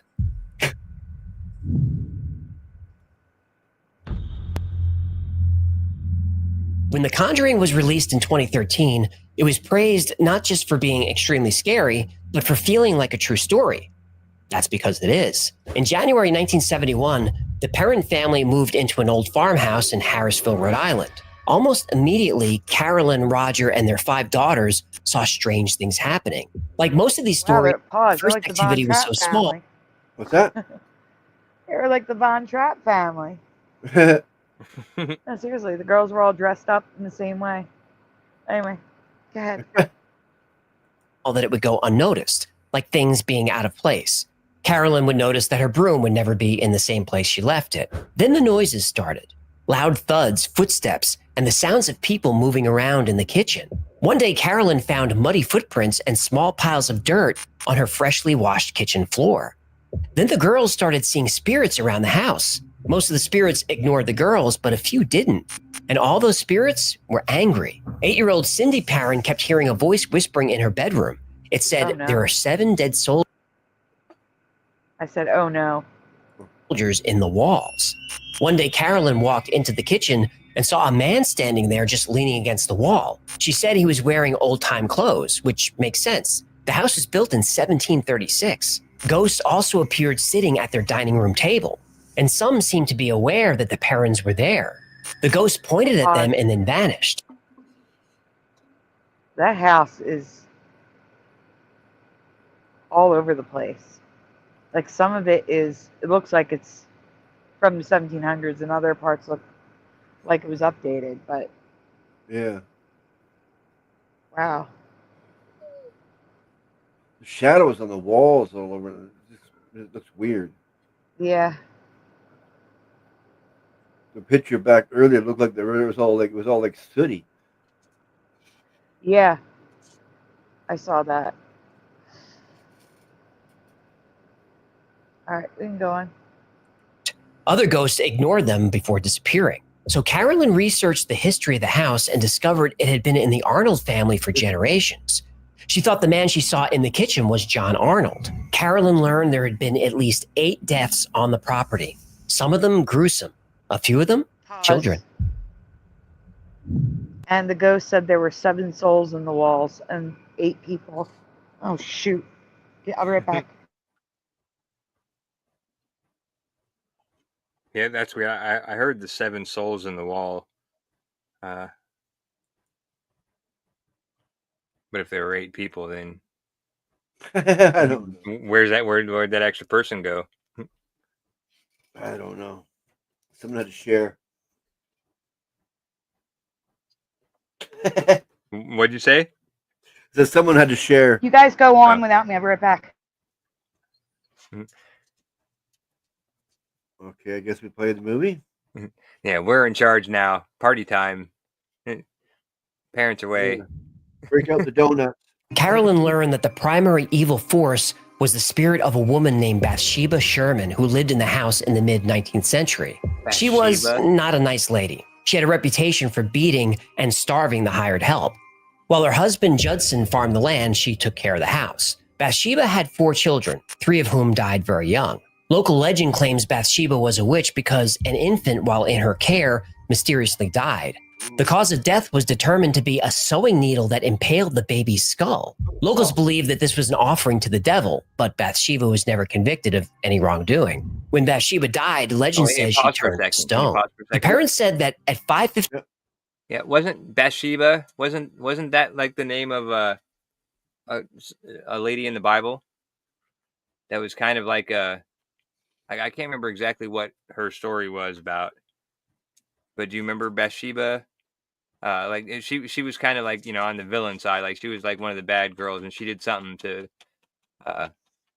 like she took in Jacob maybe and pretended to house him, and then she turned him over to whoever was looking for him. Does that sound familiar? Something like that, yeah. Yeah. I don't know. I was just curious because I've never heard that name before, other than that one story. So. Anyway, yeah, we can probably go on. Oh, well.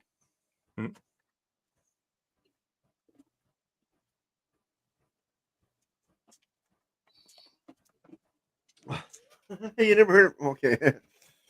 That's funny. Someone I know has never heard of Raggedy Andy, just Ann. Oh, really? I said, who the fuck is Andy? Yeah, Andy looked more raggedy than Ann. Yeah, what I ever seen. Yeah, he always had like the dirt spotches on his face and shit. That's funny. Yeah.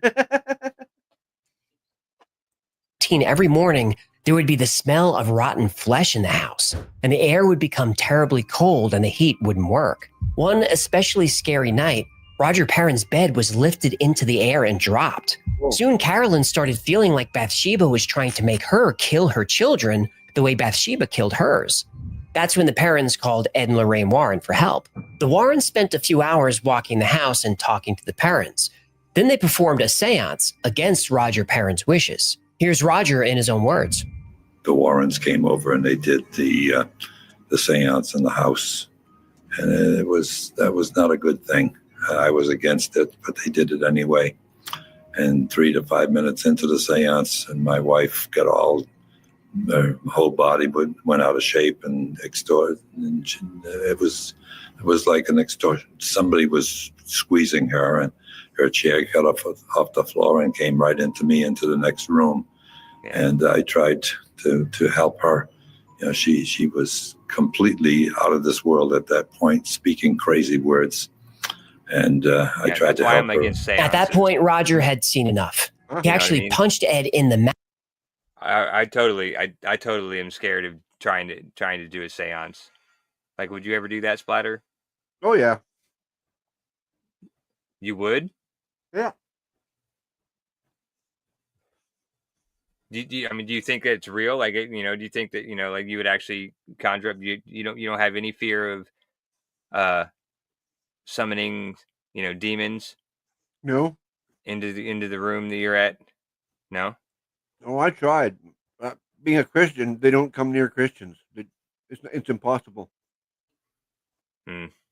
Unless you're weak in your faith and you doubt it. Well, yeah, no, I guess that's where we differ, because I'm not a Christian, so that would make sense. Yeah, I wouldn't. I was born and raised a Christian, and I was for a lot of my life, and now I don't think I would consider myself a Christian. Well, yeah, in the traditional sense. You know what I mean? Huh? Once you're a Christian, you're always a Christian. You may not be a practicing Christian, but you're still a Christian. Yeah, maybe, I guess. Interesting theory. I've never heard that. But I just don't believe what I was taught, when I was growing up, as, when I thought I was a traditional Christian. I don't believe any of that stuff anymore. So I don't, I guess I don't know what the definition of a Christian is. I guess that would be the dependent, so. Well, at one time, did you ever sit down or kneel down or whatever and ask Jesus? Oh, I did. I absolutely did. I confessed Jesus as my savior, and did everything that the Bible said. I believed in my heart and said it with my mouth, that Jesus Christ was Lord. But I was a kid. I said you might not be a practicing Christian anymore, but you're still a Christian. They can't take that away from you. But what if I don't believe that anymore? Like what I said back then, what if I don't believe that anymore? That Jesus Christ is Lord, and what I said to become a Christian, what if my beliefs change and I don't believe that anymore? I don't know. Then would I still be a Christian? I don't know. That's a good one, but I think you still are. You're just not a practicing Christian. That's the way I look at it. Yeah. Well, I still believe in something. There's got to be something out there.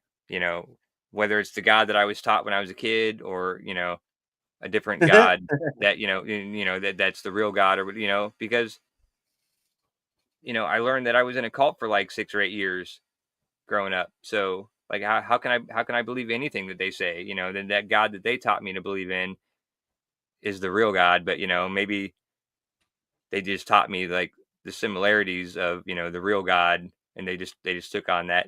You know what I mean? So yeah, it's hard. I'm still struggling with the whole, because I was totally naive when I was growing up and a kid, and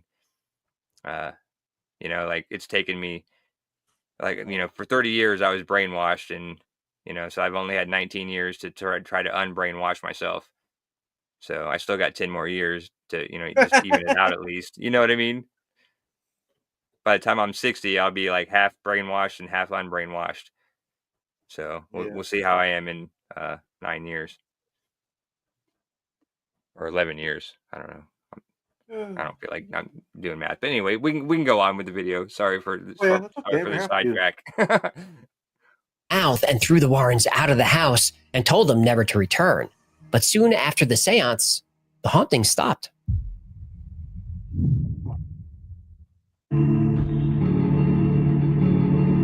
August 1977, Enfield, North London. This is considered one of the events that proves the existence of poltergeists. Peggy Hodgson had just put her children to bed when she heard the sound of a chair being dragged across the bedroom floor. Oh, Jesus. Peggy went into the room and her daughters were under their blankets terrified. Large pause. Oh my God, Lula dropped a mouse on the bed. Oh, my that's God. what happened. Oh my God. Oh my God. Oh, good Lula. What a sweet girl. Bringing a present to A lot. Mama.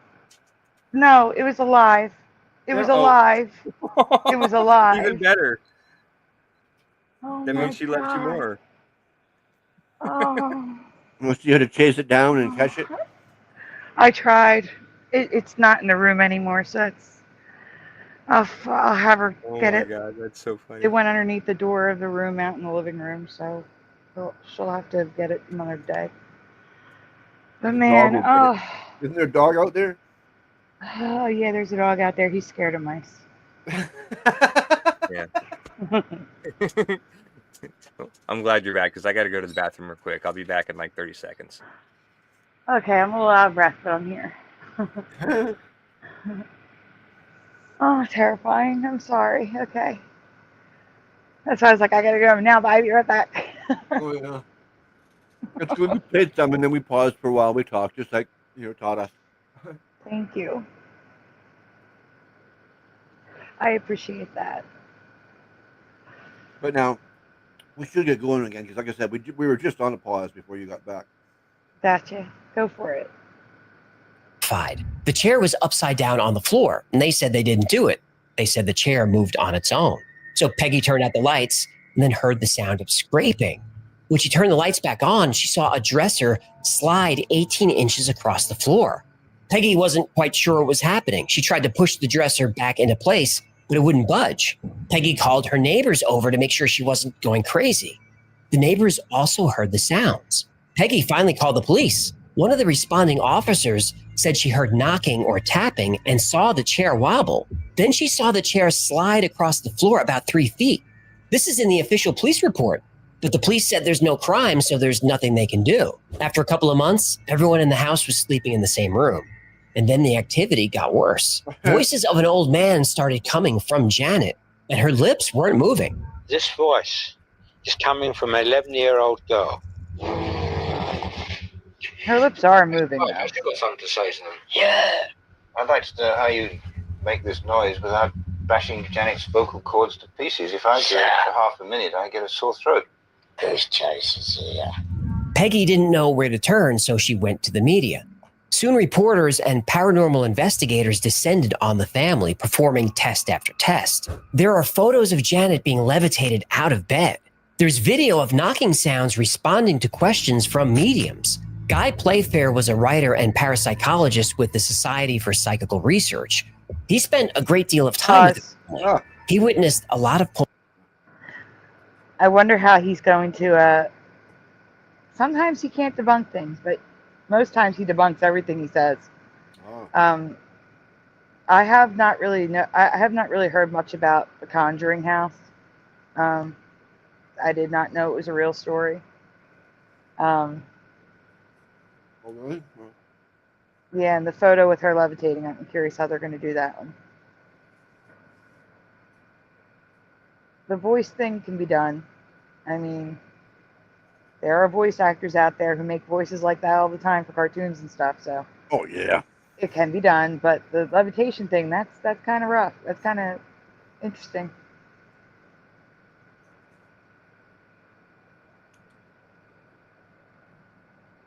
Okay, let's see. Let's keep going. Okay. Yep. Okay. Poltergeist activity with his own eyes. By 1978, the Enfield poltergeist attracted the attention of Ed and Lorraine Warren. At this point in time, the Warrens were icons in paranormal research. They flew to London to investigate. Ed Warren was convinced there was a demonic presence. The voice coming from Janet said its name was Bill and that he lived and died in the house. The voice said that he had died of a brain hemorrhage while sitting in a chair. Bill's son confirmed all of that was true. Some months later, Bruce was contacted by Terry Wilkins, whose father Bill was buried in a nearby cemetery and had lived at the house before the Hodgsons moved in. I had an hemorrhage and I fell asleep and I died in a chair in a corner downstairs. Okay, so assuming this spirit possessing this child is Bill Wilkins, right? Why would the father do that to a child, number one? Number two, why would a father harm a child like that? I'm just thinking that a demon would know about the lives of the people in the house, including ones that have passed, and would get that information just because it knows, because it can probably access the spirit realm. And yeah, I'm going to say it's not the father. I'm going to still say it's a demon. Okay, go on. Astonishingly, the voice had described the precise circumstances of Bill Wilkins' death. But it describes exactly what happened. He died in the chair, down in the living room. In all, there were more than 30 witnesses who saw furniture moving, objects flying around, cold breezes, physical assaults, pools of water appearing on the floor, graffiti, and matches spontaneously igniting. The Enfield poltergeist tortured Peggy, Janet, and the entire family for 18 months. It almost ruined their lives. Then, as quickly as it started, it stopped.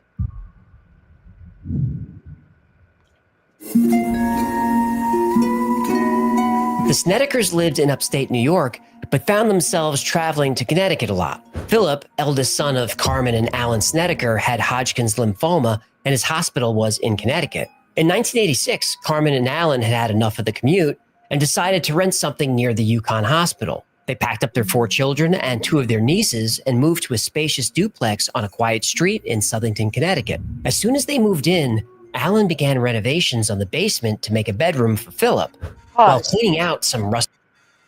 Why is it that bad stuff always seems to happen when they start renovating? Or is that in the movies? I think that's just in the movies. Well, the Poltergeist house, for example, they started building the pool. And stuff started happening. And then you know what happened in the pool.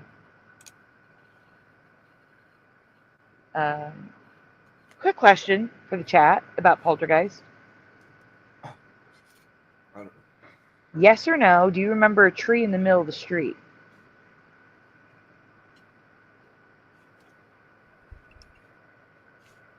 In the Poltergeist house. Yes or no, do you remember there being a tree in the middle of the street that the house was on? Yeah, I was never allowed to watch horror movies when I was a kid growing up. So I didn't see any of these until like way later in my, late teens, early 20s. So I have no memory of these older horror movies. So you've never seen Poltergeist? I seen Poltergeist once when I was in my mid 20s probably, and same with Friday the 13th and all the older ones. I seen them years after they came out, and then just only watched them once and never was into horror movies. So my favorite. Never watched them again. My favorite. I mean, I liked horror movies before my condition started, and now I can't watch them. But I can't find one scary enough to actually make me horrified. Yeah, I agree. I agree with you, Splatter. I can't find one that's they're all just kind of lame to me. You know what I mean? Yeah, I was find it very humorous most times. The things that's supposed to be scary, I laugh at. Yeah, exactly. Exactly. In the yard, no, there's a tree in the yard. I'm talking about. Ignore the house. I'm asking if you remember a tree in the middle of the street that the house is on. There's a tree in the yard. I'm not talking about that tree. I don't know. That's a perfectly acceptable answer, Pushing. Titillating. Hi, Maria. Hi, Maria. Morgan's titillated. Okay, here's the thing. So it's a regular street. Nothing special about it. A regular residential street. Okay? But in the opening scene, there's kids riding on the bikes on their bikes. And you're still seeing the credits. And it shows this scene for quite a few seconds. Like, I'd say maybe 10 to 15 seconds, which is a lot in a movie for credits. Because you're watching the kids ride the bikes. Okay? In the middle of a normal residential street, there is a big tree with bricks around it in like an I shape. And I guess a car drives on one side and a car drives on the other, and you can't park there because there's not enough room to park and drive in the middle of the street. And I have no memory. I remember the kids riding the bikes in the credits, but I don't remember a tree in the middle of the freaking street. So weird. Let me see if I can show you a picture. I'll see if I can. I'll send it to Josh. That well. Outside, no. No idea. Hold on. Yeah, and give me one just by the second. way, I think I might have gotten my internet situation figured out a little bit better. It's not perfect, but I ended up switching to that modem and got it working, and I moved it closer. Like I moved it to the other side of the living room, and like my internet speed, like pretty much like tripled on download and like 100 times. It went from like 1 to 10 on upload speed. So, Oh, there you go. yeah. So I might actually be able to present video at some point. Good. Wow. Right now, If you ever need over, it. so I can go to the Yeah. washroom.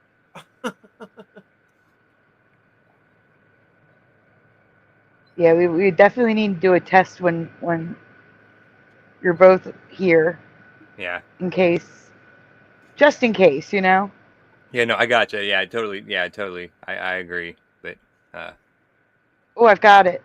That's my I've got name. it. I'm sending it to you, Josh. all right. That's my name if I get in trouble. Last name last name Case, first name Justin.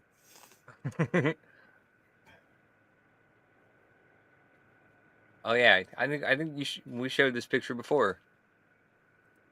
Well, show it. I'm working on it. Just teasing. There we go. Yeah, I We remember you didn't sent me show this that picture before. before. Yes, we Oh, did. I We sent talked about this one before. you. No, yeah, on a live show, on a live stream. You sent it to me, and I presented this. What? But anyway, No. Oh. maybe not. I don't know. So this is the tree in the center of the street, everyone.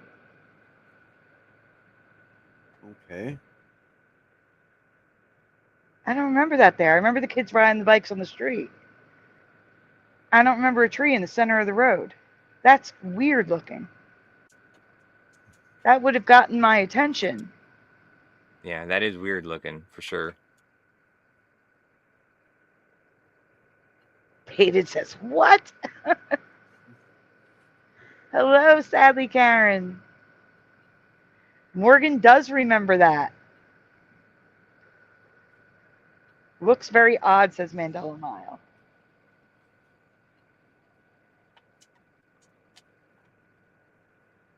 Must look nice if it's all flourished up with the leaves on it and stuff. Yeah, right. In the summer, the fall. Yeah. That's supposed to be the summer. Well, it's a dead tree. Why would they leave it their dead tree there then? Decoration.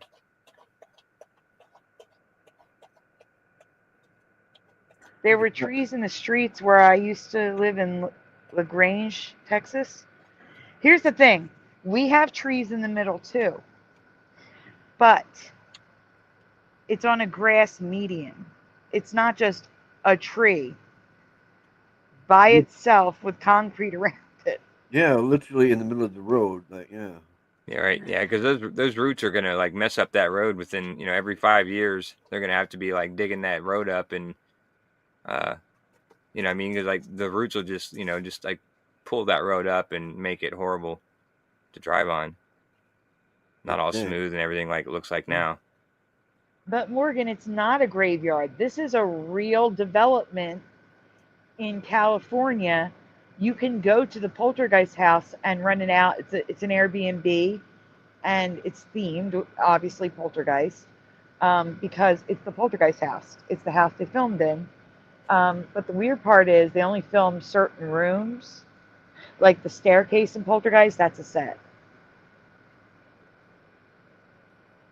I mean, it's not the actual poltergeist house. It's just the house they filmed in. Yeah. Yeah. That's bogus. Yeah, the kitchen is still the kitchen. The living room they were watching the game in at the beginning, that's in that house. When he sticks his head out the window to talk to the neighbor, that's that house. But the kids' bedrooms, no. The bedrooms were all set. The staircase was a set. So where's the actual poltergeist house? It's I forget the town.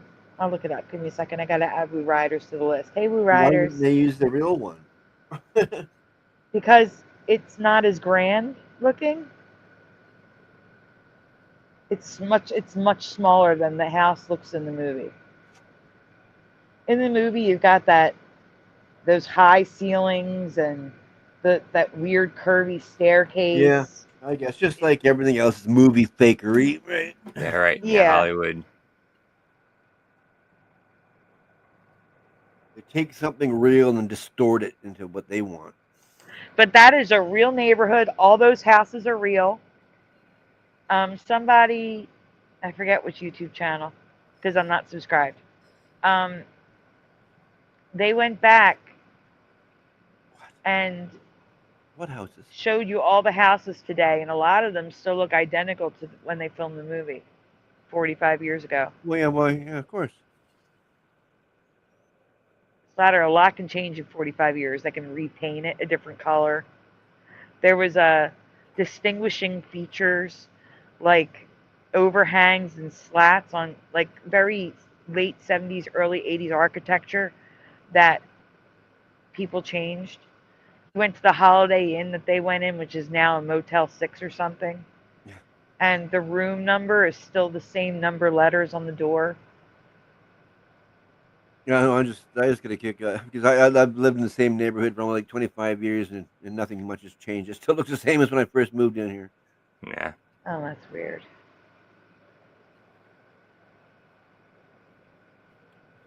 Yeah, it's kind of the same with me. I moved in here 20 years ago, and it all still looks the same. Like they repainted all the buildings. That's about it. Yeah, you see the same, new paint but they did the once in a same while. colors. They just like changed it from like, brown with tan trim to tan with brown trim. That's all they did. So. I think Kieran just woke up from his slumber. Kieran just woke up from his slumber. Let me get the thing back up on the screen. Hold on. Well, since we took a break, guys, please take a moment to make sure you've hit like on the stream. Subscribe if you haven't already. Ring that bell so you know when we go live. Also, we are raising donuts for apps and medicine. If you can help, please do. If not, we understand. How'd they ask? Once we get through this video, I got to go to the washer. Here's a kitty donut. Oh, do you need to go to the bathroom? Yeah, I've been waiting to get this done because it might be a minute or two. Oh, you go to the bathroom. Leave it paused. You need to go. We're here. Well, we We're can okay. finish this. We can finish this off first. Do you see how much time is left? No. Like half the video. We've only gone through half. Oh. Go. Go, Splatter. Okay, I'll go. You guys talk. We can hold it down. Yeah, we'll talk. My goodness. He's dedicated. Gotta force him. Yeah, he's hardcore. He's all on your side. He's doing what it takes to make the show work for you, Sandy. Yeah. I don't want to force him to go to the bathroom. That's funny. Man, oh man. So how are you guys doing tonight? Chat, you doing well? I said hi to Karen, and I forgot to write her on my list. I got to do it now. Oh, I was going to say, I just seen, sadly, Karen joined. I didn't know if I hadn't heard you mention. So hi, Karen. I did.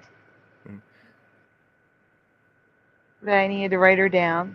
Yeah, I've been slacking on the chat, so it's hard to focus on a chat, like when you're, when you're running a show and doing everything, you know what I mean? That's why you have mods. But yeah, you do a great job of keeping up with the chat. It takes 2 seconds to write them down.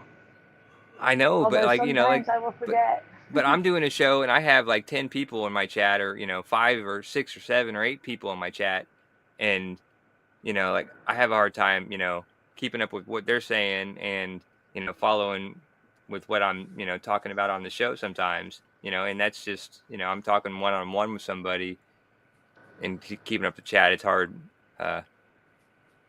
So yeah, and maybe one day I'll be as masterful as you in the live stream realm. That's my goal. Well, I've only been doing this a few years. It's okay. Yeah, well, I've only been doing it a few months, so I'm way behind you. There you go. It'll happen with time. Yeah, it's just so much fun. You just want to keep doing it and keep on practicing, and and you get better every time. So Michael Fontaine says the Goonies house is the same neighborhood as Short Circuit was shot. I'm not surprised, actually. Oh wow, I love Short Circuit. Johnny Number 5. Number 5. Yeah, sometimes they said Johnny Number 5, like it was Johnny 5, but sometimes like I would say, like half the time he would say Johnny Number 5, or somebody would say that when they were referring I just remember Johnny 5, and Johnny 5 is alive. Yep.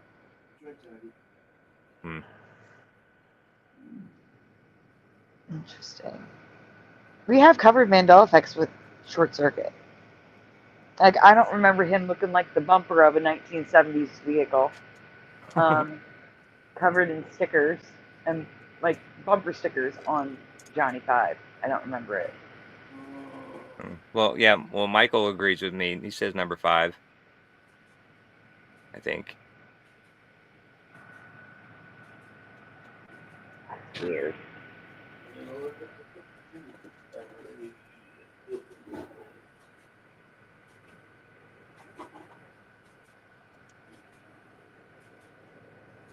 What is he saying? What is that noise? I have no idea. I don't think it's coming from me. Is it coming from you, Louis? No? It sounds like a washer or something. No, I haven't done laundry in weeks. No, I'm just kidding. But yeah, my washer's not running.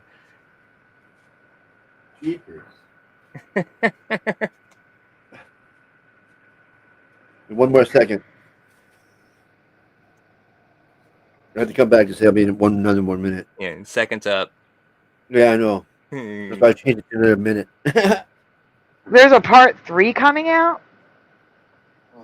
Of Short Circuit? Why do they keep recycling everything and ruining stuff?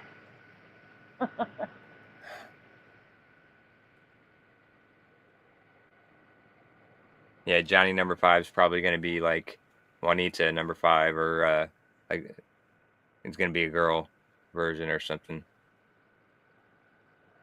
Maria says they're talking in the background very faintly.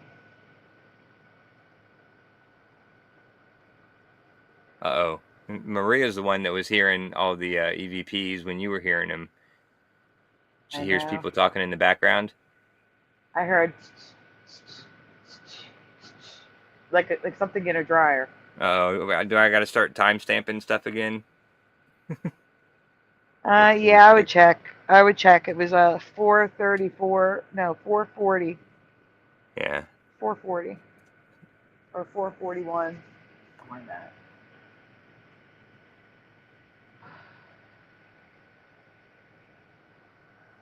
I thought Splattery said he was going to be back in 1 second. Right. Then they changed to 1 minute. Oh.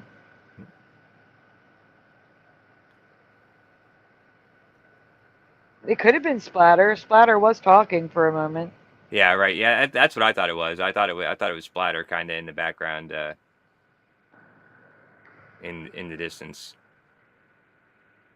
Yeah, it was probably me. Yeah. Whatever you're talking about, I don't know. All right, here we go. Talking in the background. Yeah, I was in the background. I have to be in the background. Tools and other. I was washing my face. Okay, well, we can continue. Basement junk, he found an old piece of equipment he didn't recognize. It looked like a pump with a couple of old tubes coming out of it. Turns out, it was embalming equipment. For corpses. No! Alan kept renovating. He found 2 rooms. One was the embalming room, complete with equipment and rusty floor drains. The other room was a casket display room. No. The Snedekers now realized why the rent was so low on such a big house. It used to be a funeral home. The Hallahan funeral home, to be exact. Philip's bedroom would be the former casket room. And almost immediately, he heard strange sounds and voices. He saw dark figures moving in the shadows. He saw a man with white hair and a pinstripe suit. One night, he saw bodies stacked up against the wall. Philip was so frightened, he asked to sleep in the hospital, which his parents didn't allow. Carmen thought Philip was hallucinating because of his cancer medication.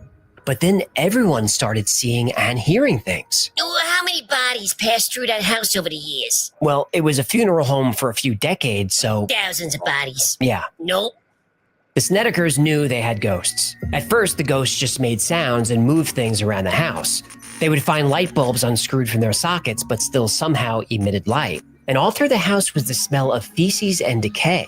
It became unbearable. The entire family was terrified.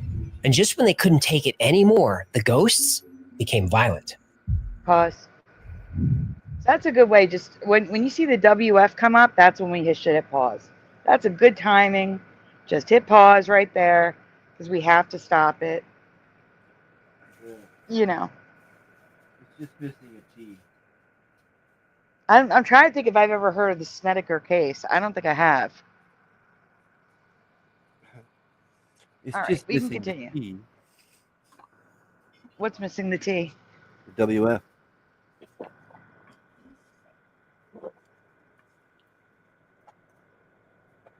Ready again? Yep. What began as strange sounds, smells, and visions of spirits soon became much more. The spirits became physically violent. One night, both Carmen and her niece Tammy had a terrifying encounter. Carmen woke up and felt a dark energy around her. She couldn't see anything, but she felt cold hands reaching under her pajamas and grabbing at her underwear. Then she heard an evil laugh. Carmen's niece had the same exact encounter, but she was scared. Whoa, what was that? Well, you can't say here. We'll get demonetized again. Oh, we don't want that. No, we don't. So we'll censor it, and the grown-ups out there can fill in the blanks. Good thinking. Eventually, both Carmen and her husband Alan were scared by the entity multiple times. One night, Carmen finally saw the ghosts. One had long white hair and white eyes. The other had black hair and black eyes. That's when they called Ed and Lorraine Warren. The Warrens and their team of investigators spent 9... Wasn't that interesting? You have the white with the white and the black with the black. That's interesting. That's all. weeks in the Snedeker house. And during that time, they saw everything the Snedekers reported. Members of the team were pushed, slapped, even knocked to the ground. Ed and Lorraine searched the history of the home. They discovered that one of the morticians who worked there was a necrophiliac. Definition? He had a thing for corpses. Worst hobby ever. Ed said that the spirit infused the home with evil. The Warrens felt that an exorcism would work, and after the house was cleansed, the Snedekers moved out. Then the Warrens hired author Ray Garton to document everything that happened in the house. The documentation of these events became the book In a Dark Place, The Story of a True Haunting. The Snedeker case was also made into the movie The Haunting in Connecticut, released in 2009. Since the Snedekers moved out, nobody has reported anything strange in the house since. And the owner makes sure to tell all renters that it was once a funeral home and that the renters should keep that in mind before they sign the lease. Wait, pause.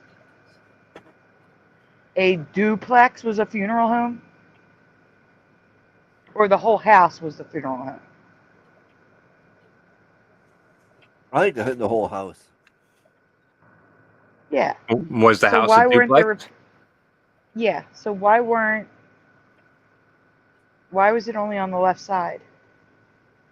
I don't know. I know a lot of funeral homes. Like, it seems like, older ones that the mortician who lived in the funeral home. There was a living quarters in the house or in the funeral home. I mean, I remember that being pretty common. So that would make sense if it was a duplex. Yeah. Half was a funeral home and the other half was the living quarters. Oh, yeah, that could be. Yeah, here it's a funeral home is usually a giant building with living quarters. Which, of all jobs to live at, why that one? That's just. They live upstairs and have the because funeral home people downstairs. die at all hours. You're on call 24/7. You know what I mean? Yeah. Yeah. The funeral home's in the basement.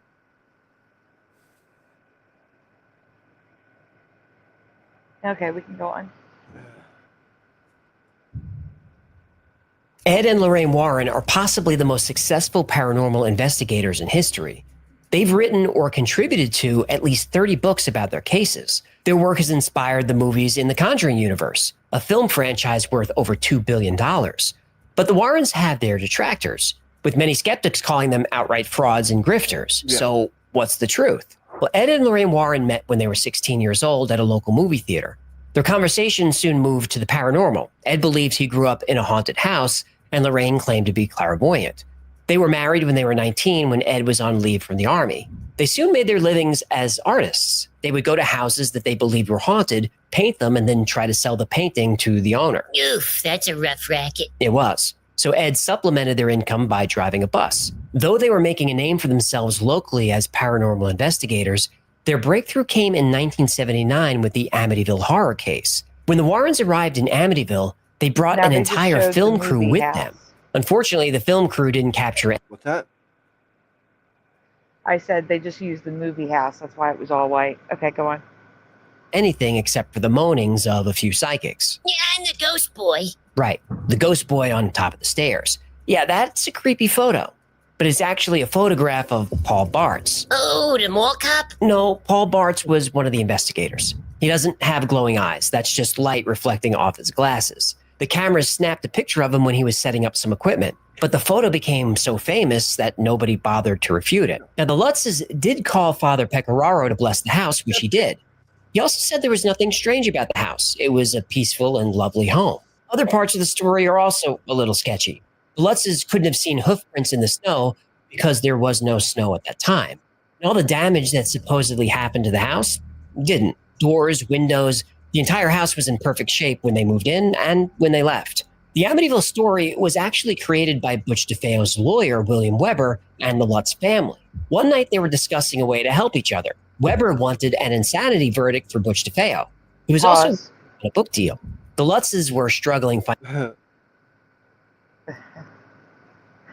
Okay. So, I could have sworn that I heard that the Amityville story was debunked, but then new stuff came out and it wasn't debunked. So I don't know if he's going to mention that or if I'm imagining things. So we'll see. Go ahead. Yeah. Financially, and they liked the sound of a book deal. Weber said that after 4 bottles of wine, their meeting turned into a creative writing session. But the Lutzes didn't like their cut of Weber's book deal. Author Jay Anson offered the Lutzes 50-50. That they liked. And with millions of books selling like crazy and movie offers coming at them, it was in their financial interest to stick with the story. The Amityville horror story is definitely debunked. The next case we talked about was Annabelle, the possessed doll. Definitely debunked. The story is easier to track. It's basically a retelling, beat for beat, of the Twilight Zone episode Living Doll, which aired in 1963 on CBS. Here's the synopsis. Eric Streeter is upset when his wife comes home with her daughter Christy, having bought her yet another doll. Christy loves her new talking Tina doll, but her stepfather takes an immediate dislike to it.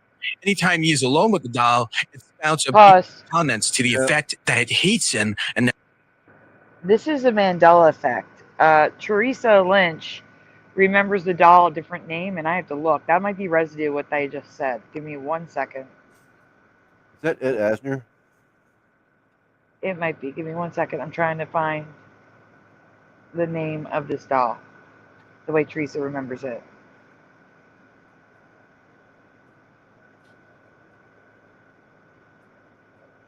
Yeah, I have no idea about Ed Asner. Like, I recognize the name, but I wouldn't recognize what he looked like. Oh, Telly Savalas. Okay, that could be too. There's something like that. One of those people. yeah, right. Yeah, they get confusing because they all I look. get names mixed up all the time, but faces I never forget. This face is familiar, even though he's very young in here. Okay, yeah, Talking Tina. That's residue what he just said. That is what Teresa remembers. It's Talk-E Tina now. Mm-hmm. So he just said Talking Tina. That is what Teresa Lynch remembers. It's Telly Savalas. Thank you guys. Hi, Yaha.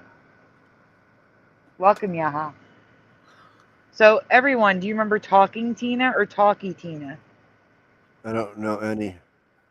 Yeah, I don't know either one. I don't remember It either. makes no difference. The name is different. That's the difference.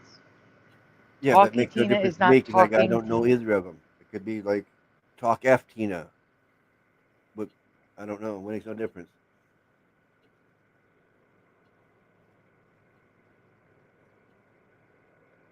I may not have seen this episode, Sister Masara. That's okay.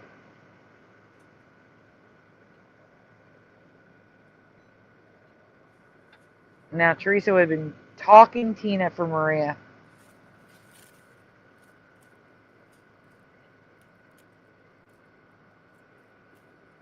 I gotta tell you, Talkie Tina sounds strange, and everyone seems to remember it as Talking Tina. Yeah, it sounds better for sure. Oh yeah.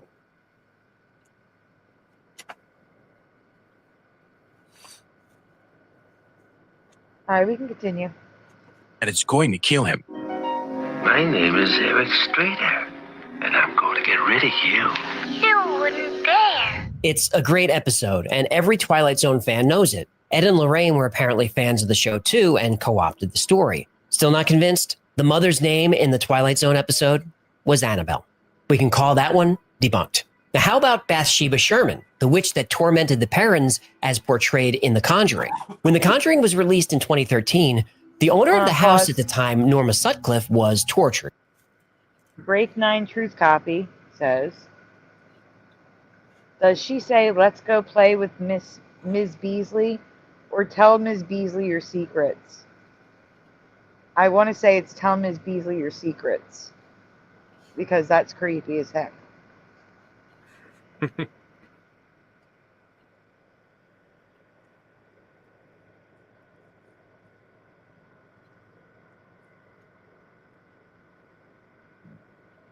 Okay. I'm waiting for an answer. Oh. And is and. Which one is it?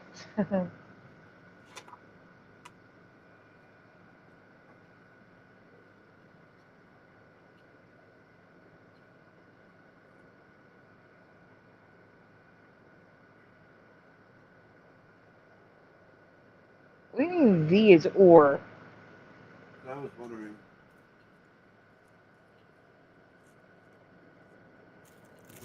Jeremiah 1111, welcome.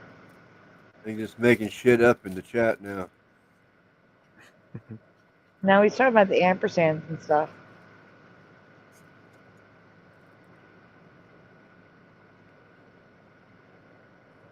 In logic, V is or. Oh, okay, yeah, I don't know that. It's both when you pulled the cord. Interesting. I just remember the secrets one.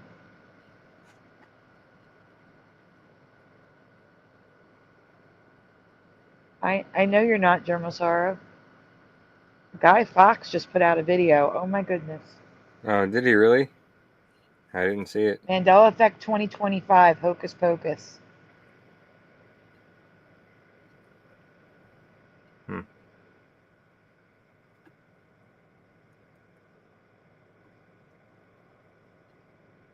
Yeah, check that out. All right, we can continue.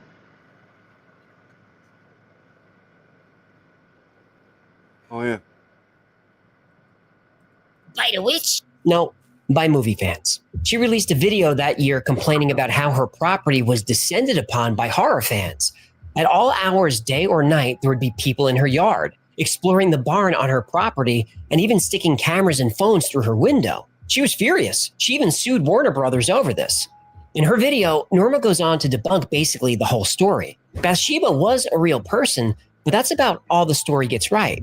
She never lived in that house, never killed anyone. By all accounts, she was a lovely woman. She died peacefully at the age of 73. So, very little murdering of children. Very little. None, actually. Her last act before she died was to provide for her grandchildren's education. Norma lived in that house for years. She said nothing strange happened in the house before or since. Now, maybe Norma Sutcliffe just got lucky and the house was haunted when the parents were there. Maybe. They got a few juicy book deals and a movie out of the story. So they said and continue to say their story is true. Oh, the Perrons didn't reach out to Ed and Lorraine Warren for help. The Warrens just showed up. That's something they... That's what I thought. Pause. And that's what I said. That they were more likely just to show up. I doubt the Catholic priest sent over the... You know what I'm saying? Yeah. I was saying that earlier. Yeah. Yeah, they just showed up. That's what I thought. Because I just didn't see a Catholic priest calling a clairvoyant and ghost hunters to paranormal investigators to a house. If anything, a Catholic priest is going to go to the house and bless it. Yeah. I agree. Okay. Anything you splatter? Yeah. They did a lot. They finally left when Mr. Perron punched Ed in the mouth. So Bathsheba Sherman and The Conjuring? Debunked. The Snedekers case is another one that doesn't make the Warrens look good. Ray Garton, the author that Ed Warren hired, really struggled writing the book. It was difficult with the family involved. They were going through some serious problems like alcoholism and drug addiction. They could not keep their story straight, and I became very frustrated. It's hard writing a nonfiction book. Hello, Go Kart Bob. Was there like a noise in the background? Like a... like a loud squeal noise from Louis or something? I don't think so. No, Louis Okay. sound asleep. Timestamp 1 minute ago. Okay, go ahead. All right. This was me having my toke.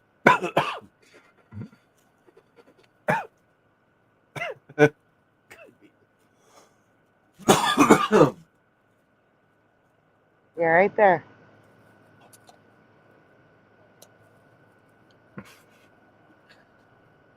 We said right there, right after I coughed. I said, Bad are timing. you all right there? I said. Oh. I thought you were saying you heard the noise again. You said, oh, right there. No.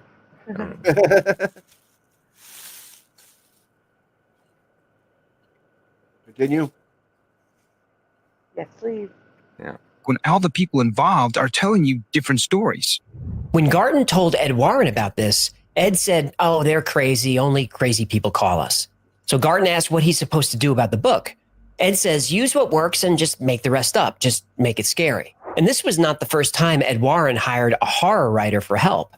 Not a journalist, not a biographer, a horror fiction writer. Also, what's not widely reported is that Philip, their son with cancer, was caught touching and trying to rape his cousins. He even got pretty close once.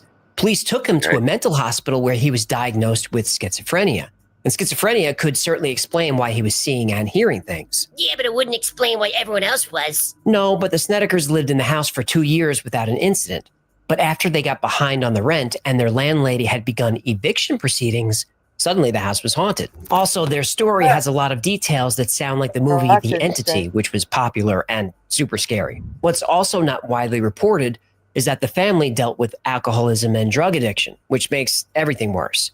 In fact, Ray Garden said that while he was working on the book, he never actually saw Philip, and the Snedekers never mentioned what kind of cancer he had. He did speak to Philip on the phone, and Philip told him that when he stayed on his medication, the ghost stopped.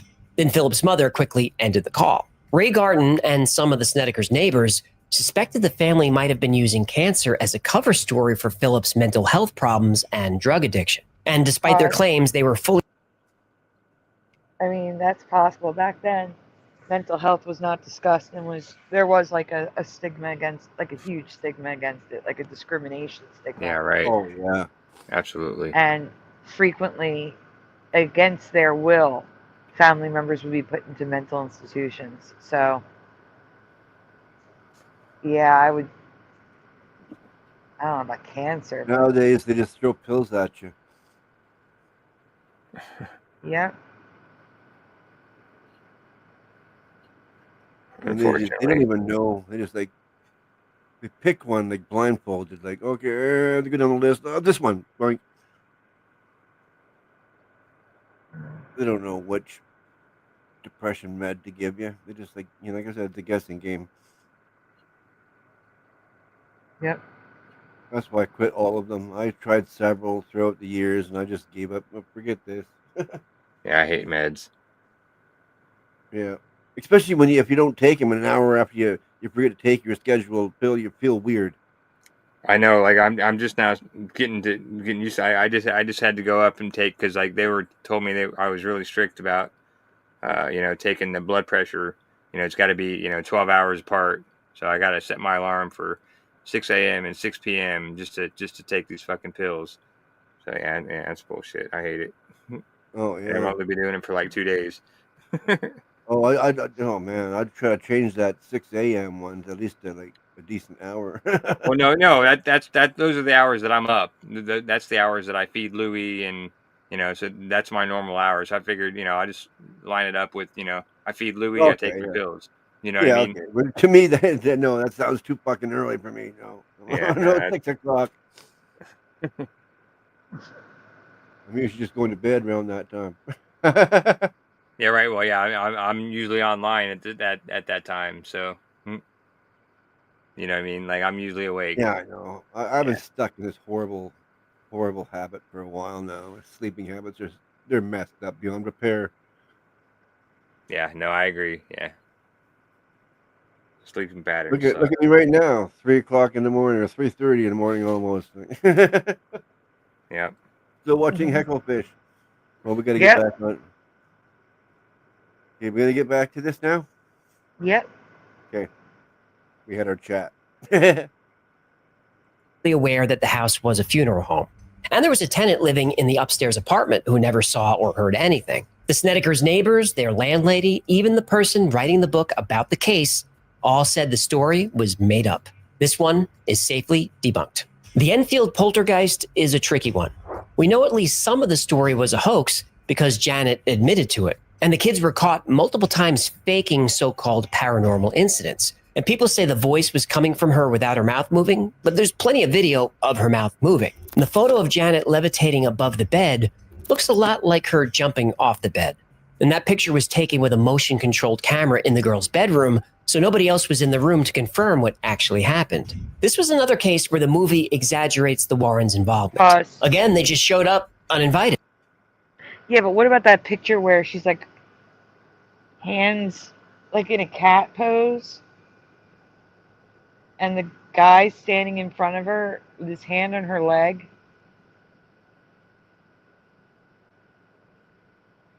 You guys know what I'm talking about? We showed it earlier. Yeah, I seen that picture earlier. I don't know. That's weird. Yeah, I must have missed that. Interesting. Maybe somebody doctored that picture to make it look like that.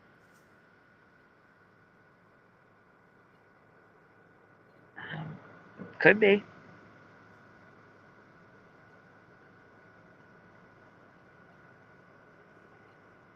I wouldn't know where to go back and look for it. It's okay. We can continue. They stayed for a few hours, looked around, and left the following day. Ed Warren did have a chance to speak to Guy Playfair, the investigator who spent the most time with the family. Ed told Guy he could make a lot of money from this case. Guy wasn't interested, but the Warrens wrote it up anyway. They cashed in and called this another one of their 10,000 cases. Except they didn't investigate 10,000 cases. If they did one case a day without a day off, that would take them 27 years. So we caught Ed stretching the truth again. Speaking of, there is one true horror story here. His name is Ed Warren. Us. All right, so we're going to hear a lot of stuff that's probably going to be bleeped out a lot. He's been accused of some pretty crappy, nasty stuff, so Oh. I'm assuming they're bleeping it out with the little Wi-Fi logo. We'll see. Oh, yeah. They probably will. Yeah. Okay. Yep. Warner Brothers' multi-film, multi-billion-dollar Conjuring franchise follows Ed and Lorraine Warren, a devoutly religious, happily married couple who travel the world, pause. helping rid fright. Is it Conjuring? I remember The Conjuring. He said Conjuring franchise. Is it just Conjuring? Well, he could just be leaving out the... Yeah, I remember The Conjuring. Yeah. Let me look it up. Josh, you sound like you're about to crash. Yeah, I'm getting there. Like I'm It is The Conjuring. Yeah. All right. Yeah. Good. Okay. So it's just the And way he families said it. of ghosts and demons. Here comes the butt. But just weeks after the release of the first film in 2013, the studio learned about allegations made against Ed Warren. According to Judith Penny, Ed Warren initiated a relationship with her when she was only 15. She used to take his bus and he developed feelings for her. And if that wasn't disturbing enough, soon Judith moved into the Warrens' house. Her relationship with Ed continued for over 40 years, and Lorraine knew all of this. Judith's bedroom was directly across from the Warrens. Eventually, they built an apartment for her upstairs, and according to Judith Penny's sworn testimony, Ed would sleep downstairs sometimes and upstairs sometimes. Their marriage wasn't as perfect as it's been portrayed. Judith said Ed would often beat Lorraine. Wow. That's awful. Well, yeah. Yeah. I feel bad for Lorraine.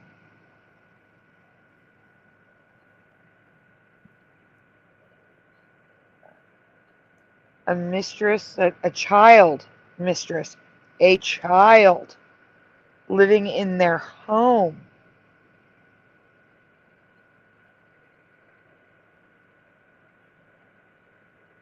And he was beating her.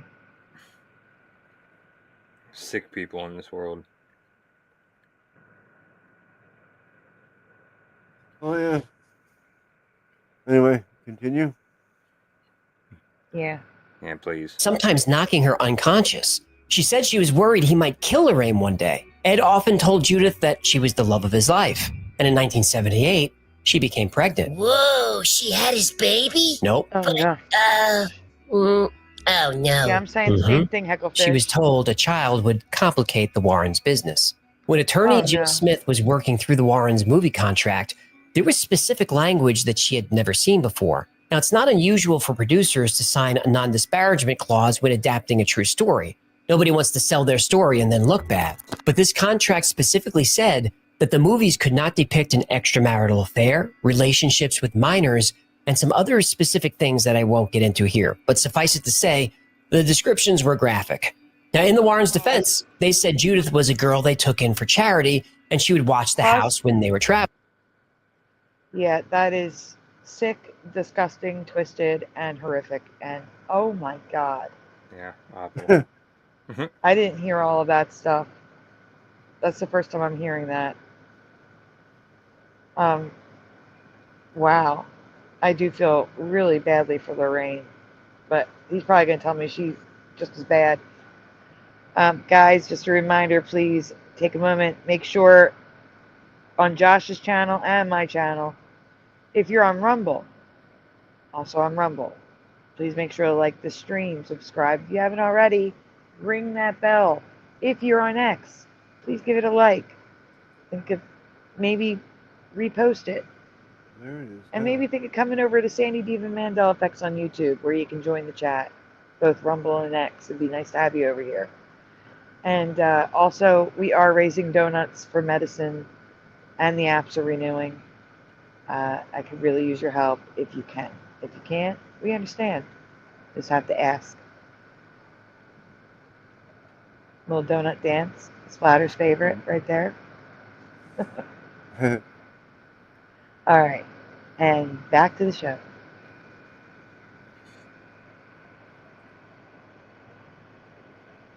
And Splatter's gone. Yeah, well, until Splatter gets back. He's back. Oh, okay. He's back. But real quick, like I when I was in the hospital, like I had my daughter come and get my headphones, and then when I got back home, I didn't have the headphones, so I couldn't do anything on my computer, as far as editing videos. So I found this the speaker that I had that I was going to sell on eBay, and it's a dancing cat. And so I had to plug it in for the last 2 days. That was my sound. And every time I wanted to listen to something, I had this dancing cat, like a little plushy doll in front of my. And I took a little 30-second video. So if you want to show it at the end before we close out the show, yes, I have it ready. I do. Yeah, because it's hilarious. Like it was annoying as shit for the last 2 days, but that's how I had to listen to my computer. That's hilarious.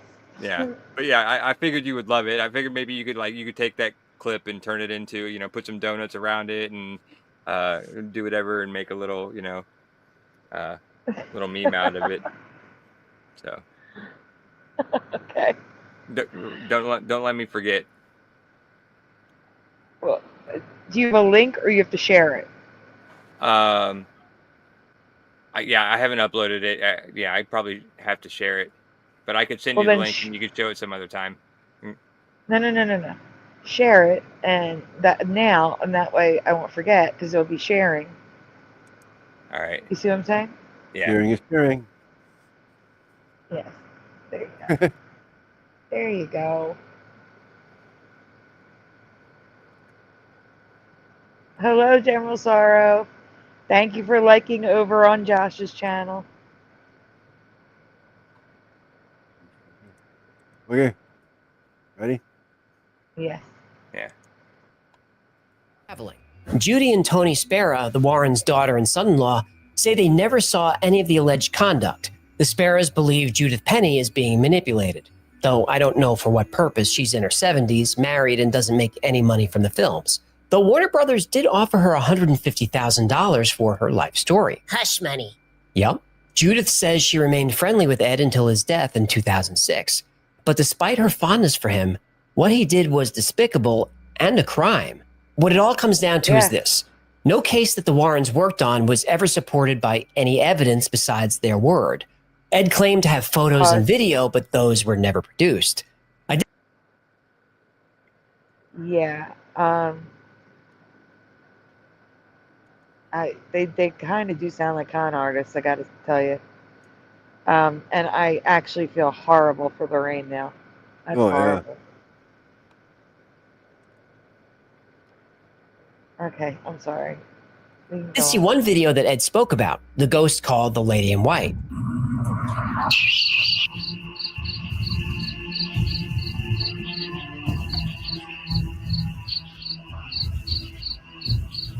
Why pause? Now that's You think pause?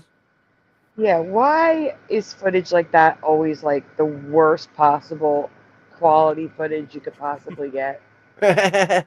Like always. Yeah. I know. That's old too, though. Yeah, they say filmed on a potato. Yeah, filmed on a potato, exactly. Pretty compelling video.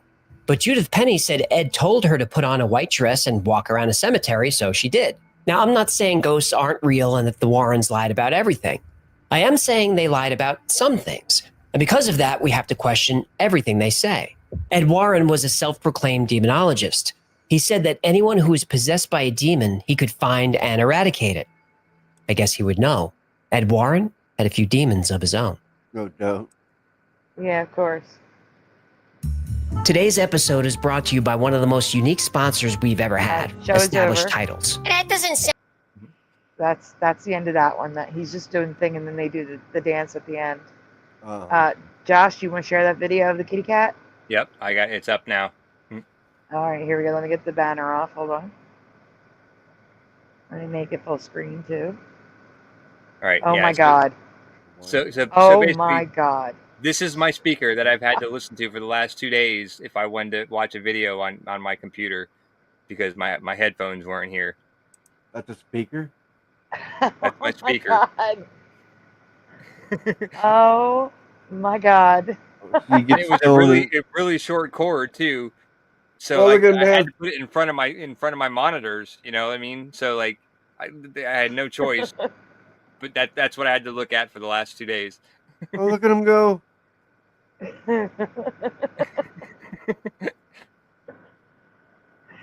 He's grooving. But yeah, so that was that. That's hilarious. I figured you'd get a kick out of that, so I'm glad that I shared it. Oh, it's amazing. I love it. Thank you. Oh man, if you want it, Sandy, I'll send it to you. You can have that dancing cat speaker. Oh, thank you. If you have something that you can hook it up to. Yeah, I'll make it a dancing donut cat. You know I will. Okay. Yeah, right, exactly. Splatter. No, I don't want one because there's a creepy factor to it because it looks too much. No. I don't need dancing radio cats, speaker cats, dancing. Whatever. When I there's no have your power. address. I'm sending it to you. No, you said better yes. not. No take backs. Yeah.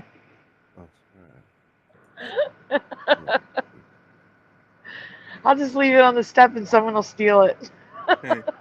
It's got the box and everything. Like I think it was brand new, honestly. I think it was like new old stock. Like it's like 10, 15 years old, but it was brand new in the box. That's crazy. Yeah. Splatter, do you have the last one up? Oh, no. I got carried away. Hang on. Hang on, fish. Yeah. Which one? The one at the bottom. Yeah. Yeah. This one. This destroys Ed and Lorraine Warren. Yeah. Beardo gets scared. I gotta do a Beardo gets scared. I gotta change the Y-files. Give me a minute. I guess it's this one. It's the last link of the first group of links. Yeah, that's what I thought. But, yeah, that's right. Yeah, I just didn't read it. I just grabbed it. Yeah.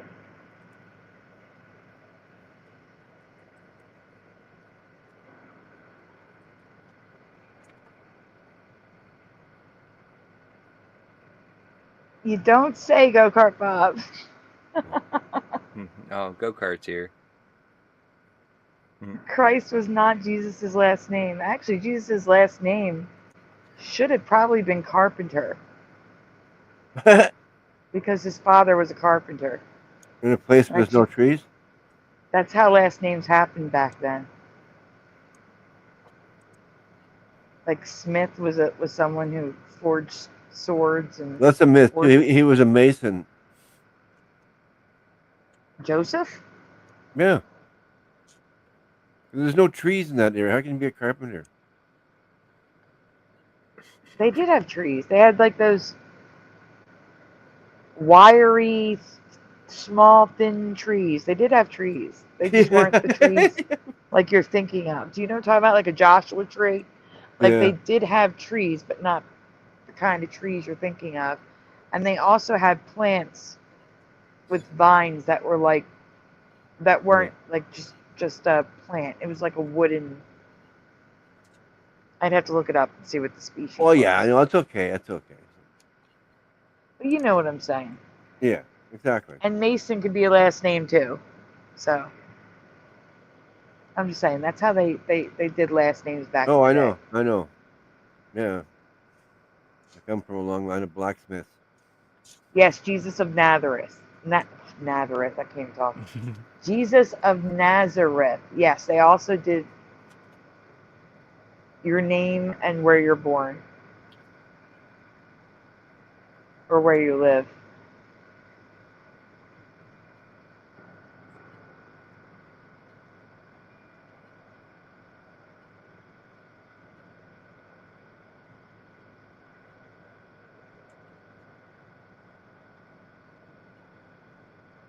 All right. Yeah, is it full screen? Yeah. Oh man. Beardo. What's wrong? Oh, I'm just hoping that we could end pretty soon. It's already been on for a while. Oh, I see. Let's see if we'll use red this time. All right, guys. Ed Warren initiated a relationship with her when she was only 15. She used to take his bus and he developed. Oh, that is more damning than anything. Yes, I agree. That was Beardos, what else, horrible. girls? How are you all doing? This is a re-upload of the live stream from Tuesday. Unfortunately, I took it down because when certain things about Ed Warren came to light, I said some things that could get me in a lot of trouble. I don't regret saying them, but I suppose it's against terms of service, and I didn't want to take the risk. As well as that, I started to speak about a project that I've been working on and started to show evidence that I've garnered as part of this project. And a few people were like, why are you showing this? You should be keeping this. So, yeah, I pulled the live stream. We're going to re-upload just the reaction to the Y-Files, the Warrens cases. It's a fantastic episode. We really enjoyed it live. I hope you enjoy this re-upload, a shortened version, because I'll take out the stuff where I'm smashing buttons and the things that chat were. So, he's going to be reacting to the video we just saw. But he puts a new take on it. It's like as if he was here while we were watching it, reacting to it. But his goal is to debunk everything. Now, I know AJ debunks stuff at the end, but he goes a step further, usually. I didn't watch this one, so maybe I'm wrong. We'll see. But usually, he gives like, he'll show, wait, just watch. Just watch. That I was All these engaging videos are in linked chat in the with that were description. nothing to do with the case. Just before we get there, I've already recorded this bit once, and my microphone was muted, and then I thought I'd recorded it again, and my Yes, PC speed wasn't it up. recording. I'm looking at the volume going up and down, but yeah, the PC wasn't on. I hadn't actually pressed record, so I wasted my time twice doing this bit. So everything is in one box now. It came in 3 boxes from 3 people. Now it's all in one box because I'm an idiot. So the first. So if you want to fast forward to where it gets to the live stream, he's talking about stuff that he got from in his PO box. There you go.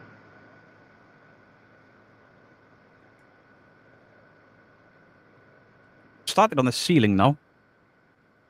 There's loads more to go up there. More horror goodies, Camp Crystal Lake sign. There is one on the door there, but it's a portrait mode one with an image of Camp Crystal Lake, so I don't have this.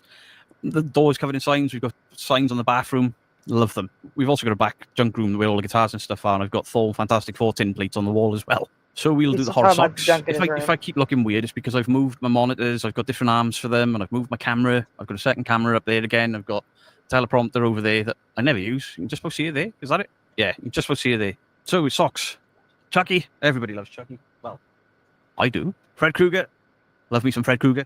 Still showing socks. Most of these I've got in Funko Pop format Yeah. and Still showing figure stuff. format. It Some of hasn't them more even than started. once. I'm saying fast I forward love till you horror, just see couldn't the help it. Y-Files. More Chucky socks. cases, some of which have been made into books and movies. The Conjuring films are based on the work of the Warrens. 1975, Amityville, New York. Whoa. What? We're jumping right in with Amityville? I don't know about this. You know I don't like to be scared. Yeah, I know, but we took a vote on the channel, and most people said they wanted scary stories. Oh, yeah, well, then they should be the ones that clean my bowl after I myself. Okay, that's enough. I'm just saying there are going to be consequences. December 1975. I love that fish. You can buy that fish. I've considered it. I really have. What do you mean the fish is annoying? Amityville, New York. George and Kathleen Lutz were You a can house buy hunter, the fish. though the asking price of 112 Ocean Avenue in Amityville was higher than their budget. At $18,000, it was a steep. Not the house in Jaws. If you watch the Wow, first it's Jaws, yellow when the now. track open, I thought I spotted the Amityville house. Then I'm like, Amity Island, Amityville. Ooh, it's the same house. It's not. There are thousands of these shaped houses with those windows in America. I just didn't know. Soon the Lutzes learned why. A year earlier, in the house, 23-year-old Ronald DeFeo Jr., also known as Butch, snapped. On November 13th at 3:15 a.m., he slowly and systematically went bedroom to bedroom and murdered his entire family. This is the only question I've got with Amityville. He used this isn't an air rifle, and he systematically killed all of these people, shooting them in their beds while they sleep. How in the hell did nobody wake up? It does. So I was wondering this as well. There was no evidence of any drugs in their system, right?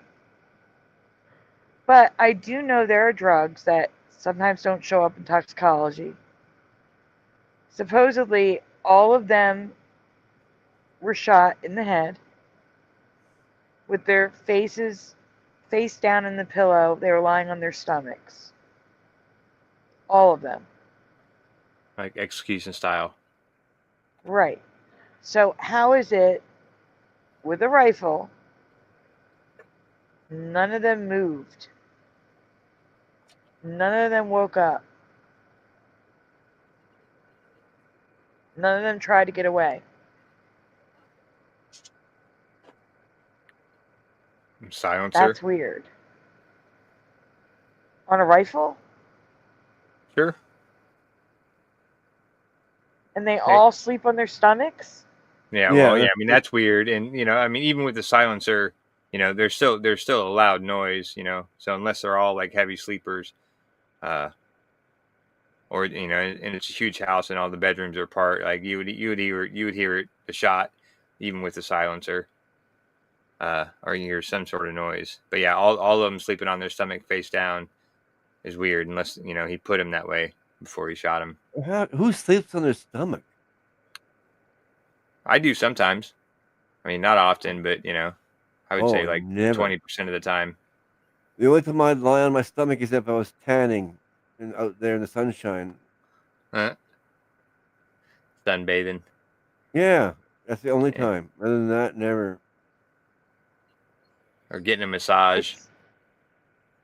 Yeah. I think it's uncomfortable to lay on the stomach. Me too. That's why I don't do it. It's also harder, for a woman because And it's also bad on your back. Yeah, I was gonna say it would kill my back because of the top half would make my back arch. That would hurt. Yeah. Right, because if you have your head on a pillow, then your head's up higher in your body, so your body's arced, in a weird way. Your lower back gets fucked up. Yeah, if there's no pillow, I can sleep on my stomach all day long. Just on a flat plane, flat bed. But My brother lied on his stomach a lot, and he ended up getting a fucked up lower back.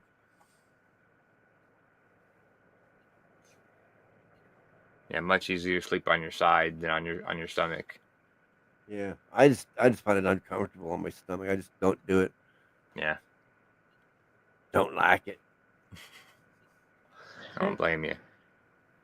All right, we can continue. Yeah. Does make me wonder if he wasn't alone in it. Surprised Baggins hasn't bought it. The current homeowners changed the windows to stop people going there. They want nothing to do with it, and the house isn't haunted.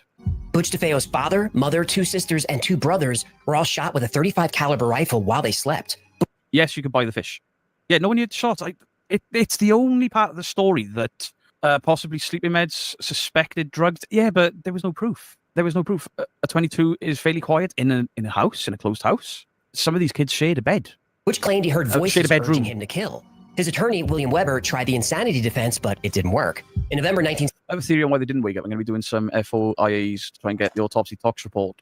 I think I know what drugs he used. Oh, very interested in that. 75, Butch was sentenced to 6 consecutive life sentences. 1 month later, George and Kathleen Lutz, along with their 3 children, moved in to the DeFeo house. The Lutzes weren't that religious, but they asked a local priest to bless the house.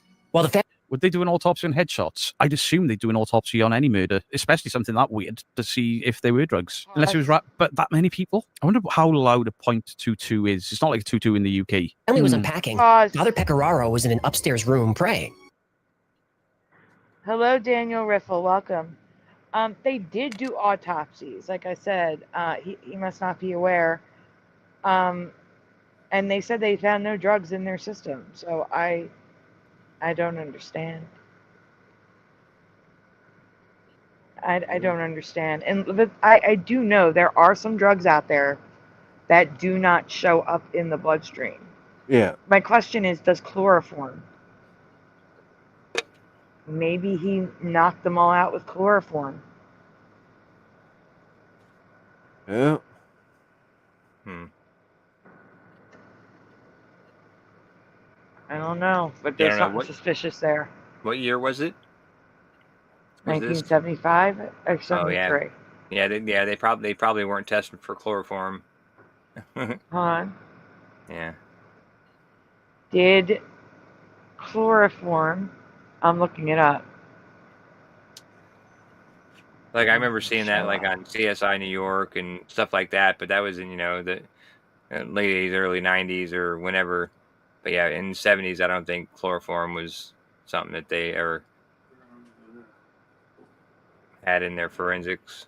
Yes, chloroform is a subject of toxicological concern in the 1970s. No way. Yeah.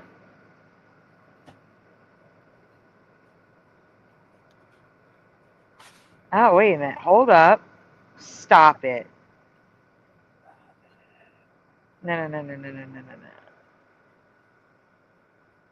In murder cases, I have to specify murder cases, and the reason,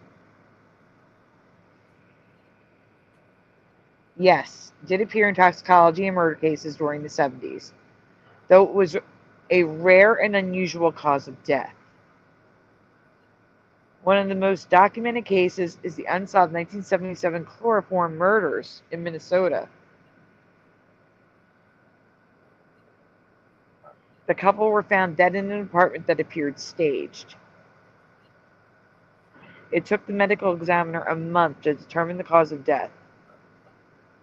That the cause of death was chloroform, which was unusual and not the first thing investigators suspected.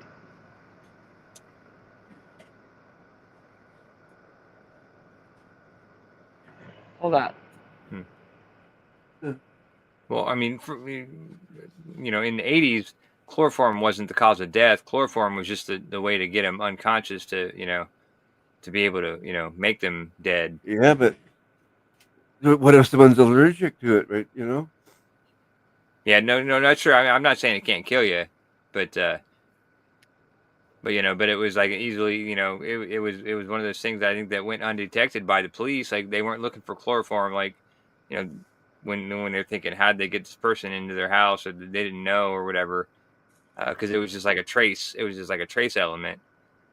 But if it actually caused the death, I could see that being, them looking for it more. But yeah. Well, I'm just saying, maybe they were already dead, which makes sense. He staged it by lying them flat in bed and then shot them. Why? I don't know, unless he thought they were just knocked out. Okay, so there is here's a link. Hold on. This is on A&E. Chloroform, how the knockout drug has been used to murder over the last 30 years. My guess is, how chloroform kills. Chloroform has been featured in crime fiction since the 19th century, but in those pulpy publications, it's erroneously presented as an instantaneous knockout drug. Often applied via soaked rag in alleyway ambush. In reality, chloroform-induced sedation requires careful and continuous dosing. When sedation is dosed correctly, the compound depresses function of the central nervous system, meaning that you can knock out a person's conscious awareness, and as long as you don't go further, the autonomic functions are still intact. That's why your brain can still control your breathing, kidneys, and visceral organs. At lower doses, it knocks you out. At higher impulses, it kills you.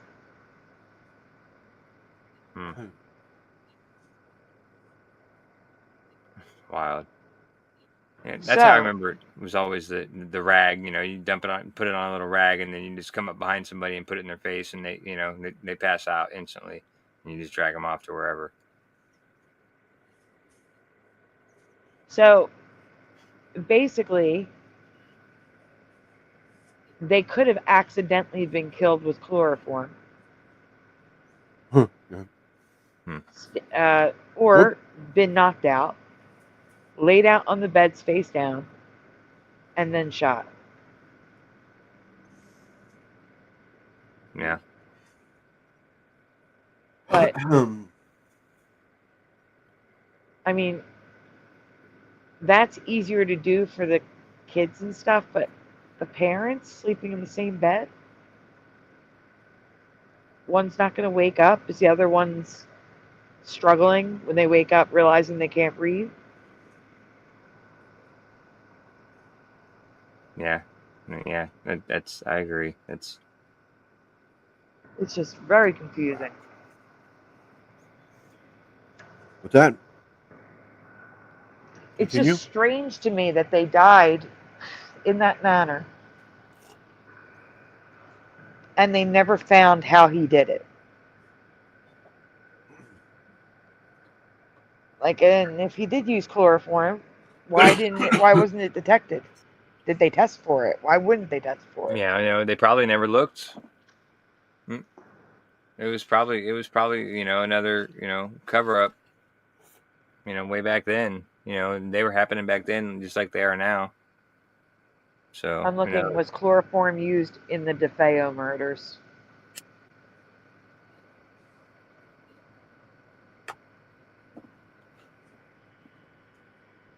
No, chloroform was not used in the DeFeo murders. While Ronald DeFeo Jr. initially claimed to have drugged his family with barbiturates, the official police investigation found no evidence of any sedatives or other drugs having been administered to the victims.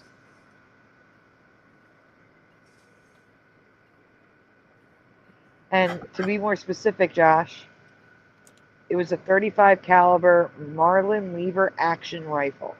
Whoa. Yeah, see, that's weird because 35 caliber, I've never heard of that. Ever since lockdown, I bought a bunch of guns, and I've learned a lot about different calibers. And a 35 caliber, I mean, I've heard of it, I guess, but yeah, that's not a very common. But Marlin lever action, I know I did. Yeah, that was weird. I heard 35 caliber earlier, like an hour or two ago, and thought it was weird. Yeah, it is 35. Yeah, that's a very odd caliber to choose. I had a 303. Yeah. 303s, yeah, more common. Like have you heard of 35 caliber? Like what's a 35 caliber, Splatter? Like like I a don't common. know. Sounds like a handgun. Yeah, I mean, or lever action. I mean, it makes sense for a lever action, but I just never heard of that. Also, the police concluded that the rifle had not been equipped with a silencer. Okay. Did they get the rifle? Hold on for a minute. Joey's calling me. Hold on 1 second. I'll be right back. Well, that's then they definitely had to be like drugged or something to be all being face down, and if you went one by one, room by room, they would definitely hear that and be awake. But yeah, otherwise, they wouldn't all he wouldn't have been able to do that unless they were all drugged up somehow. I'm back. I'm sorry. Incapacitated. Wayward, I'm going to say Giz, welcome. I'm not going to say the other word. That sounds like a really loud gun. Yeah. Oh yeah. I mean, they're all loud, but yeah. But especially a rifle. You know, a rifle is louder than a handgun, for sure.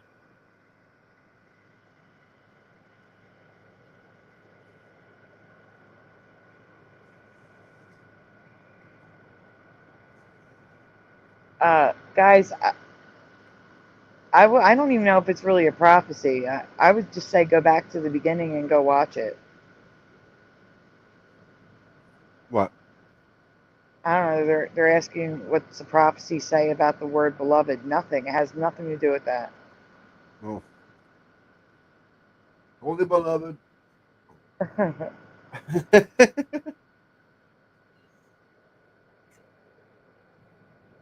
Or you can just go to the description and click the link, because I linked the original video in the description. We are gathered here today.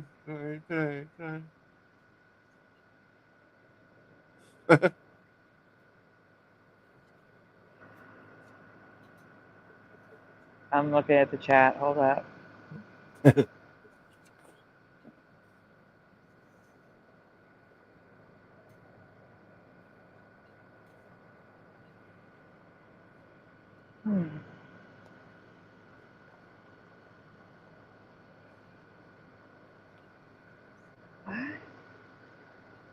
No touch real estate here. What kind of abode?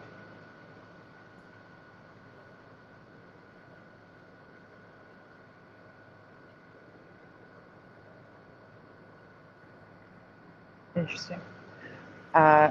We can continue.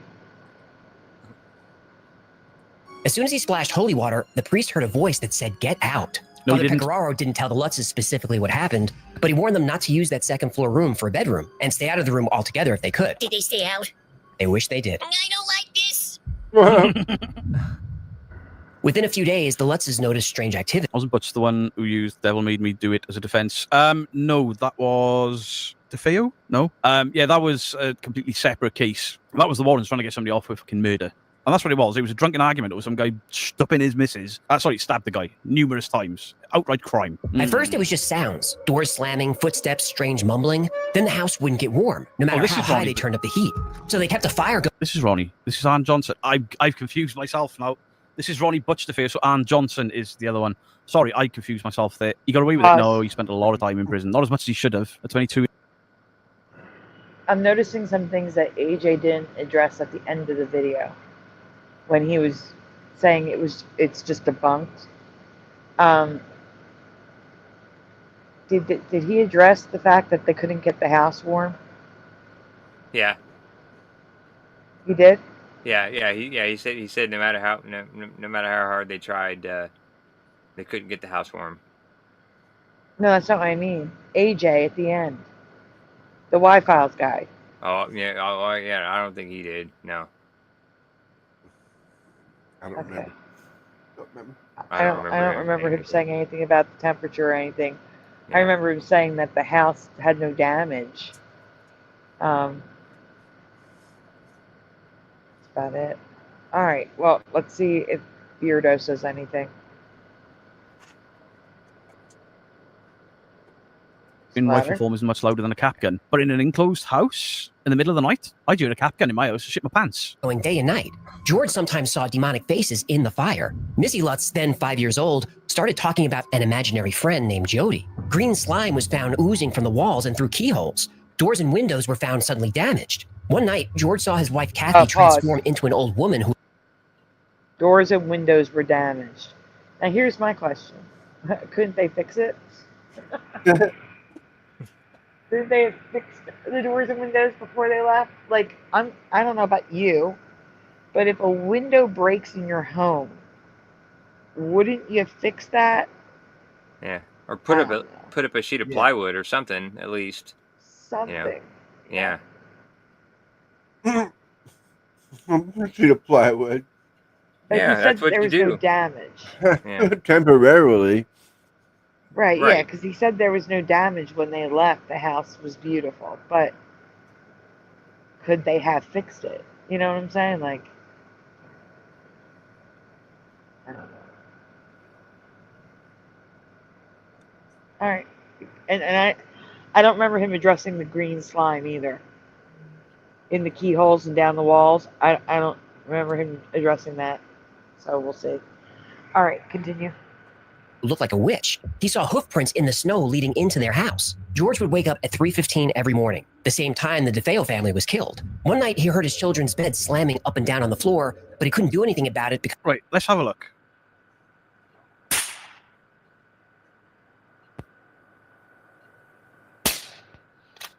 I'm sorry, but even if it was subsonic, then you heard that. It's not Bathsheba. That may turn up in this as well. But for all you guys that are like, oh, but this is debunking, why are you watching this? He debunks after the fact as well. That air rifle sounded pretty loud. Not air rifle, rifle. Because he was paralyzed in bed by an unseen force. Right. Nelly said, Later appreciate that it. night, he saw his wife levitating and moving across the bed. The next morning, after only 28 days, the Lutzes had enough. They left the Amityville house and all their belongings and moved in with friends. Bullshit. And that's when... He just said he was a 38. Rolled the Virginia, he was a 0.3. No, not 38, a 35. And did they really leave their belongings? Because if they left their belongings, that's an odd... Do you know what I'm saying? Yeah. There would had to have been something that scared them immediately, like they were like in fear for their life right at that moment, and they just left their belongings. Because otherwise, they've been there for 38 days or 30, however many days. You know, why not take an extra day and grab your shit and before you leave? You know. Oh yeah, exactly. Just go back and get it. Yeah. Send a truck. Yeah, I mean, if you're scared, I could understand not wanting to go back there and just getting as much as you can and making away. But I couldn't imagine leaving all your stuff there after you've been there for a month. Just take an extra day and get all your shit and go. Have some movers go in there and empty the house out. So yeah, exactly. Send a truck. Yeah, like I said. Yeah. Truck and workers. Just go empty the house out. Throw it all in a truck and come here with it. We don't care how you do it. Just do it. Yeah, exactly. But let's see. He might say that they didn't leave their stuff at the end. I forget. Oh, I don't know.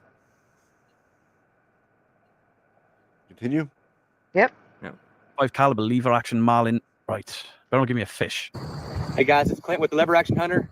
First That's shot with my new That's the accent you want to hear when somebody's got a shotgun, right? Marlin 336 Classic. Let's check it out. 336. Wow. Hey guys, it's yeah, nobody heard that. What the fuck? Oh, that's outside. Imagine, did he have a silencer? No, I don't think anyone's mentioned the silencer. He didn't have one. Also, the case is a huge story. The Lutz knew about it before they moved in. They read what happened in the house. I know George said he didn't tell the rest of the family, but They brought in the Warrens. On March 6th, Ed and Lorraine Warren conducted a seance in the house. They didn't bring in the Warrens. The Warrens were long after they'd gone. I think he's just said the dates right there. With several psychics. Lorraine, a clairvoyant, said she encountered Butch's spirit during the seance and felt what she described as an overwhelming feeling of horrible depression. The inhuman, the diabolical, are attracted to where tragedies occur, just like a moth would be attracted to a light. Slip of the tongue. And when the Lutz family moved in 13 months after these murders, hey, Will West, they were still using some of the furniture that was in there. Ed Warren said the house was possessed by demons. The psychic Pause. team took Did a you series catch of that? time-lapse photos of the upstairs. Did you catch what he said? What? So Ed Warren says the diabolical are attracted like a moth attracted to light. Oh yeah. And Beardo was like, implying, yeah, Ed Warren, you're the diabolical. Like, anyway, sorry. That was good. David Bolda, hello. Oh, David. Oh, hey, David.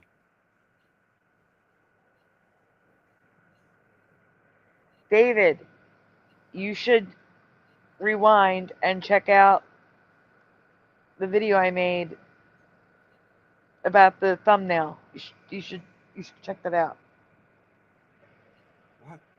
Yeah, 35 Remington makes sense for lever actions. I agree.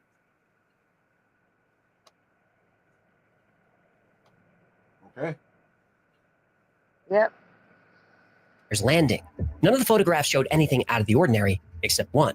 this. I don't know if he is going to be aware of who Kenny Biddle is, but one of the greatest debunks or potential debunks of this photograph that I have seen is what Kenny Biddle did on who he thinks this is, how it was created or accidentally created. I don't know if he's going to mention Kenny because I don't know how long ago this was compared to Kenny's video, but I think Kenny has absolutely debunked this photo. Keep in mind that Butch DeFeo's little brother John was only 9 years old on the night he was killed.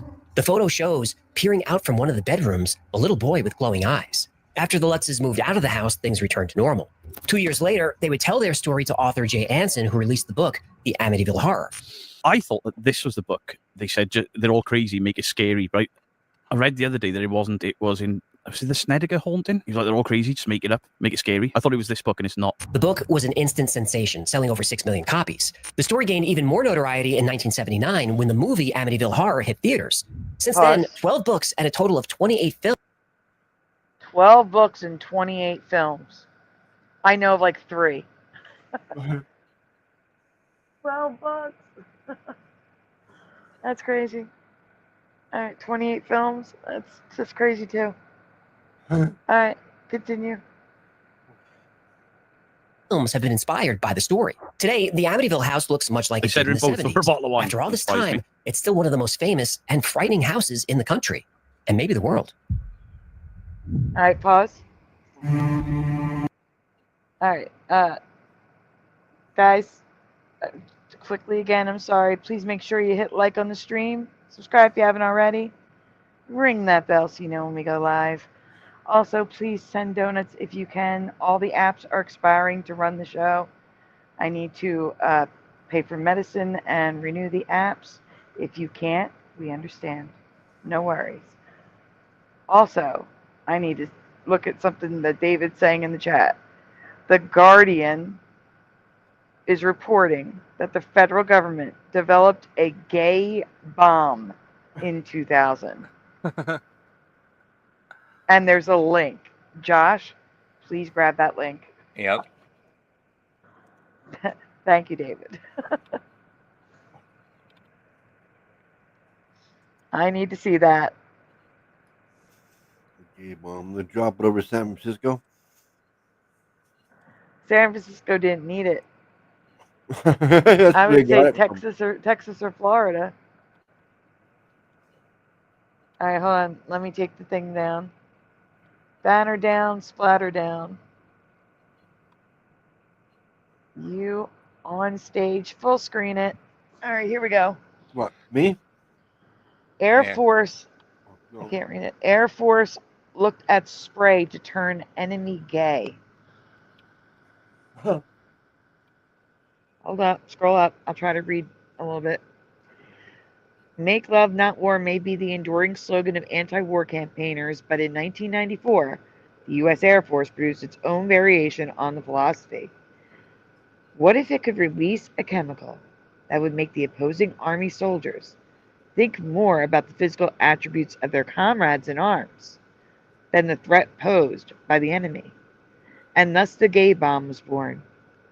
Far from being the product of conspiracy theorists, documents released to a biological weapon watchdog in Austin, Texas confirms that the U.S. military did investigate the idea.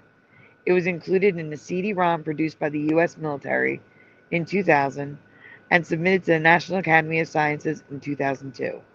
The documents show that $7.5 million was requested to develop the weapon. The documents released to the Sunshine Project under a Freedom of Information request, titled Harassing, Annoying, and Bad Guy Identifying Chemicals. It includes several proposals for the military use of chemicals that could be sprayed onto enemy positions. One distasteful but non-lethal example would be strong aphrodisiacs, especially if the chemical also caused homosexual behavior. What? And the Pentagon did not deny the proposal had been made. Scroll down.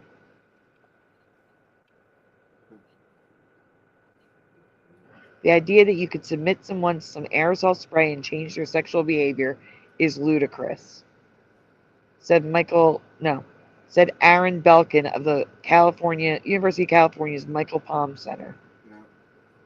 Scroll down. And it happened in Wright-Patterson Air Force Base. in Dayton, which is the same place that they took all the aliens from.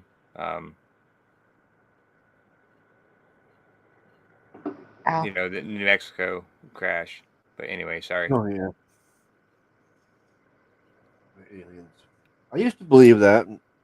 I don't anymore. Now I believe what the government's been saying all along. Huh. Yeah, it's just funny that Wright Patterson, because I've been to Wright Patterson. My cousin worked, you know, at Wright Patterson for like 25 years and retired 30 years. It's just a weather balloon. That's it. Yeah.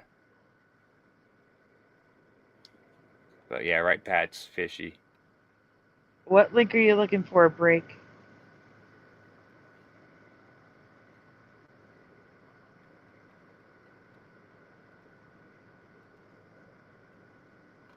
And that's the answer. Oh, is that it? Is that the end of the article?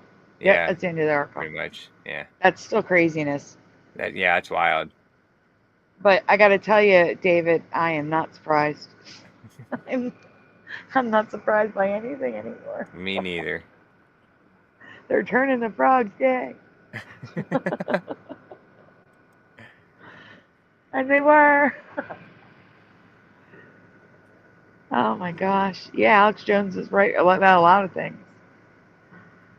I loved it. There was a meme a while ago. It was just Alex Jones' whiteboard with boxes and just checking it off of all the things that were right. Everything's right. Yep. Yep.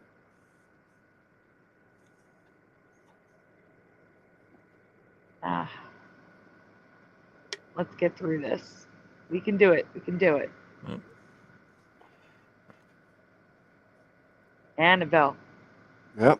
With the creepy eyes. All ready? We're ready.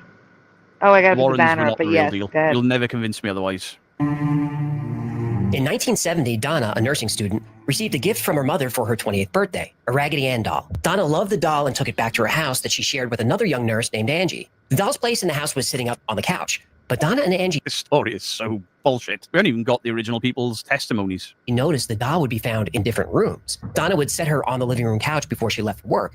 She'd come home and the doll was... Next, the current owners of that house say nothing has ever happened there, spooky or otherwise, Yes, other than people pause. just turning up, taking That's what I was photographs and asking saying to come in, earlier. and it really pisses them off.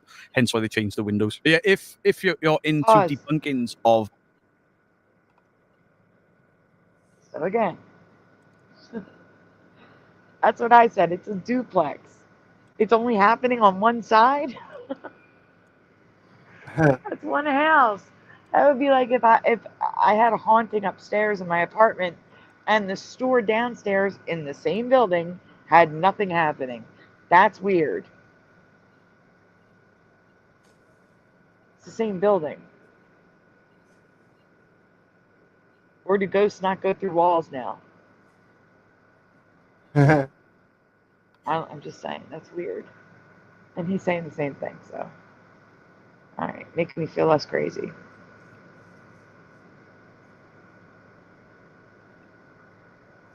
Go ahead. The Warrens, then Flurio, Kenny Biddle, and Truth or Demons podcast with Stevie. They've done a lot on it. Very, very good in-depth work as well. Raggedy Ann is scary. No, she's not. Were they fake in your opinion? 100%. in her room with the door shut. Then Donna and Angie started finding notes around the apartment. They were written in child's handwriting and said, "Help me." And the notes were written on parchment paper that they didn't have in the house. One day they came home and the doll had moved again. But this Pause. time it had a sticky red substance on its... I missed that part last time on the initial watching without Beardo giving us his take. Hello, the heart of the earth. It's good to see you too.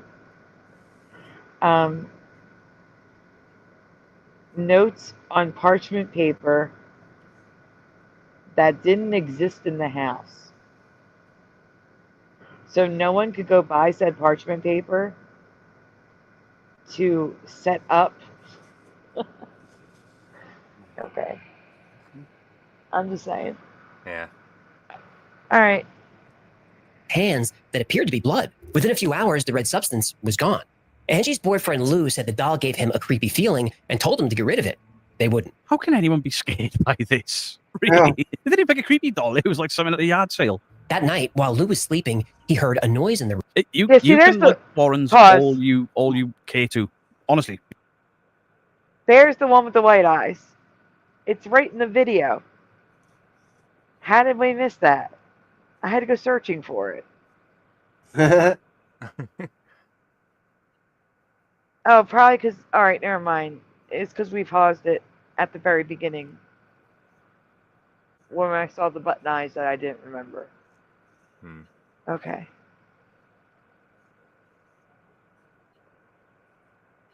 All right, we can go on. You can like who you like, you can dislike who you dislike. It makes no difference to me. I do not believe in a single thing that they did. Just my take on it. Room, like someone was walking around. Then he felt something on the bed. He looked up and said the doll was quickly crawling on the bed on his body. He went to yell, but the doll covered his mouth and choked him until he passed out. The next morning, he tried to convince himself. Pause. Again. Explain to me how a doll, even one that's possessed, we'll say Annabelle is real, Annabelle's possessed, okay? Sure. I'm saying, we're giving it the benefit of the doubt here. Mm-hmm. Even if Annabelle is possessed and crawled up on him and started choking him, how is it that he didn't grab it from the back and lift it away from him? Yeah, exactly. Right. And how did a doll with no tendons or muscles or bones crawl up to him? And choke him out. Yeah. Not only that, with hands that are just stuffed mittens that can't move, can't bend, No fingers. no fingers. Yeah, no. That's why a possessed doll. I mean, all it could do is sit there and open its eyes and close its eyes and maybe talk at best. But it couldn't do nothing else because like it doesn't have all those things. I'm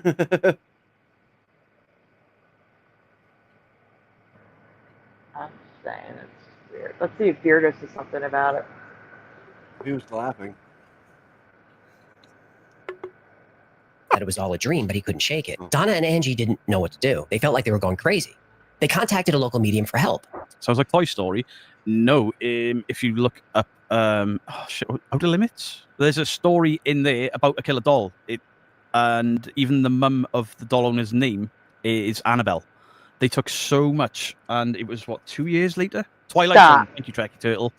Yeah, 2 years later, they come up with almost the the same doll's story. name was an Annabelle. The guy with the motorcycle crash, that was a load of cack. The medium held a seance and told the But we women get that it. the doll was possessed by a 7-year-old girl named Annabelle Higgins. They later found out that the body of the young girl was found on the property years earlier, before their apartment building was built. The medium told the girls that the Raggedy Ann doll came to life in the children's book. Did it? There's tons of tales of dolls coming to life, right? Ed was a big fan of the Twilight Zone too. Yeah, it's all over his bulkaka. the doll, who they now called Annabelle, just wanted someone The Living to play Doll. with The episode's and someone called The to Living love Doll. and care for her. Annabelle asked permission to stay in the doll and live with the young nurses. The young nurses said no. They got rid of the doll. The end. Nope, they kept it. I was afraid you'd say that. They felt bad for Annabelle and agreed to let her stay in the doll and they would take care of her. Yes, this doll is demonic, dangerous. It can kill, evil. We'll keep it in a rabbit hutch. Stick a tarot card and don't open this. Tony Spearman keeps the doll out. Actually, he's rented it out for 5 years to a comedian and a fake paranormal investigator. And Tony Spearer has just told anyone that is skeptical of the Warrens and the doll that they are going to burn in hell. That turned out to be a terrible mistake. After the medium left, Angie and Donna explained the story to Lou to try to get him to come. Yeah, I was gonna say we should pause it. General Sorrow's back. Welcome back. Let me see something. Did I write down that? I did not. Give me a minute. I gotta write down the heart of the earth. I said hi, but I didn't write them down. Did I write down David? I didn't even write down David. Oh my goodness. Give me a minute. Heart of the earth. And David. BEARDO podcast. Okay. You're welcome, General Sorrow, for what?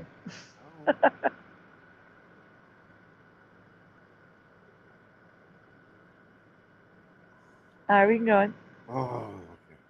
Around. He said the story just made it worse. Get rid of the doll. They still said no. Over the next days and weeks, because you can't make money if you get rid of it. The strange activities continued. Sounds in the middle of the night. Annabelle moving from room to room, and now the notes changed from help me to help Lou. Scary. One day, Lou was helping Donna and Angie pack for a road trip. He saw that Annabelle looked like she was just thrown onto the floor, so he went over to pick her up, and then he felt a sharp pain in his chest. He looked down and saw blood seeping through his shirt. Underneath, he had 7 long, bloody scratches in the shape of the mark of the beast. Within 2 days, the marks disappeared like they were never there. Maybe the beast uses Neosporin. Please, no one-liners when I'm trying to be scary. Yeah, I'm just trying to keep it light. All right, go ahead. Finally, why would they take the Annabelle on tour? The same reason they think that oven gloves or welding gloves can protect them, or a litter picker can protect them. It's all a lot of... He's going to say it's all a lot of bull. Agreed. But why would they take her on tour? Because it's not Ed and Lorraine Warren. I don't think Ed and Lorraine Warren would have taken her on tour. I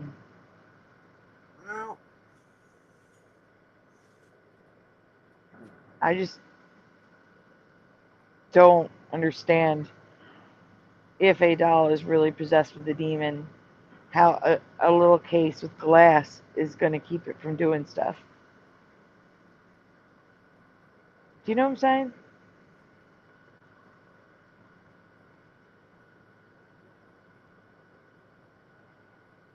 Okay, I guess it's just me here. Yeah. Yeah. I hear you.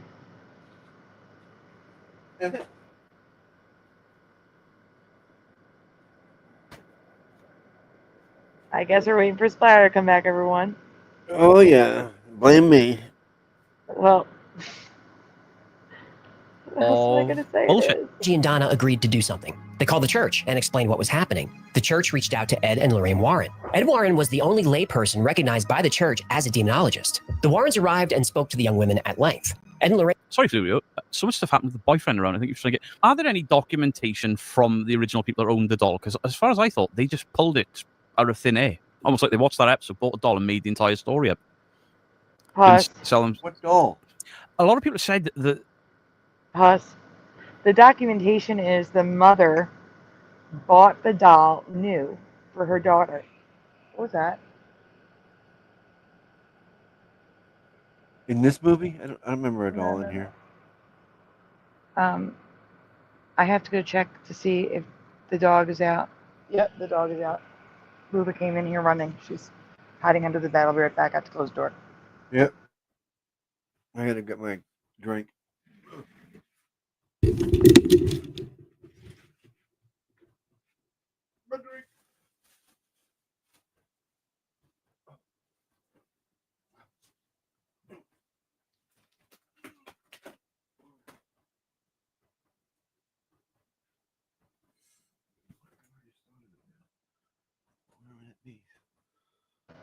I'm back, everyone. Sorry about that. Lula just came in here. And she's hiding under the bed. Come out, Lula. It's okay. You're okay. Come on out. Come on. Come out. Got all the cats freaking out right now. Oh, boy. All right, so as I was saying, the mother got the doll for the daughter for their 28th birthday, I think it was. That's what the Y-file said. So that would be the documentation for the doll that he's talking about. And there's really nothing else. There was something else that he was saying. I was going to answer, but then the cat freaking out and having to close the door, I lost track of what I was going to say about Annabelle. Oh, Josh is back. Ooh. You're back. In black. Yeah. Yeah, I don't know what happened. It just kicked me. So. Daniel says, while cleaning the other, I found my Bible from 2019. This particular one has an interesting footnote for Isaiah 11:6. Often depictions of Isaiah 11:6 show a lion with a lamb in the millennial kingdom rather than a wolf. That is awesome residue. If you want to, feel free to take a photo and email it to me, and I'll show it on the show. sandydivamandelaeffects@gmail.com. Moving.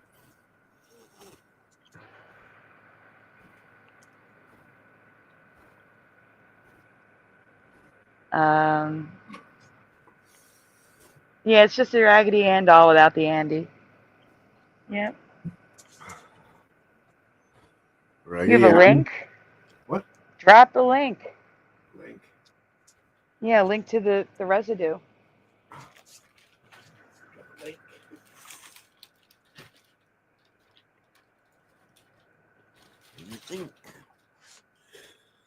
Drop a link. Oh, he can't drop the link. Uh-oh. You're going to have to email the link. I just realized you can't drop a link without a wrench. Be right back. Check. Yeah, I just realized that. That's what I said. Okay.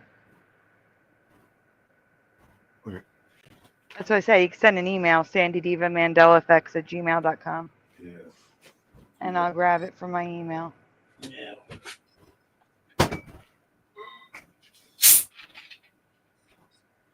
Oh.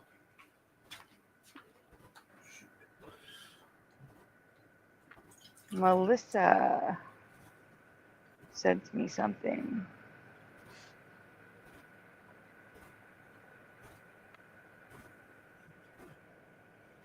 I don't see how that is a thing. 6-hour tour.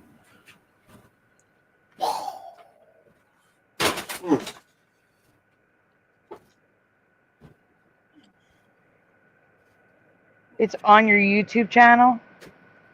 Bradley Effin Sharp, hello. Welcome back, Anorexic Dyslexic. Josh, are you able to click on Daniel Riffle, go to his YouTube channel, and find the link for the Lion Chalet with the Lamb? Yes. Thank you. I've already given out Jackie's old wrench. I've given out multiple wrenches. I can't. Everybody's gonna have wrenches. I can't do it. I'm done. I'm done with the wrenches. The 1500 Club is closed. The last show, I gave out like 4 wrenches. How you doing? Okay.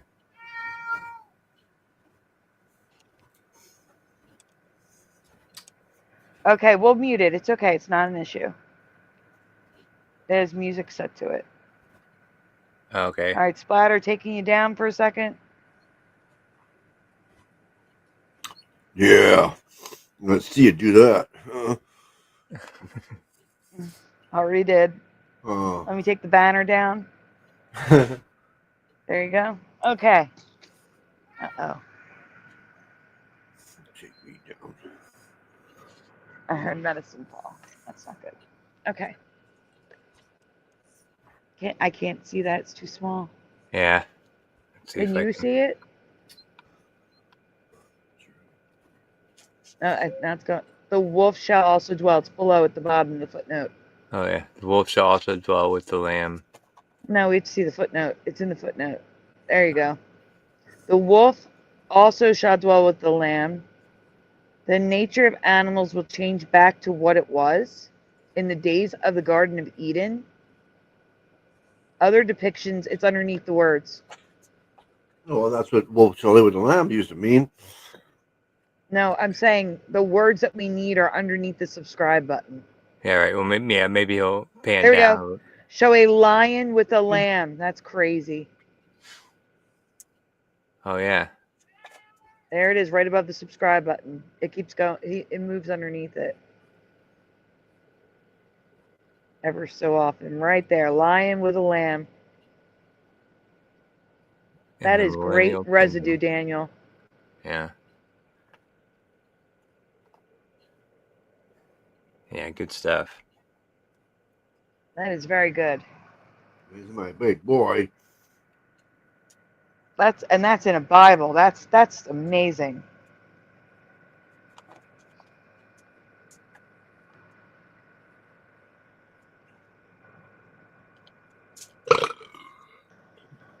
Oh, splatter. Excuse you. Excuse me. The heart of the earth. What are you sharing? Root beer. That's awesome. We need more researchers. The community's been lacking researchers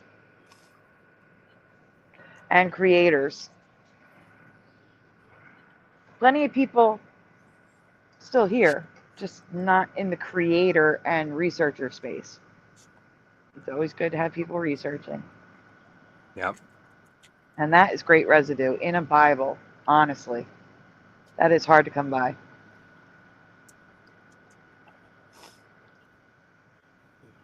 Thank you for sharing it. Oh, it's the same link. Yeah, it is. God, can you send it to me so I can add it to the description, please? Sure. Josh? Mm-hmm. Thank you. Who's Roger Jackson?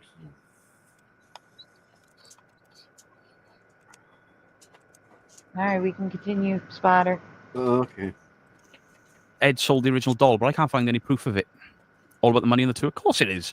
And unfortunately, when a gentleman unfortunately passed away, he's only 10 years older than me. Did Leaving he behind just his... say Ed sold the original doll? Yep. So the doll in the case is not Annabelle? Is that what he's saying? I guess. How did I miss that the first time we watched it? Oh, because I didn't say it. This is Beardo saying it. Yeah, just Beardo said that just now. Yeah. Wouldn't that be a scam?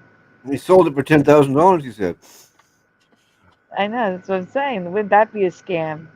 That, you know, they're touring around with a fake Annabelle. Unless they bought it back. I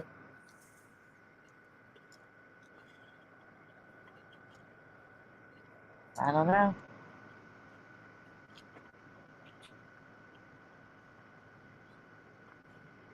Why would he buy it back? He got rid of it for 10 grand. A doll that supposedly was levitating when they brought it home and almost ran them off the road when they were taking it back to the house.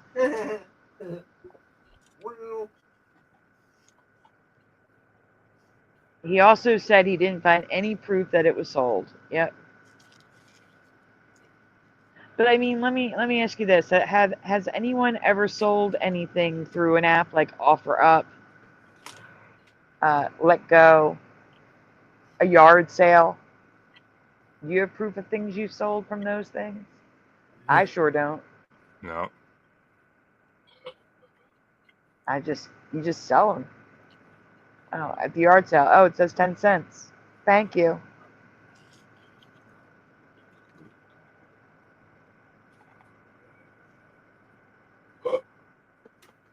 I mean, yeah, $10,000 though. You think there'd be a cashier's check or a check?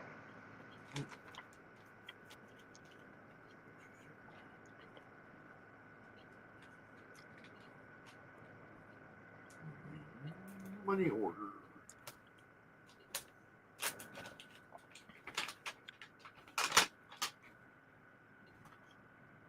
Yay. Yeah, I guess I for traded him. $10,000. Yeah, you think there'd be some sort of record? Yep. General Zara says, I traded a magazine, War Game, by mail once upon a time in 1985. Wow. I remember it being said, says Break 9 True Copy.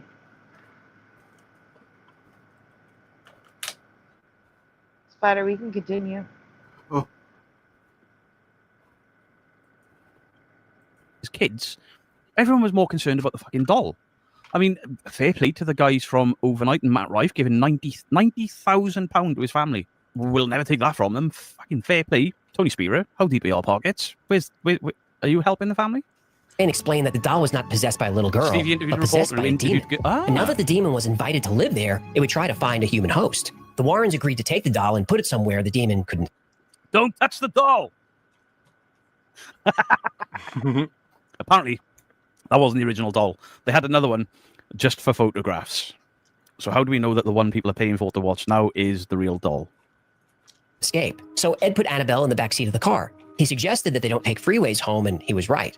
Several times on the drive. I honestly don't know enough about Robert the doll. Really don't know enough about it. No, they've just nicked it or bought a Raggedy Ann doll from a garage somewhere, I thought. But apparently it did come from somebody that has been interviewed. The car tried to run itself off the road, and the brakes would give out, come back, and then give out again.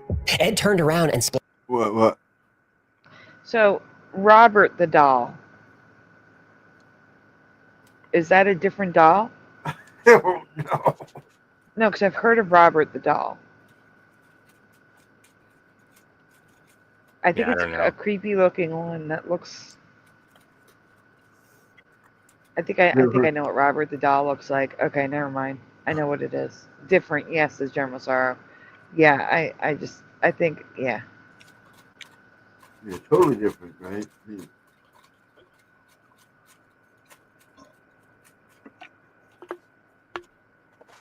All right, Splatter, you can go on. Splashed holy water on Annabelle, and after that, the car worked fine. Even after they got Annabelle home, it continued to torment and terrorize. It would move around the house, and at some point, Ed found the doll levitating near his desk. One day, a young priest was visiting and saw Annabelle. He mocked the doll and said, "You're just a doll. You can't hurt anyone." Bad move, Padre. Well, on his way home... He said wrong. Never mind, said it now. Steve also picks him holding a party where they're all playing with Annabelle after they made up the bullshit about not touching it. Then they started saying that they had a spare doll for photos. What? His brakes gave out, and the priest was killed. Several people who mocked Annabelle ended up in car wrecks soon after. Finally, the Warrens put Annabelle in a glass case. And on the case is a note that ominously says, "Positively do not open." Oh, go back. Oh, we lost Splatter. Oh. Yeah, Robert is sort of ugly now that I was picturing him. Alright, while we're waiting for Splatter, everyone, you know what I'm going to do. Make sure to like this stream and subscribe if you haven't already. Ring that bell, because we go live at all different times. Guys, all the apps are expiring. I don't work. I'm disabled. I have no income. If you can help, please send donuts. Links are in the description. If you can't, we understand. Here's a dancing donut to brighten your day. Still no Splatter. Here's another dancing donut to brighten your day. Where's Splatter? I don't know. Do I need to show the dancing speaker again? No, I'm just kidding. I have to. You know he's here. He's Okay. here. All right, good.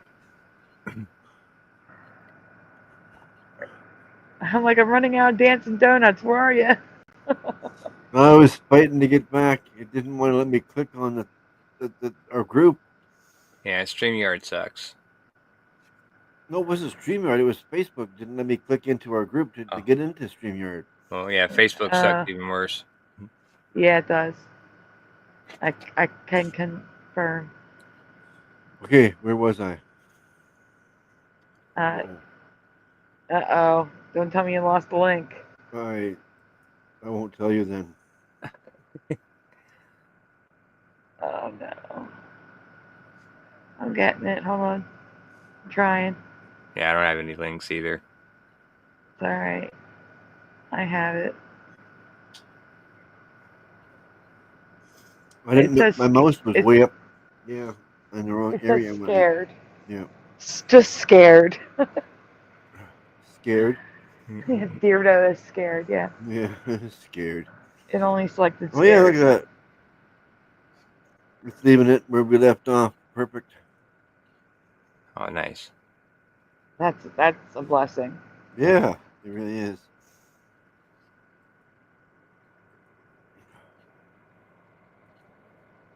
Okay. Screen. Right. That should be good. It is good. All right. It is a big ass doll, General Sorrow. I agree. Yep. That they had a spare doll for photos.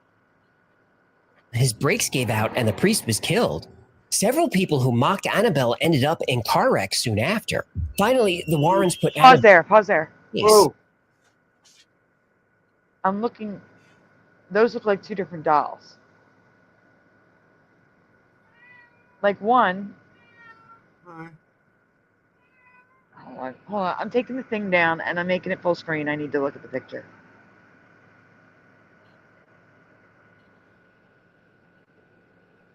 Okay, it looks like they're wearing different outfits. Yeah. Slightly different outfits. Yeah, they are. The pants. Also, yeah, the pants look like a nicer material on the right than on the left. What is that on the right over there? What is what on the right? It has something on his lap, or is that its hands? Oh, that's its hands. That's its hands. It's Oh, its hands. okay. Yeah, that took a second. Yeah, and Come in. but it also looks like while they're both wearing the same color dress, the thing in like the apron thingy looks different, and the color of a doll's face. I know it's just like I might be able to adjust it so it's not so red, but it's also, I don't know, it looks different. It's got like more bangs. The clothing is definitely different. Yeah, the clothing and the is color different. of the face. The color of the face, the bangs are different. They're heavier on the left.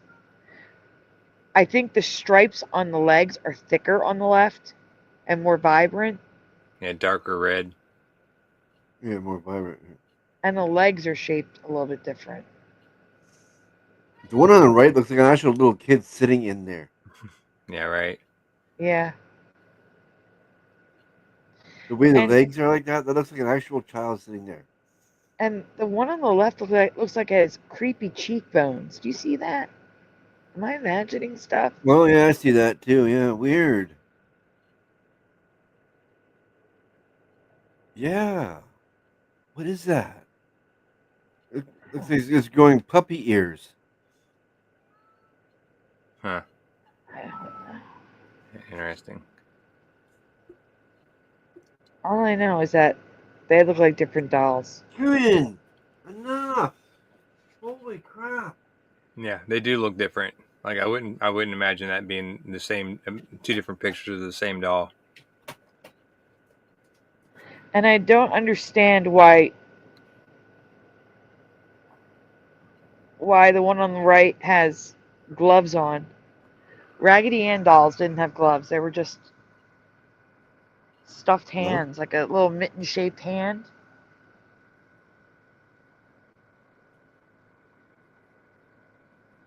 Which one has gloves Cat, on? do these look like different dolls to you? I mean, what are they saying? Different, yes. No, that was before. That was before. We were talking about Robert. Daniel Riffle says yes.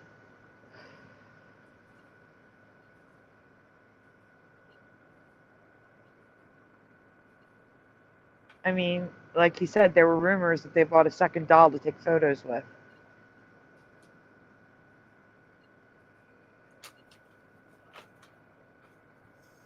I've never seen a Raggedy Ann doll with cheekbones. They always have a round head.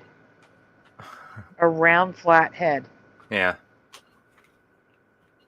Yeah, those cheekbones look weird, yeah. You said it looks like it's starting to grow puppy ears. That's what I see.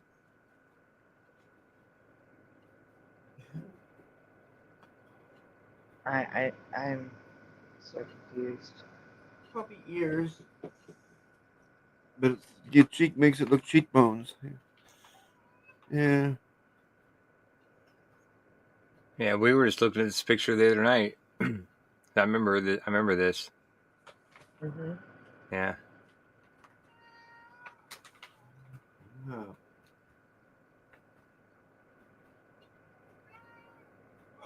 Yes, they are supposed to have freckles. That's one of the Mandelas I covered. I covered the weird eyelashes underneath, the freckles, and there are 2 dots on the inside of the eyes. So, like near the nose, like a red dot on each side. It's very strange.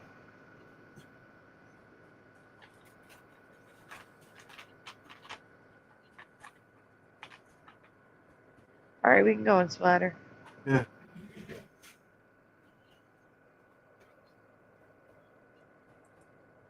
Where's the mouth? And on the case is a note that ominously says, "Positively do not open." Today, Annabelle still sits in her glass case at the Occult Museum in the Warrens' house. Ghost hunters, mediums, and psychics still visit Annabelle to this day. All report feeling a dark, negative energy coming from the doll. But nobody opens the case, and everyone treats her with respect. Zach Bagans finger blasted that doll.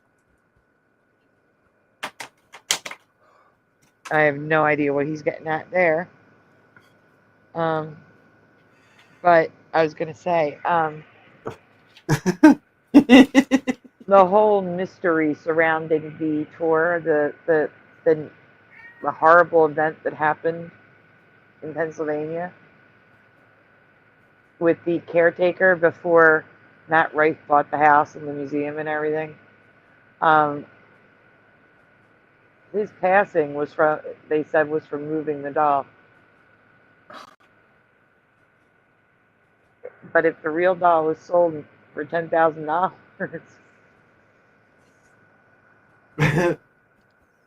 I'm just saying. And didn't some comedian, after this video was made, Matt some Rife. comedian bought the house and the doll and all that kind of stuff, and supposedly they'd been taken on tour prior to that.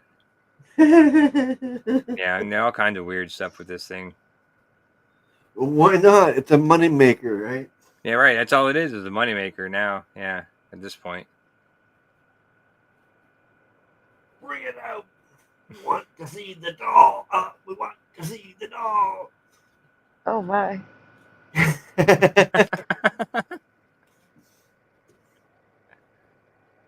Dermosara, there's so many Raggedy Ann dolls now. I know, it's crazy. It's like they had a new edition every single year. And they came in multiple sizes, which is just crazy too. Alright, we can go on. You ain't got nothing on Chucky. Chucky's got so many Mandela effects surrounding him. Without permission, and he's still alive. Just saying. This poor woman's memory. Of all of the things the Warrens did, this ranks up there with the worst of the worst. This woman's gravestone was destroyed because of the story that they made up about her. Just check, as far as I know, the Bible never explained what the mark of the beast looks like, only a placement on the hands. So what are these 7 scratches about? Don't know. When The Conjuring was released in 2013, it was praised not just for being the mark of the beast in the hand. We talked about this before. Was it Sweden or Norway? One of those countries up there are putting microchips in the hand to buy and sell goods. Oh yeah, I see that. Yeah, they've been doing it since like 2019. They're lining up to get the chips now. They want them. I can't hear you because you're too far away.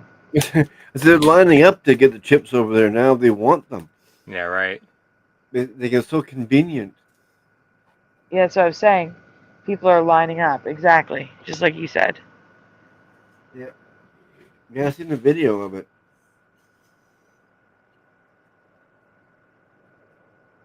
So. That's all I want to say. You can keep going. Oh, wait. What? My gosh. I just realized we're not in the right mode. Mm-hmm. Ooh. Yep. Okay. We're fixed. Okay, go on. Extremely scary, but for feeling like a true story. 5 larvae, I'm pretty sure that's not a real goldfish. Just saying. That's because it is. In January 1971, the Perrin family moved into an old farmhouse in Harrisville, Rhode Island. Almost immediately, Carolyn, Roger, and their father. Now look. What? Now you see the Von Trapp family singers? How it looks like the Von Trapp family? Do you see it? The kids, how they're dressed? But yeah, I just recently heard of this stuff, Jennifer, about Ed Warren. But apparently it's been circulating for decades. And I'd never heard that stuff about him until recently, like in the last 2 months. No, wait, the goldfish is real, man. Hecklefish? Yeah. Yeah. Hacklefish is awesome. It's real. 5 daughters saw strange things happening. Like most of these stories, the first activity was so small that it would go unnoticed, like things being out of place. Carolyn would notice that her broom would never be in the same place she left it. Then the noises started. Loud thuds, footsteps, and Joe Vitale did a deep dive into it as well. I know Stevie's covered it. If you want to debunk this case in particular, read Angela Perrin. Angela? No. What is it with names tonight? Perrin's books. House of Light, House of Dark, and something else. She's done 3 books, and all 3 of them conflict. the sounds of people moving around in the kitchen. One day, Carolyn found muddy footprints and Sorry, small it's a piles real of fish. dirt on her freshly washed kitchen floor.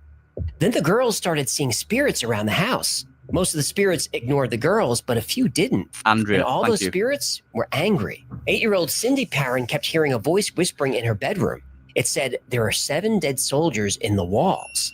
One day, Carolyn walked into the kitchen and saw a man standing there just leaning against the wall. She said he was wearing old-time clothes, which makes sense. The house was built in 1736. I nearly bought Andrea Perrin's books, but I found a website where you can just read whatever you want for free. So if it's a good book, I'll buy it, or I'll at least buy the digital Nice. format. If it's a book I'm reading, just to... Is he like advertising a bootleg site? I don't know. Sounds like it. It does sound like it. I just want to say.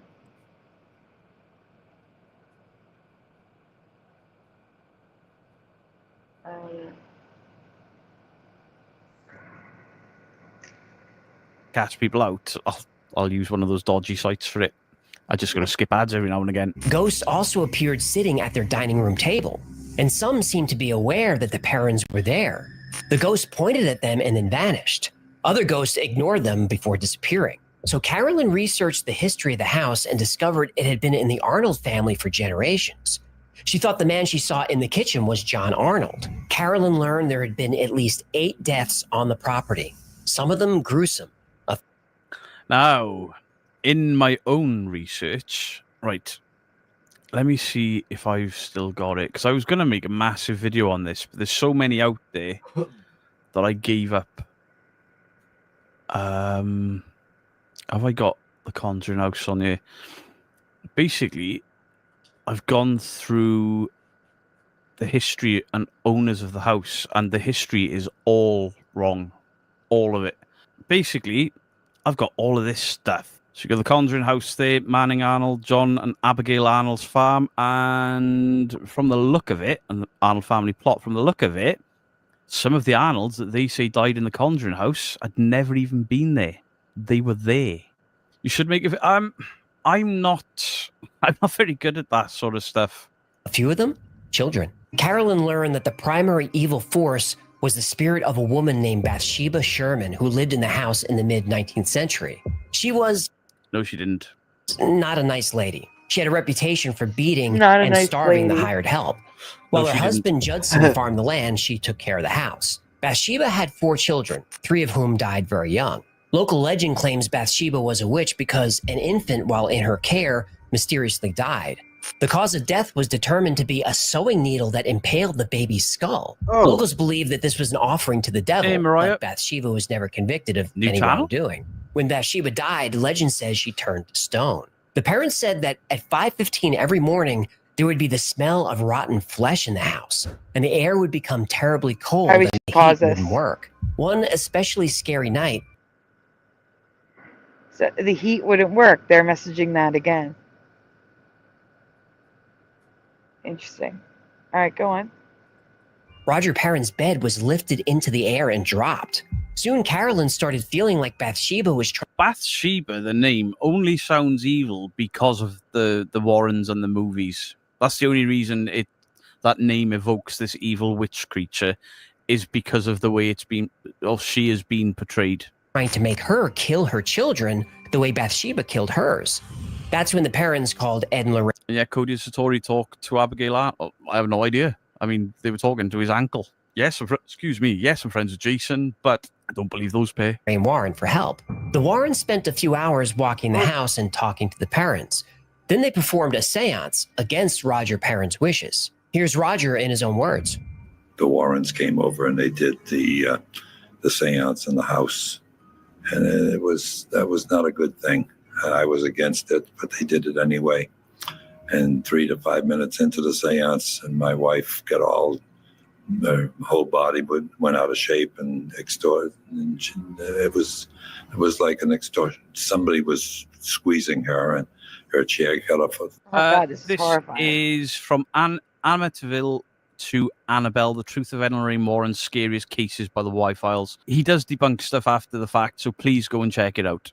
Off the floor and This came isn't right into the a next glowing room. piece about the And Warrens. I tried It might to be. help her. Hope not. You know, she was completely out of this world at that point, speaking crazy words, and I tried to help her. At that point, Roger had seen enough. He actually punched Ed in the mouth and threw the Warrens out of the house and told them never to return. Bathsheba was the name of a queen in the Bible, technically one who followed old false gods. There is a Bible aspect of it being evil, however, the parents' dog had the name that's the connection. Ah. Didn't know that. But soon after the seance, We need to pause the this. haunting stopped. Okay. And I lost Splatter and Josh, so it's just me now.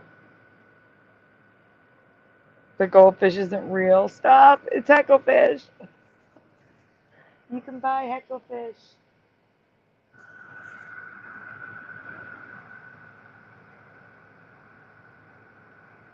What's the Palm payment system?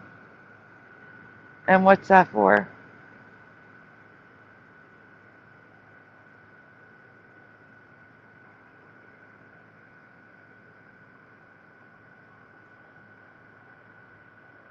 Silver bells and snow.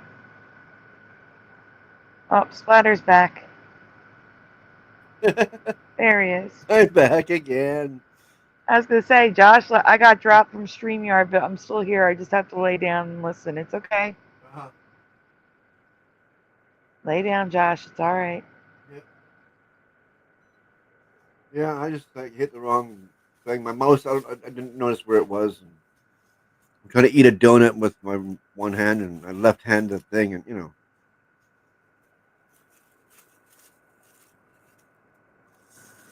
I understand. Hello, Mandela Man. Yeah, same Mandela Man. I have as well. I know it's real sometimes too, but they're not making books from us and movies. That's the difference.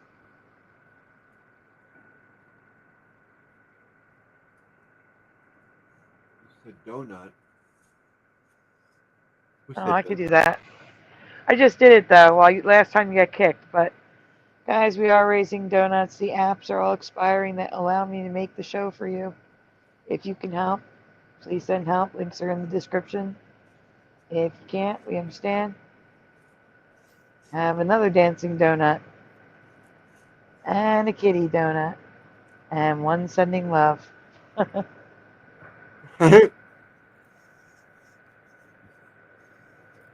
And I'm eating a donut. And you're eating a donut.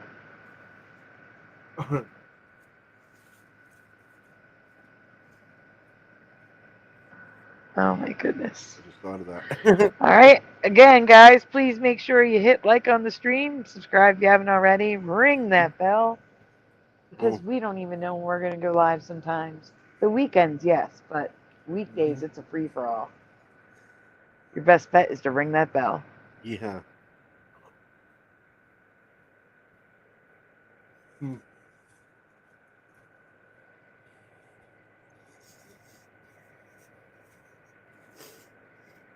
So it's a crime to not be perfect. Get the fish!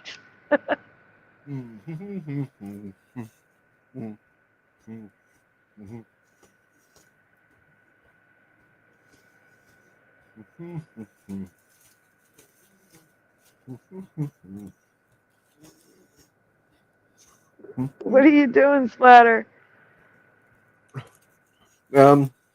Nothing. I'm waiting for you to present the video. Rod, I don't have it. Oh, you don't have it. Would have been nice to say something. There you go. It's in the back again. I was just gonna say, oh, okay, good night. I've never heard the Amazon One Palm payment system. What? Never heard of it. Say what? Say what? Oh, that's where you mean the chip in the hand. That's crazy. Stop. No. No one's sticking any chips in my body. Ooh, a chip. Oh.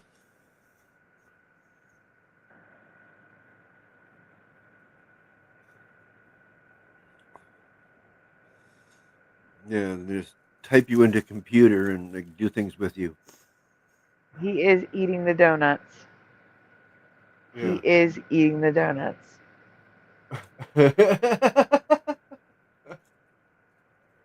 Let me get the thing back up. There we go. Let's go with blue. All right. Sure. Continue. Yes. False gods. There is a Bible aspect of it being evil. However, the parents' dog had the name that's the connection. Ah. Didn't know that. But soon after the seance, the haunting stopped. It was never there. Oh, so that's weird. Antonia, I'm sorry, I'm not going to read your last name because I will butcher it and I don't want to offend you. Thank you for the fight. What? After a seance, the haunting stops. Usually doing something like that will invite things in and start them, not stop them. That's odd.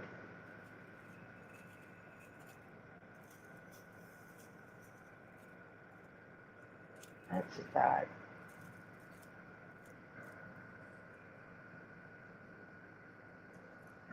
Well, I guess we can go on. If you so sad many people's names are wrongfully hated now just because some can make a profit from them. Bathsheba was just an unlucky lady. Witch hunt. Absolutely 100%. 100%. August 1977, Enfield, North London.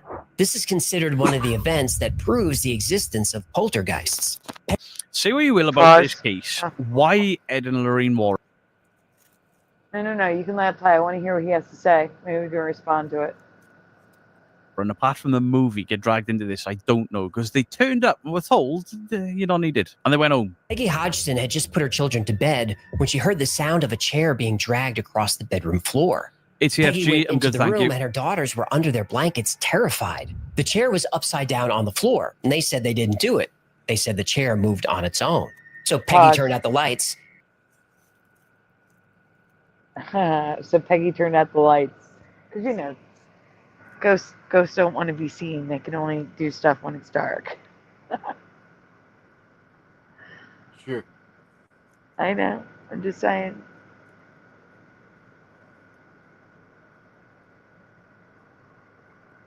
Continue. Yep. And then heard the sound of scraping. When she turned the lights back on, she saw a dresser slide Do you know Sheba was actually my great-grandmother's dog's name? 18 inches across the floor. Peggy wasn't quite sure what was happening. She tried to push the dresser back into place, but it wouldn't budge. Peggy called her neighbors over to make sure she wasn't going crazy. The neighbors also heard the sounds. Peggy finally called the police. One of the responding officers said she heard knocking or tapping and saw the chair while... Wait, Lorraine thought the dog's name was the link that stirred up the Bathsheba ghost. Should the local library saw Bathsheba. Jesus. Then she saw the chair slide across the floor about 3 feet. This is in the official police report. It's in the official police report. He's going to debunk it all, right? I wonder if, like, he's mentioning the chair sliding across the floor. I wonder if this inspired the movie Poltergeist too. Like some of the aspects they use. Like remember Carol Ann was sliding across the floor wearing a football helmet.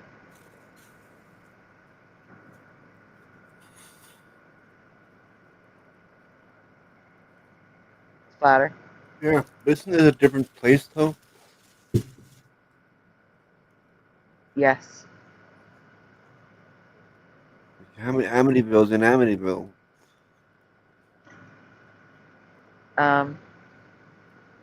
Wait, how many different places in what? I think you got the wrong place. That's why I'm saying what? Which Amityville? Poltergeist. Yeah. I'm talking about Poltergeist. Okay, that's right. Okay, where was that supposed to be? What town? What? I have to look up. It's California. Yeah, I'd have to. I kind of want to say, like, it's on the tip of my tongue, but I cannot think of it. Let me look it up.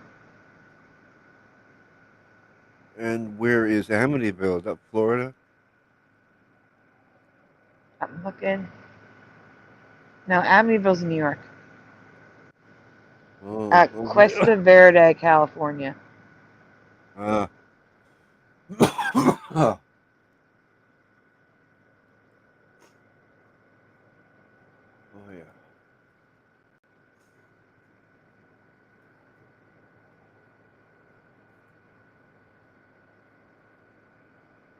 I'm stuck. Okay, I'm back. I'm sorry. I couldn't get back here. Yeah. All right, we can continue. No, I'm stuck. Not anymore. But the police said there's no crime, so there's Andres. nothing they can do. After a couple of months, everyone in the house was sleeping in the same room. And then the activity got worse. Voices of an old man started coming from Janet, and her lips weren't moving. This voice is coming from an 11-year-old girl. Well, perhaps, Guy, perhaps you've got something to say to them. Yeah. I'd like to know how you make this noise without The bashing looks on Kenny's those vocal kids. cords to pieces. If I do it for half a minute, I get a sore throat. Yeah, pause. Peggy didn't know. I will say the teens are like, okay, yeah. All right. Like they're questioning their own sister too. The teeth on that one that was making that noise. The noise suited her. Right.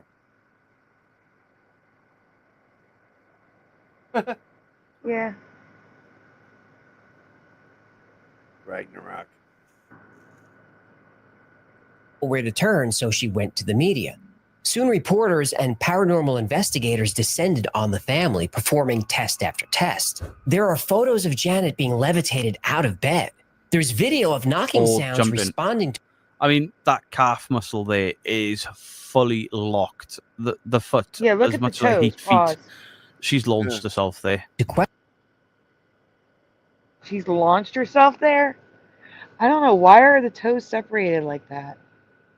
All stretched out. Yeah. And his hand just looks so... like it's on her leg. But not. But not. Right. So I'm saying no one debunked this. No one mentions this photo. I don't think she's launched herself there, dude. You know how hard it is to get yourself up that high from that position on a bed? Maybe a Every photo trampoline. she's launched herself.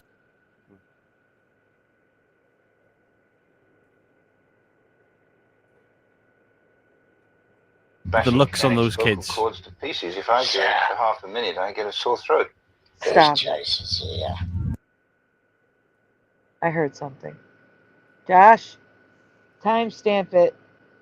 6:59. 6:58. 6:58. Okay. Peggy didn't know where to turn, so she went to the media. Soon reporters and paranormal investigators descended on the family, performing test after test. There are photos of Janet being levitated out of bed. Yeah, that's what I want to get shot up. That's what I'm talking about. Is she holding herself up with one arm? Is she laying on top of something on the left? Yeah, I was wondering what's this black thing over here? Is that I don't know. That could be yeah. Well, it looks like she's on a shelf thing or something over here. I was thinking an ottoman. Something. There's a shelf bottom on it. That's solid wood down here. But then this here, like, you think it could be a cushion. Yeah, that's what I'm looking at. What do you guys think in the chat? Do you think she's laying on top of something, not levitating? That's what it looks like. She's like just on the edge of it. Like he thinks she might fall over. That's about it. That's why he's ready to catch her. I don't know. I don't know either, but I'm seeing stuff that you're seeing, so. Except for this leg here levitating out like that. That's the odd part.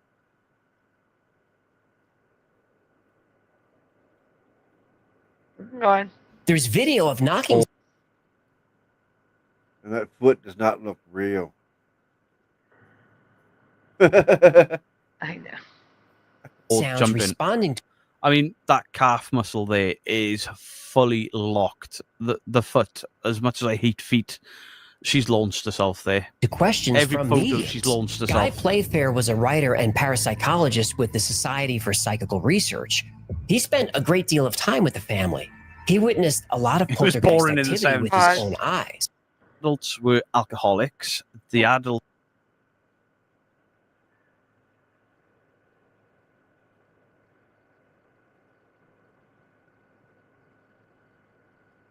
Hello? I'm here. Oh, you're not saying nothing. Well, I was reading the chat. Ah.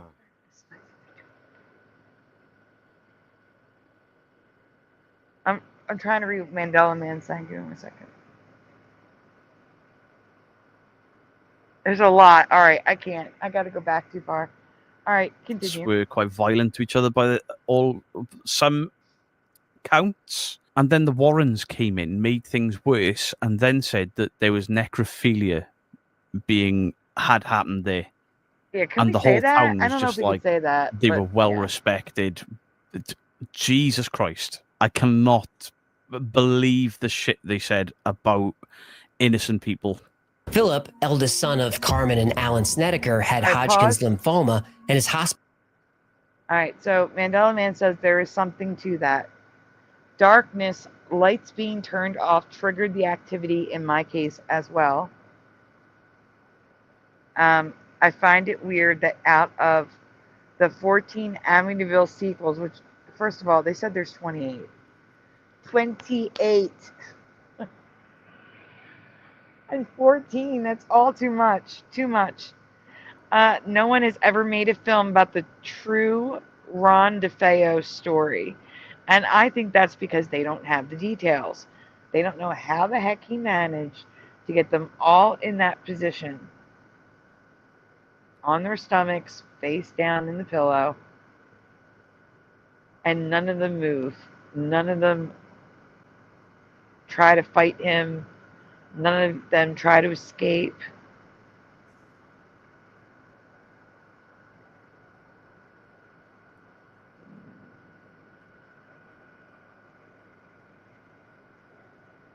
Minutes. Okay. Her foot did look like AI generated it. It did. It did. Heart of the Earth says, I like that. Hit that like button. Thank you very much. All right, continue. Yeah, that foot was nasty. It was. Was in Connecticut. In 1986, Carmen and Alan had had enough of the commute and decided to rent something near the Yukon Hospital. They packed up their 4 children and 2 of their nieces and moved to a spacious duplex on a quiet street in Southington, Connecticut. There is a movie called Haunted in Connecticut that doesn't feature Ed and Lorraine Warren, and it's a good movie. As soon as they moved in, Alan began renovations on the basement to make a bedroom for Philip. While cleaning out some rusty tools and other basement junk, he found an old piece of equipment he didn't recognize. It looked like a pump with a couple of old tubes coming out of it. Hodgkin's lymphoma, that's the type of cancer, right? Like leukemia. Someone, Amazon Beardo, a new brain, it has gas problems. I know, the whole case excuse to distract people from this son who was... Turns out, it was embalming equipment. For corpses. No! Alan kept renovating. He found 2 rooms. One was the embalming room, complete with equipment and rusty floor drains. The other room was a casket display room. The Snedekers now realized why the rent was so low on such a big house. It used to be a funeral home. The Hallahan Funeral Home, to be exact. I don't understand why a funeral home would be haunted. The people don't die there. You know what I'm saying? Yeah. I don't know. If anything, that's where they're set free. Yeah. So, okay, just wanted to point that out. Good. Yeah, I don't think they want to stick around.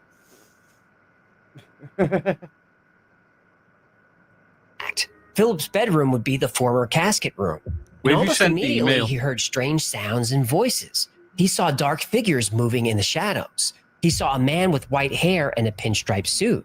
One night, he Someone's also an addict and a local dealer for the kid. Really? Saw bodies stacked up against the wall. Philip was so frightened, he asked to sleep in the hospital, which his parents didn't allow. I can't remember that kid's name.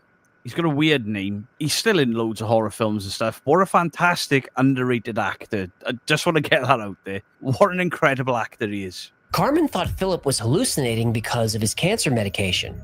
But then everyone started seeing and hearing things. Well, how many bodies passed through that house over the years? Well, it was a funeral home for a few decades, so... Thousands of bodies. Yeah. Nope. The Snedekers knew they had ghosts. At first, the ghosts just made sounds and moved things around the house. They would find light bulbs unscrewed from their sockets, but still somehow emitted light. And all through the house was the smell of feet. Feet? We just have to pause because we can't just play it. But, okay, go on. The smell of dirty feet. Oh, Jeffrey Sorrow says yes on the edge. I missed that comment. Yeah, the way she was lying there. Yep. It does. Feces and decay. It became unbearable. The entire family was terrified. And also, maybe getting 2 different cases mixed up here. The top floor actually had somebody else living up there that never heard a thing. Fleury will probably be able to tell me if I'm correct or not there, but I think it's this one. But there's definitely a case where all hell was breaking loose, yet the people or the person living upstairs didn't hear a thing. And just when they couldn't take it anymore, the ghosts became violent. All right, wait, pause. I do need to say something. So in Philly, right, a lot of the homes in Philly are row homes. In New York City, you call them brownstones because theirs are made like brownstone. My apartment, my bedroom, on the other side of my wall is a neighbor. Their house is on the other side of my bedroom wall. I have never heard noises coming from their apartment. Their house. Never. Okay. So it is possible to be like a wall away and not hear anything. It all depends on the insulation. Oh, yeah. Yeah, exactly. And the quality of the building itself. I mean, we have concrete walls. Like plaster concrete, the harder stuff though. And then, you know, I'm sure there's wood beams underneath, but it's concrete. It's the insulation, 100%. Oh, yeah. No, I can hear through my walls quite easily because I can semi-modern building, I guess. I have never heard anything next door. Not a thing. Oh, I do. I don't hear the store downstairs. Nothing. I wish. I hear upstairs, I hear downstairs. I don't tell which direction the sound's coming from. All I'm saying is that all hell could be breaking loose downstairs right now, and I would have no idea. But you know, what do you expect for a government building that was meant for like low-income people? Whereas mine was a house. So the building was built low-income. Mine was a house that was converted into an apartment and a store.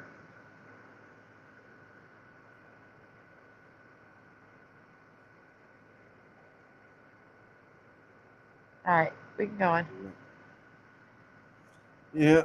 What began as strange sounds, smells, and Kyle visions of Gallagher. spirits soon became much more. Awesome actor. The spirits became physically violent. One night, both Carmen and her niece Tammy had a terrifying encounter. Carmen woke up and felt a dark energy around her. She couldn't see anything, but she felt cold hands reaching under her pajamas and grabbing at her underwear. Then she heard an evil laugh. Carmen's niece had the same exact encounter, Cody. but she was scared. That Whoa, is creepy. What was that? Well, you can't say. Top Florida woman living there, and she said nothing was happening. The media circus started after they couldn't pay their rent. Yeah, that was the big thing with them. They were in financial ruin. Here, we'll get demonetized He was in again. Smile. Yeah. Oh, we don't want that. No, we don't. So we'll censor it, and the grown-ups out there can fill in the blanks. Good thinking. Eventually, both Carmen and her husband Alan were scared. So, I don't understand how, like, okay, as somebody who has literally faced eviction, came this close to being evicted. Okay? Not once did I think, let me pretend my place is haunted. That'll make a difference. You're like, well, then you want to get out. No. That makes no sense. It doesn't make sense. I'm debunking the woman upstairs or the people upstairs and this excuse that they were in financial ruin about to be evicted, so they made up this story. Because again, this story would have no bearing on the eviction. It'd be like, oh, so you want to leave. You need to get out. But again, doesn't mean they can hear downstairs too. So those two excuses don't fly with me. All right, go on. But we like the ghost. We do? By the entity. Multiple. We do know the people that are living there with them. That's why they don't want to move, you know? Oh, we like the ghost. I got you. Time. Which case is it where a person was thrown against the wall from another room? That was The Conjuring, according to the Warrens, but the father says she slightly levitated. Perrin, the daughter, says she levitated quite a bit. It's just all over the place. One night, Carmen finally saw the ghosts. One had long white hair and white eyes. The other had black hair and black eyes. That's when they called Ed and Lorraine Warren. The Warrens and their team of investigators spent 9 weeks in the Snedeker house. And during that time, they saw everything the Snedekers reported. Members of the team were pushed, slapped, even knocked to the ground. Ed and Lorraine searched the history of the home. They discovered... Side guy had a good video on the Snedekers. They went on a talk show and the neighbors showed up and called bullshit. I haven't seen that one. That's straight. The neighbors, I'm calling bullshit on. Because again, just because your neighbor doesn't mean you'll hear stuff. But I would have liked to have seen an interview of the team that came with Ed and Lorraine Warren to see if they really got pushed. Did they take photos? Did anything show up on their skin? That sort of thing. There might be stuff out there that I'm unaware of. I've never heard of this case.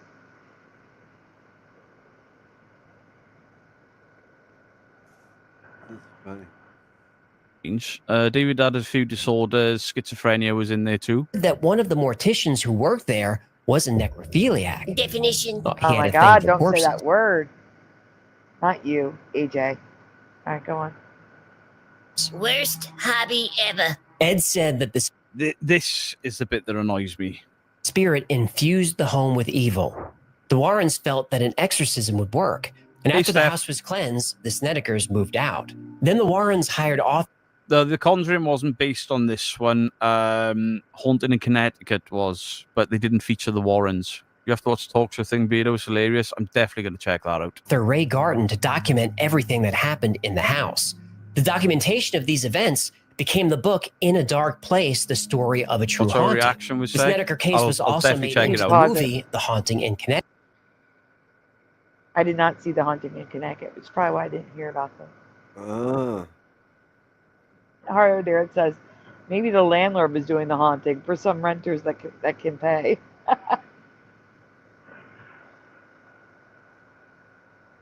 All right, go ahead, Splatter. Connecticut, released in 2009. Since the Snedekers moved out, Hey, pause. nobody reported anything. You didn't put it back on 1.25, did you? Why, want me to? Yeah. I'm not sure if I did or not. I don't think you did. Strange in the house since. And the owner makes sure to tell all renters that it was once a funeral home and that the renters should keep that in mind before they sign the lease. Ed and Lorraine Warren are possibly the most successful paranormal investigators in history. They've written or contributed to at least 30 books about the cases. Their work has inspired the movies in the Conjuring universe. Successful is subjective. Successful if you include all the books and money they've made from movies and books and stuff like that. But oh yeah, they're scammers. Yeah, I think so too. I feel so bad for Lorraine. They'll just tell people what they want to hear, and they can feed their, yeah. At least she's free now. Feed their imaginations. What happened? Oh, here we are. I lost it. Yes, I remember you. Hello, Super Mario Brothers 3. Hello. Do I remember you? That's funny. Yeah, the stiff for stiff. Oh.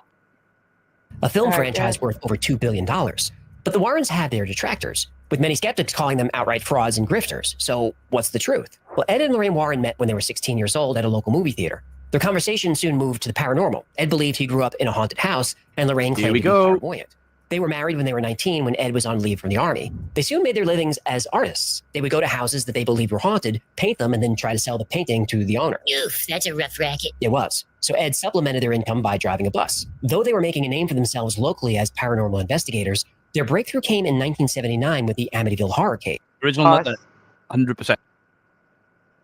Okay, so for those of you that are hearing this new, that you weren't here for the last time that we saw this part, because we're watching this second time. This is the second run through with Beardo. We should have just watched this version. I thought he was going into more depth in here. He's just watching it. But anyhow, this Amityville Horror House.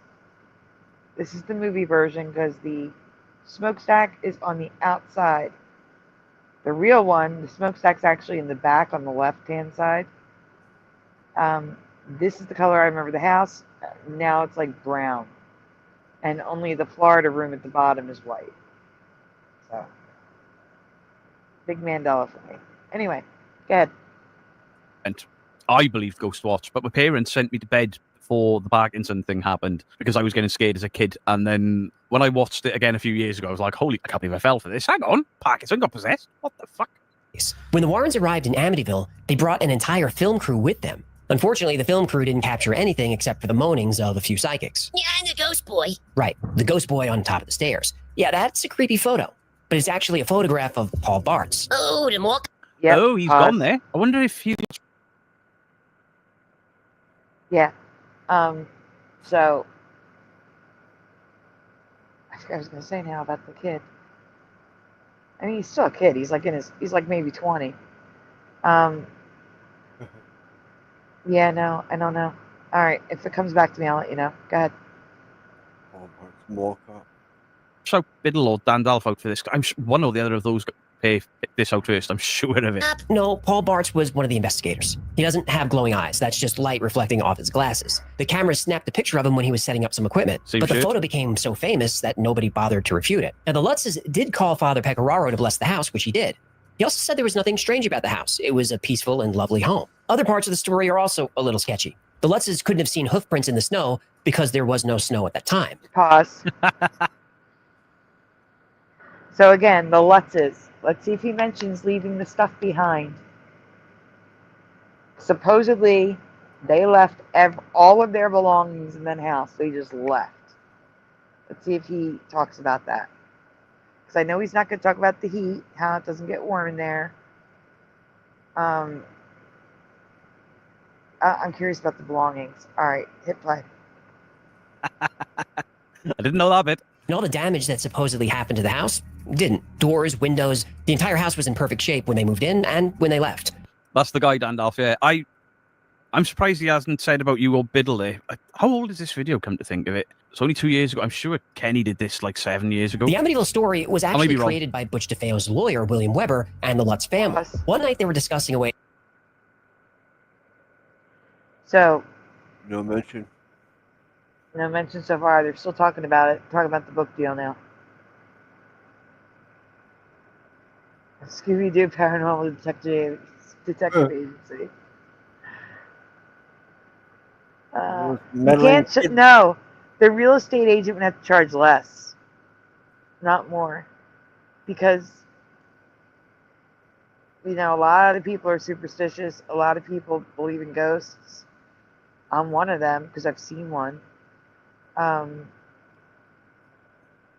You think disclosing it's a haunted house would drive the price down, not up.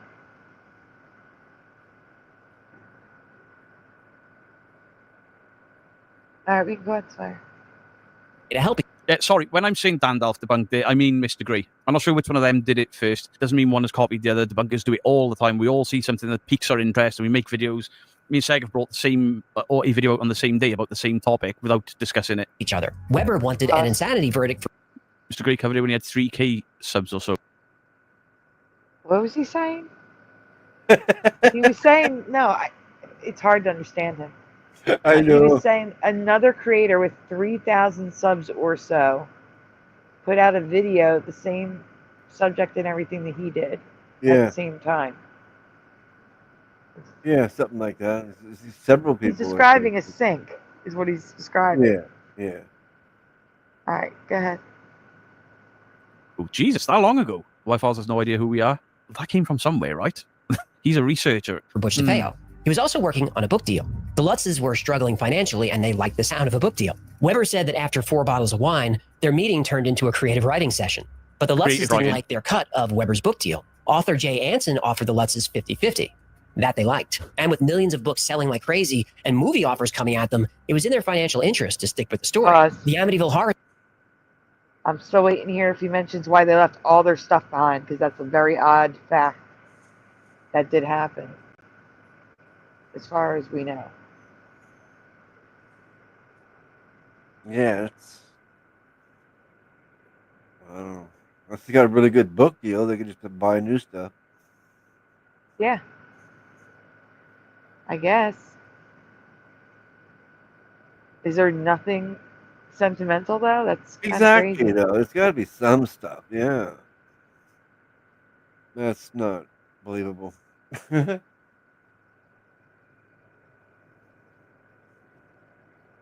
agree with you. You can go on.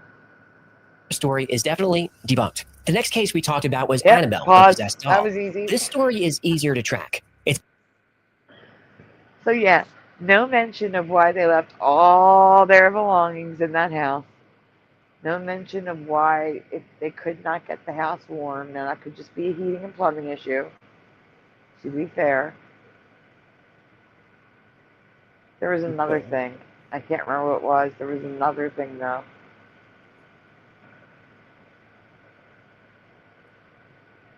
basically a retelling, beat for beat, of the Twilight Zone episode Living Doll, which aired in 1963 on CBS. Here's the synopsis. Eric Streeter is upset when his wife comes home with her daughter Christy, having bought her yet another doll.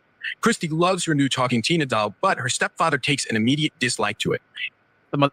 Please tell me he's got the mother's name from this episode. Anytime he is alone with the doll, it spouts abusive comments to the effect that it hates him and that it's going to kill him. My name is Eric Streeter, and I'm going to get rid of you. You wouldn't dare. It's So, if you weren't here a little bit earlier, this doll in the Twilight Zone, Teresa Lynch remembers it as Talking Tina. But in this reality, it's Talk-E Tina. And we're about to hear residue of talking. Go ahead. a great episode, and every Twilight Zone fan knows it. Ed and Lorraine were apparently fans of the show too and co-opted the story. Still not convinced? The mother's name in the Twilight Zone episode was Annabelle. We can call that one debunked. Now, how about Bathsheba Sherman, the witch that tormented the Perrons as portrayed in The Conjuring? When The Conjuring was released in 2013, the owner of the house at the time, Norma Sutcliffe, was tortured. By the witch? No, by movie fans. She released a video that year complaining about how her property was descended upon by horror fans. At all hours, day or night, there would be people in her yard, exploring the barn on her property, and even sticking cameras and phones through her window. She was furious. She even sued Warner Brothers over this. In her video, Norma goes on to debunk basically the whole story. Bathsheba was a real person, but that's about all the story gets right. She never lived in that house, never killed anyone. By all accounts, she was a lovely woman. She died peacefully at the age of 73. So, very little murdering of children.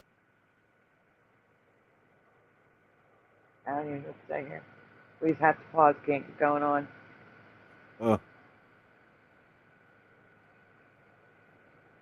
Anything you want to say, Splatter? Not this time. I don't know. Okay. I'm not used to this thing, so things break to break. I know. All right, keep going. Very little. None, actually. Her last act... Annabelle, who loves you. It was, wasn't it? That was Kojak. It was. Act before she died was to provide for her grandchildren's education. Norma lived in that house for years. She said nothing strange happened in the house before or since. Now, maybe Norma Sutcliffe just got lucky and the house was haunted when the parents were there. Maybe. They got a few juicy book deals and a movie out of the story. So they said and continue to say their story is true. Oh, the parents didn't reach out to Ed and Lorraine Warren for help. The Warrens just showed up. That's something they did a lot. They finally left when Mr. Perrin punched Ed in the mouth. So Bathsheba Sherman and The Conjuring? Debunked. The Snedeker's case is enough. This is... It's debunked because he got punched in the mouth, everyone. He's not explaining the total debunking. Some of it he is. But he is leaving details out that I would like to know the answer to. Alright, we can go on. Fucking brilliant. Just saying. Brilliant. Another one that doesn't make the Warrens look good. Ray Garton, the author that Ed Warren hired, really struggled writing the book. It was difficult with the family involved. This is the one They were going through some serious problems like alcoholism and drug addiction. They could not keep their story straight, and I became very frustrated. It's hard writing a nonfiction book when all the people involved are telling you different stories. When Garton told... Patrick, it's what annoys me the most, attaching this to people's names to horrific hauntings. Exactly. Bathsheba Sherman, the funeral home owners from the Snedeker haunting were just... They were made into villains. Proper nasty villains, and that's not who they were. They got their deaths wrong. They got their lives wrong. They got everything wrong. Told Ed Warren about this. Ed said, "Oh, they're crazy. Only crazy people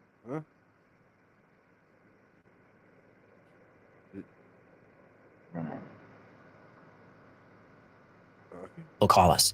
So Garton asked what he's supposed to do about the book. Ed says, "Use what works." Constanza, I've done 3 different Y-Files videos now, and I've not been copywritten. And just make the rest up. Just make it scary. And this was not the first time Ed Warren hired a horror writer for help. Not a journalist, not a biographer, a horror fiction writer. Also, what's not widely reported is that Philip, their son with cancer, was caught touching and trying to rear his cousins. He even got pretty close once. Police took him to a mental hospital where he was diagnosed with schizophrenia. The schizophrenia could certainly explain why he was seeing and hearing things. It wouldn't...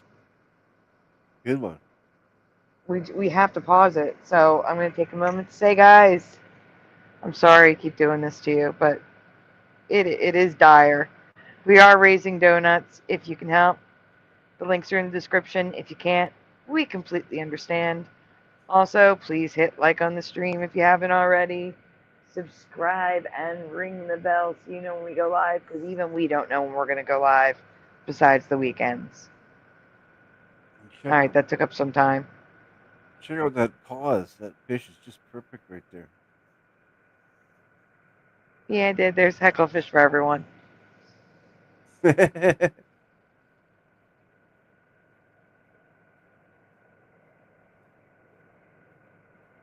go on, Splatter. Oh, okay. Explain why everyone else was. No, but the Snedekers lived in the house for 2 years without an incident. But he went there? Jesus. After they got behind on the rent and their landlady had begun eviction proceedings, suddenly the house was haunted. Also, their story has a lot of details that sound like the movie The Entity, which was popular and super scary. What's also not widely reported is that the family dealt with alcoholism and drug addiction, which makes everything worse. In fact, Ray Garton said that while he was working on the book, he never actually saw Philip, and the Snedekers never mentioned what kind of cancer he had. He did speak to Philip on the phone, and Philip told him that when he stayed on his medication, the ghost stopped. Then Philip's mother quickly ended the call. Ray Garton and some of the Snedekers' neighbors suspected the family might have been using cancer as a cover story for Philip's mental health problems and drug addiction. And despite their claims, they were fully aware that the house was a funeral home. And there was a tenant living in the upstairs apartment who never saw or heard anything. There we go. Neighbors, their landlady, even the person writing the book about the case, all said the story was made up. Pause. Can't. They all say it's made up, but they ignore details that I want to know the answers to. Maybe I'll have to look them up. I'll have to look it up. Fake. Yep. All right, go on. Argue with fact. This one is safely debunked. The Enfield poltergeist is a tricky one. We know at least some of the story was a hoax because Janet admitted to it, and the kids were caught multiple times faking so-called paranormal incidents. People say the voice was coming from her without her mouth moving, but there's plenty of video of her mouth moving. And the photo of Janet levitating above the bed looks a lot like her jumping off the bed. And that picture was taken with a That does. No, you do. Probably not. That does look like her jumping off the bed. That one does, 100%. Oh, yeah. I totally believe that's her jumping.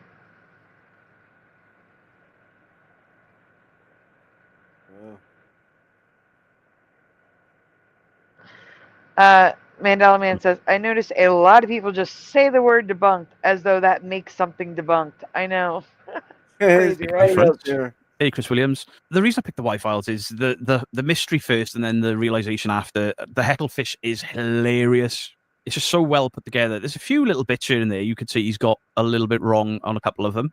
Some of the stuff in here, the information was slightly off, but slightly, you know? Motion-controlled camera in the girl's bedroom, so nobody else was in the room to confirm what actually happened. This was another case where the movie exaggerates the Warrens' involvement. Again, they just showed up uninvited. They stayed for a few hours, looked around, and left the following day. Ed Warren did have a chance to speak to Guy Playfair, the investigator who spent the most time with the family. Ed told Guy he could make a lot of money from this. We just have to pause, guys. I'm sorry. There's got to protect the channel, for the stream from being taken down. Well, let's hear the rest of the debunking. Let's go. That wasn't Guy. Interested, but the Warrens wrote it up anyway. They cashed in and called this another one of their 10,000 cases. Except they didn't investigate 10,000 cases. If they did one case a day without a day off, that... I think it's fine to react channels like and stories like this. Most of these kind of channels accept and understand the fan coverage and advertising the channel. Yeah, exactly. I mean, right at the beginning, I told you exactly who it is, what the video is about, and please go and like and stuff. I'll do it again at the end because this isn't by rights. I should tell you, Cider Guy does it. I should tell you to go and watch and like and whatever the original content, no matter what my feelings on it are. I just feel icky saying go and check out these fakers. This isn't that. This is something that I fully endorse, fully support, and fully enjoy. I can't remember who. I think it was CRL suggested this to me and sold to the fat man in the loud shirt. It would take them 27 years. Man. Do you think any of this stuff that we saw tonight is real, Splatter? I don't know.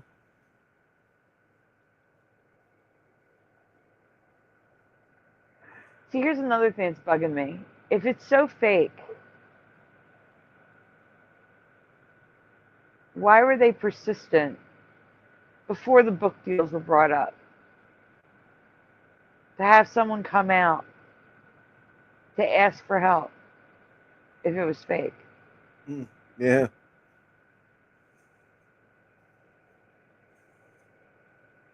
So I don't know. You can continue. Yeah. Oh, it could be true.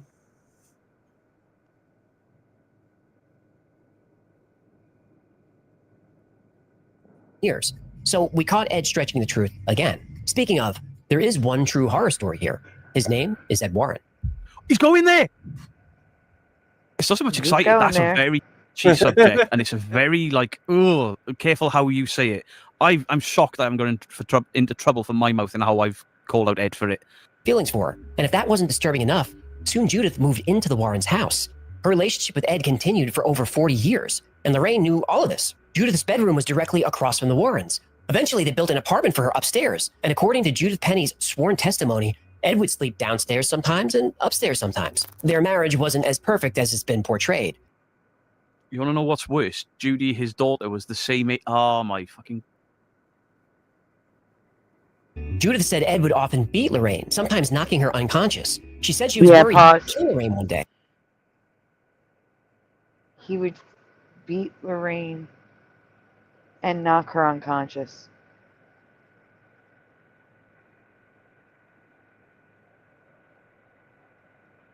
That's just, I'm sorry, that's... And if that's true, I mean, I feel terrible for Lorraine.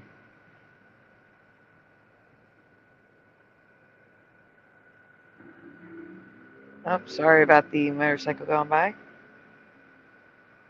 Didn't hear it. There could be a universe, as Daniel. There could be a universe in which these events did take place, but in this reality, it's debunked. In quotations. True. David, aka Logan Freeman, says, right, some of these stories I don't think are fake. I think the Y-Files is great, but I do think much is lies these days. Even our history is a lie. I watch Archie Acts. He goes to the depths of... I guess there's another comment coming. And I don't know that channel. Archaics. That's Archaics, right? Not Archie Acts, but Archaics. Good Lord. That's okay. That's okay. We can continue. We're almost there. Yep. Where's my... Ed often told Judith that she was the love of his life. And in 1978, she became pregnant. Whoa, she had his baby? Nope. But, oh no. Mm-hmm. She was told... I knew a lot of this. I knew a lot of it, and I've alluded to it in videos before, and I've said things in videos before. The video that's coming out tomorrow, I react to Tony Spira telling us all to go to hell, and I was like, well, at least we'll know Ed, because that's where he is. Allegedly, because he's allegedly, but there we go. The child would complicate the Warrens' business. When attorney Jill Smith working through the Warrens' movie... So, by complicate, he means the A word happened. All right, we can go on. Contract. There was specific language that she had never seen before. Now, it's not unusual for producers to sign a This I knew about, and I think I've mentioned in tomorrow's video, or I've mentioned it in a previous video, about the things they weren't allowed to do, buying the movie right. I think it was CRL told me that they bought the movie rights, and in with the movie rights, they were not allowed to discuss love life at all. Why would you buy movie rights to something that you're not allowed to discuss? To stop anyone else making a movie about it. Disparagement clause when adapting a true story. Nobody wants to sell their story and then look bad. But this contract specifically said that the movies could not depict an extramarital affair, relationships with minors, and some other specific things that I won't get into here. But suffice it to say, the descriptions were graphic. Now, in the Warrens' defense, they said Judith was a girl they took in for charity, and she would watch the...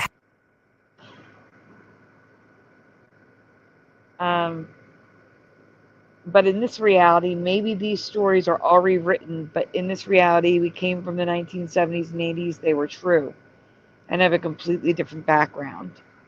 And Daniel Riffle says, another aspect of what I've been researching as well, the simulation and holographic universe. Good morning, Salad. Is anybody else jumping in?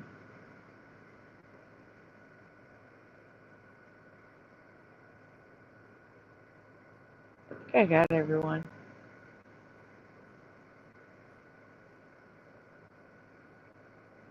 All right, go ahead, Splatter. House when they were traveling. Judy and Tony Spera, the Warrens' daughter and son-in-law, say they never saw any of the alleged conduct. And Judy wouldn't have seen that conduct because Judy didn't live with the Warrens.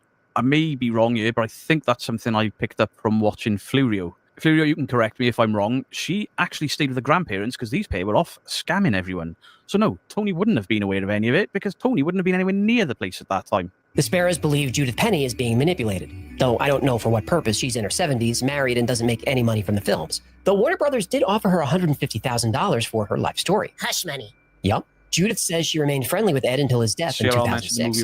But despite her fondness for him, what he did was despicable. I have no idea what he's saying when he does that. It all comes down to is this. No case that the Warrens worked on was ever supported by any evidence besides... Didn't live with them. She lived with the grandma. Lorraine sent her away. I think Lorraine tried to protect it. Oh, geez. I knew a lot of this, but this is much darker than I thought. Their word. Ed claimed to have it's bad. Video, but those were never produced. I did see one video that Ed spoke about. The ghost called... Yeah, I got a video of a ghost, but you can't see it. Called the lady in white. What the hell? Oh, if I'm correct, woman- yes, Judith. I think it may be Judith admitted to it being her.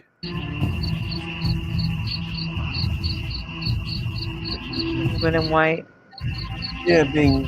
Now, that's a pretty compelling video. Yeah. But Judith Penny said Patrick Wilson should be better picking his roles. I don't think that stuff came out until after the movies. I think it was only after the movies started portraying them to be superheroes that people started speaking out. I think. Don't quote me on it. Lady in white was Judith. Ed told her to put on a white dress and walk around a cemetery, so she did. Now, I'm not saying ghosts aren't real and that the Warrens lied about everything.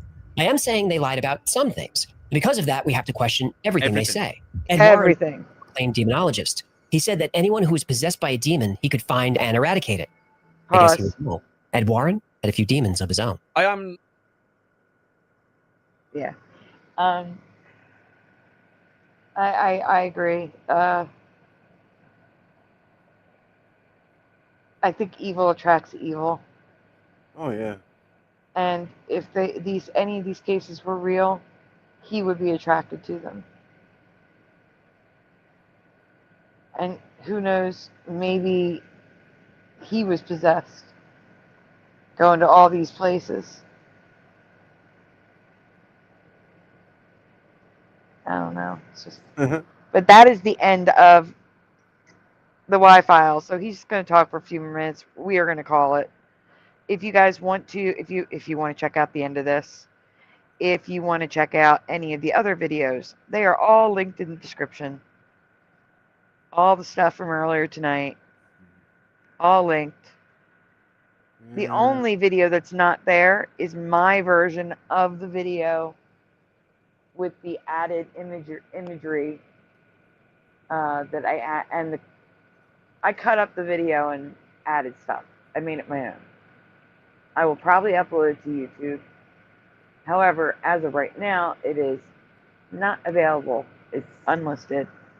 But the original video, that full original video is in the description. All right. I think it's time for shout outs. Here we go. That's weird. Oh my God, that's weird. I got 62 names on my list. 62 people watching. That's crazy. All right, here we go. First tonight, David, a.k.a. Logan Freeman, and he's back for the end of the show. Pushing Button 62 is back. He says, oh man, I wake up and you call it? Okay, I see how it is. Pushing, we have been live almost 8 hours. You got to sleep. We did it. We have a show tonight, remember? Possibly two. Blue Pac-Man 13, Pushing Button 62. Mustard Seed of Faith, LJ. The Mind Says, Jariah. Morgan in the studio. Troy, FAP. Carrie Doyle. Super Dave. Shannon Page. Hellcat 76. Red Storm. Roger Ledwell was here. Golden Sai. Hajime. Tarnation. Ryugami Mikado. Grand Tour Richard. Euler Greg. Mandela Mile. Cheryl. Stinky N. Noel. Astral Fugitive. Josh Phoenix. LVK. Anorexic Dyslexic. Kimberly F. Joe Bloor. Adam for Christ. Quantom. Keck. Siren Offspring. Parody Mike. Puck Elf. Cuberts. Nick Swint. Dr. Bob's Nightmare. Bomber. Shari Ives. Tom Westy. Kitty Cattywhack. Jennifer. Who Riders DG. Sadly Karen. General Sorrow. Maria. Yaha. I hope I pronounced that right. Break 9 Truth Copy. Jeremiah 1111 or 1111. Go-Kart Bob. Daniel Riffle. Wayward Giz. The Heart of the Earth. David Boldo Podcast. Mandela Man. Super Mario Brothers 3. And Salad. Did I miss anybody? Speak now if I did.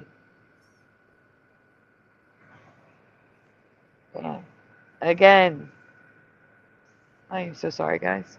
Are those Raggedy Ann and Andy brother and sister? Yes. They are brother and sister. All right, once again, guys, all the apps are expiring at once, and it's medicine time. Please send donuts if you can. If you can't, we understand. Also, please make sure you like the stream before you go. Hit that subscribe button. Ring that bell, because we don't know what time we're going live tonight. We may have Hebrew tonight. We don't know. It's always up in the air. So keep an eye out. There will be a show tonight. We will see you again sometime tonight.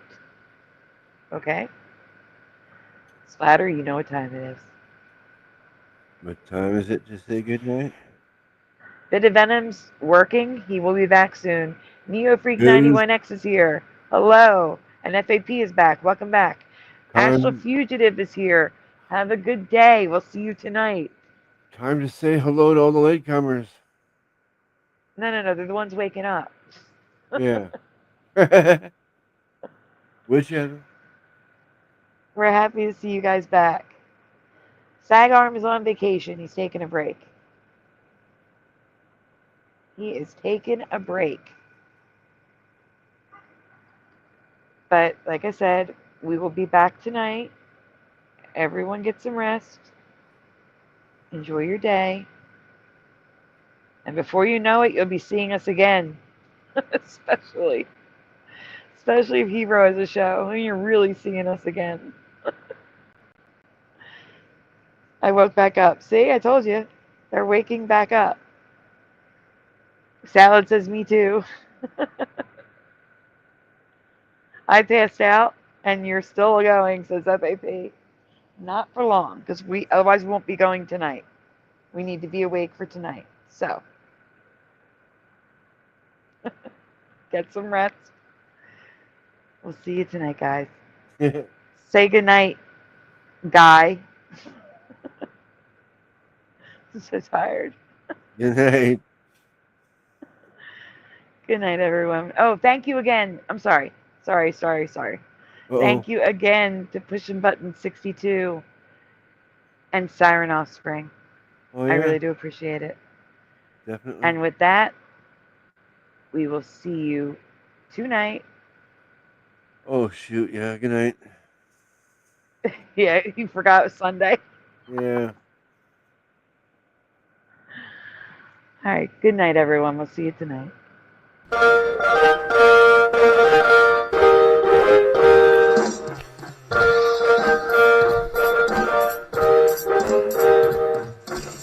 Smash the two, smash the two, smash the two, smash the two.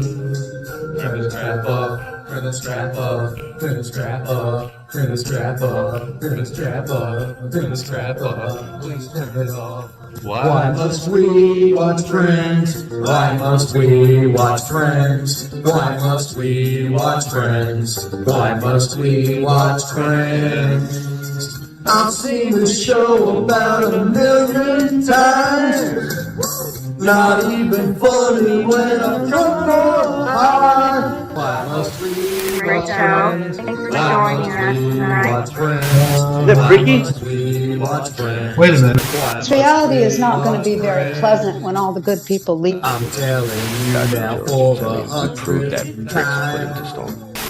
Isn't even close. How could you say otherwise? The land's everybody. Hebrew 77 here.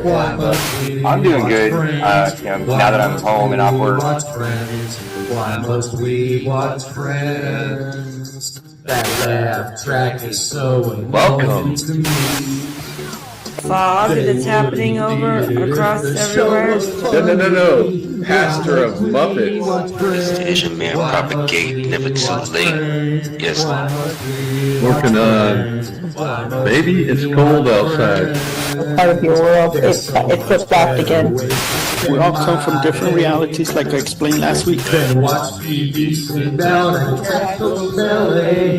Why must we watch Friends? Why must we watch Friends? Why must we watch Friends? Why must we watch Friends? Why must we watch Friends? Why must we watch Friends? Why must we watch Friends? Why must we watch Friends? Why must we watch Friends? Why must we watch Friends? Why must we watch Friends? Why must we watch Friends?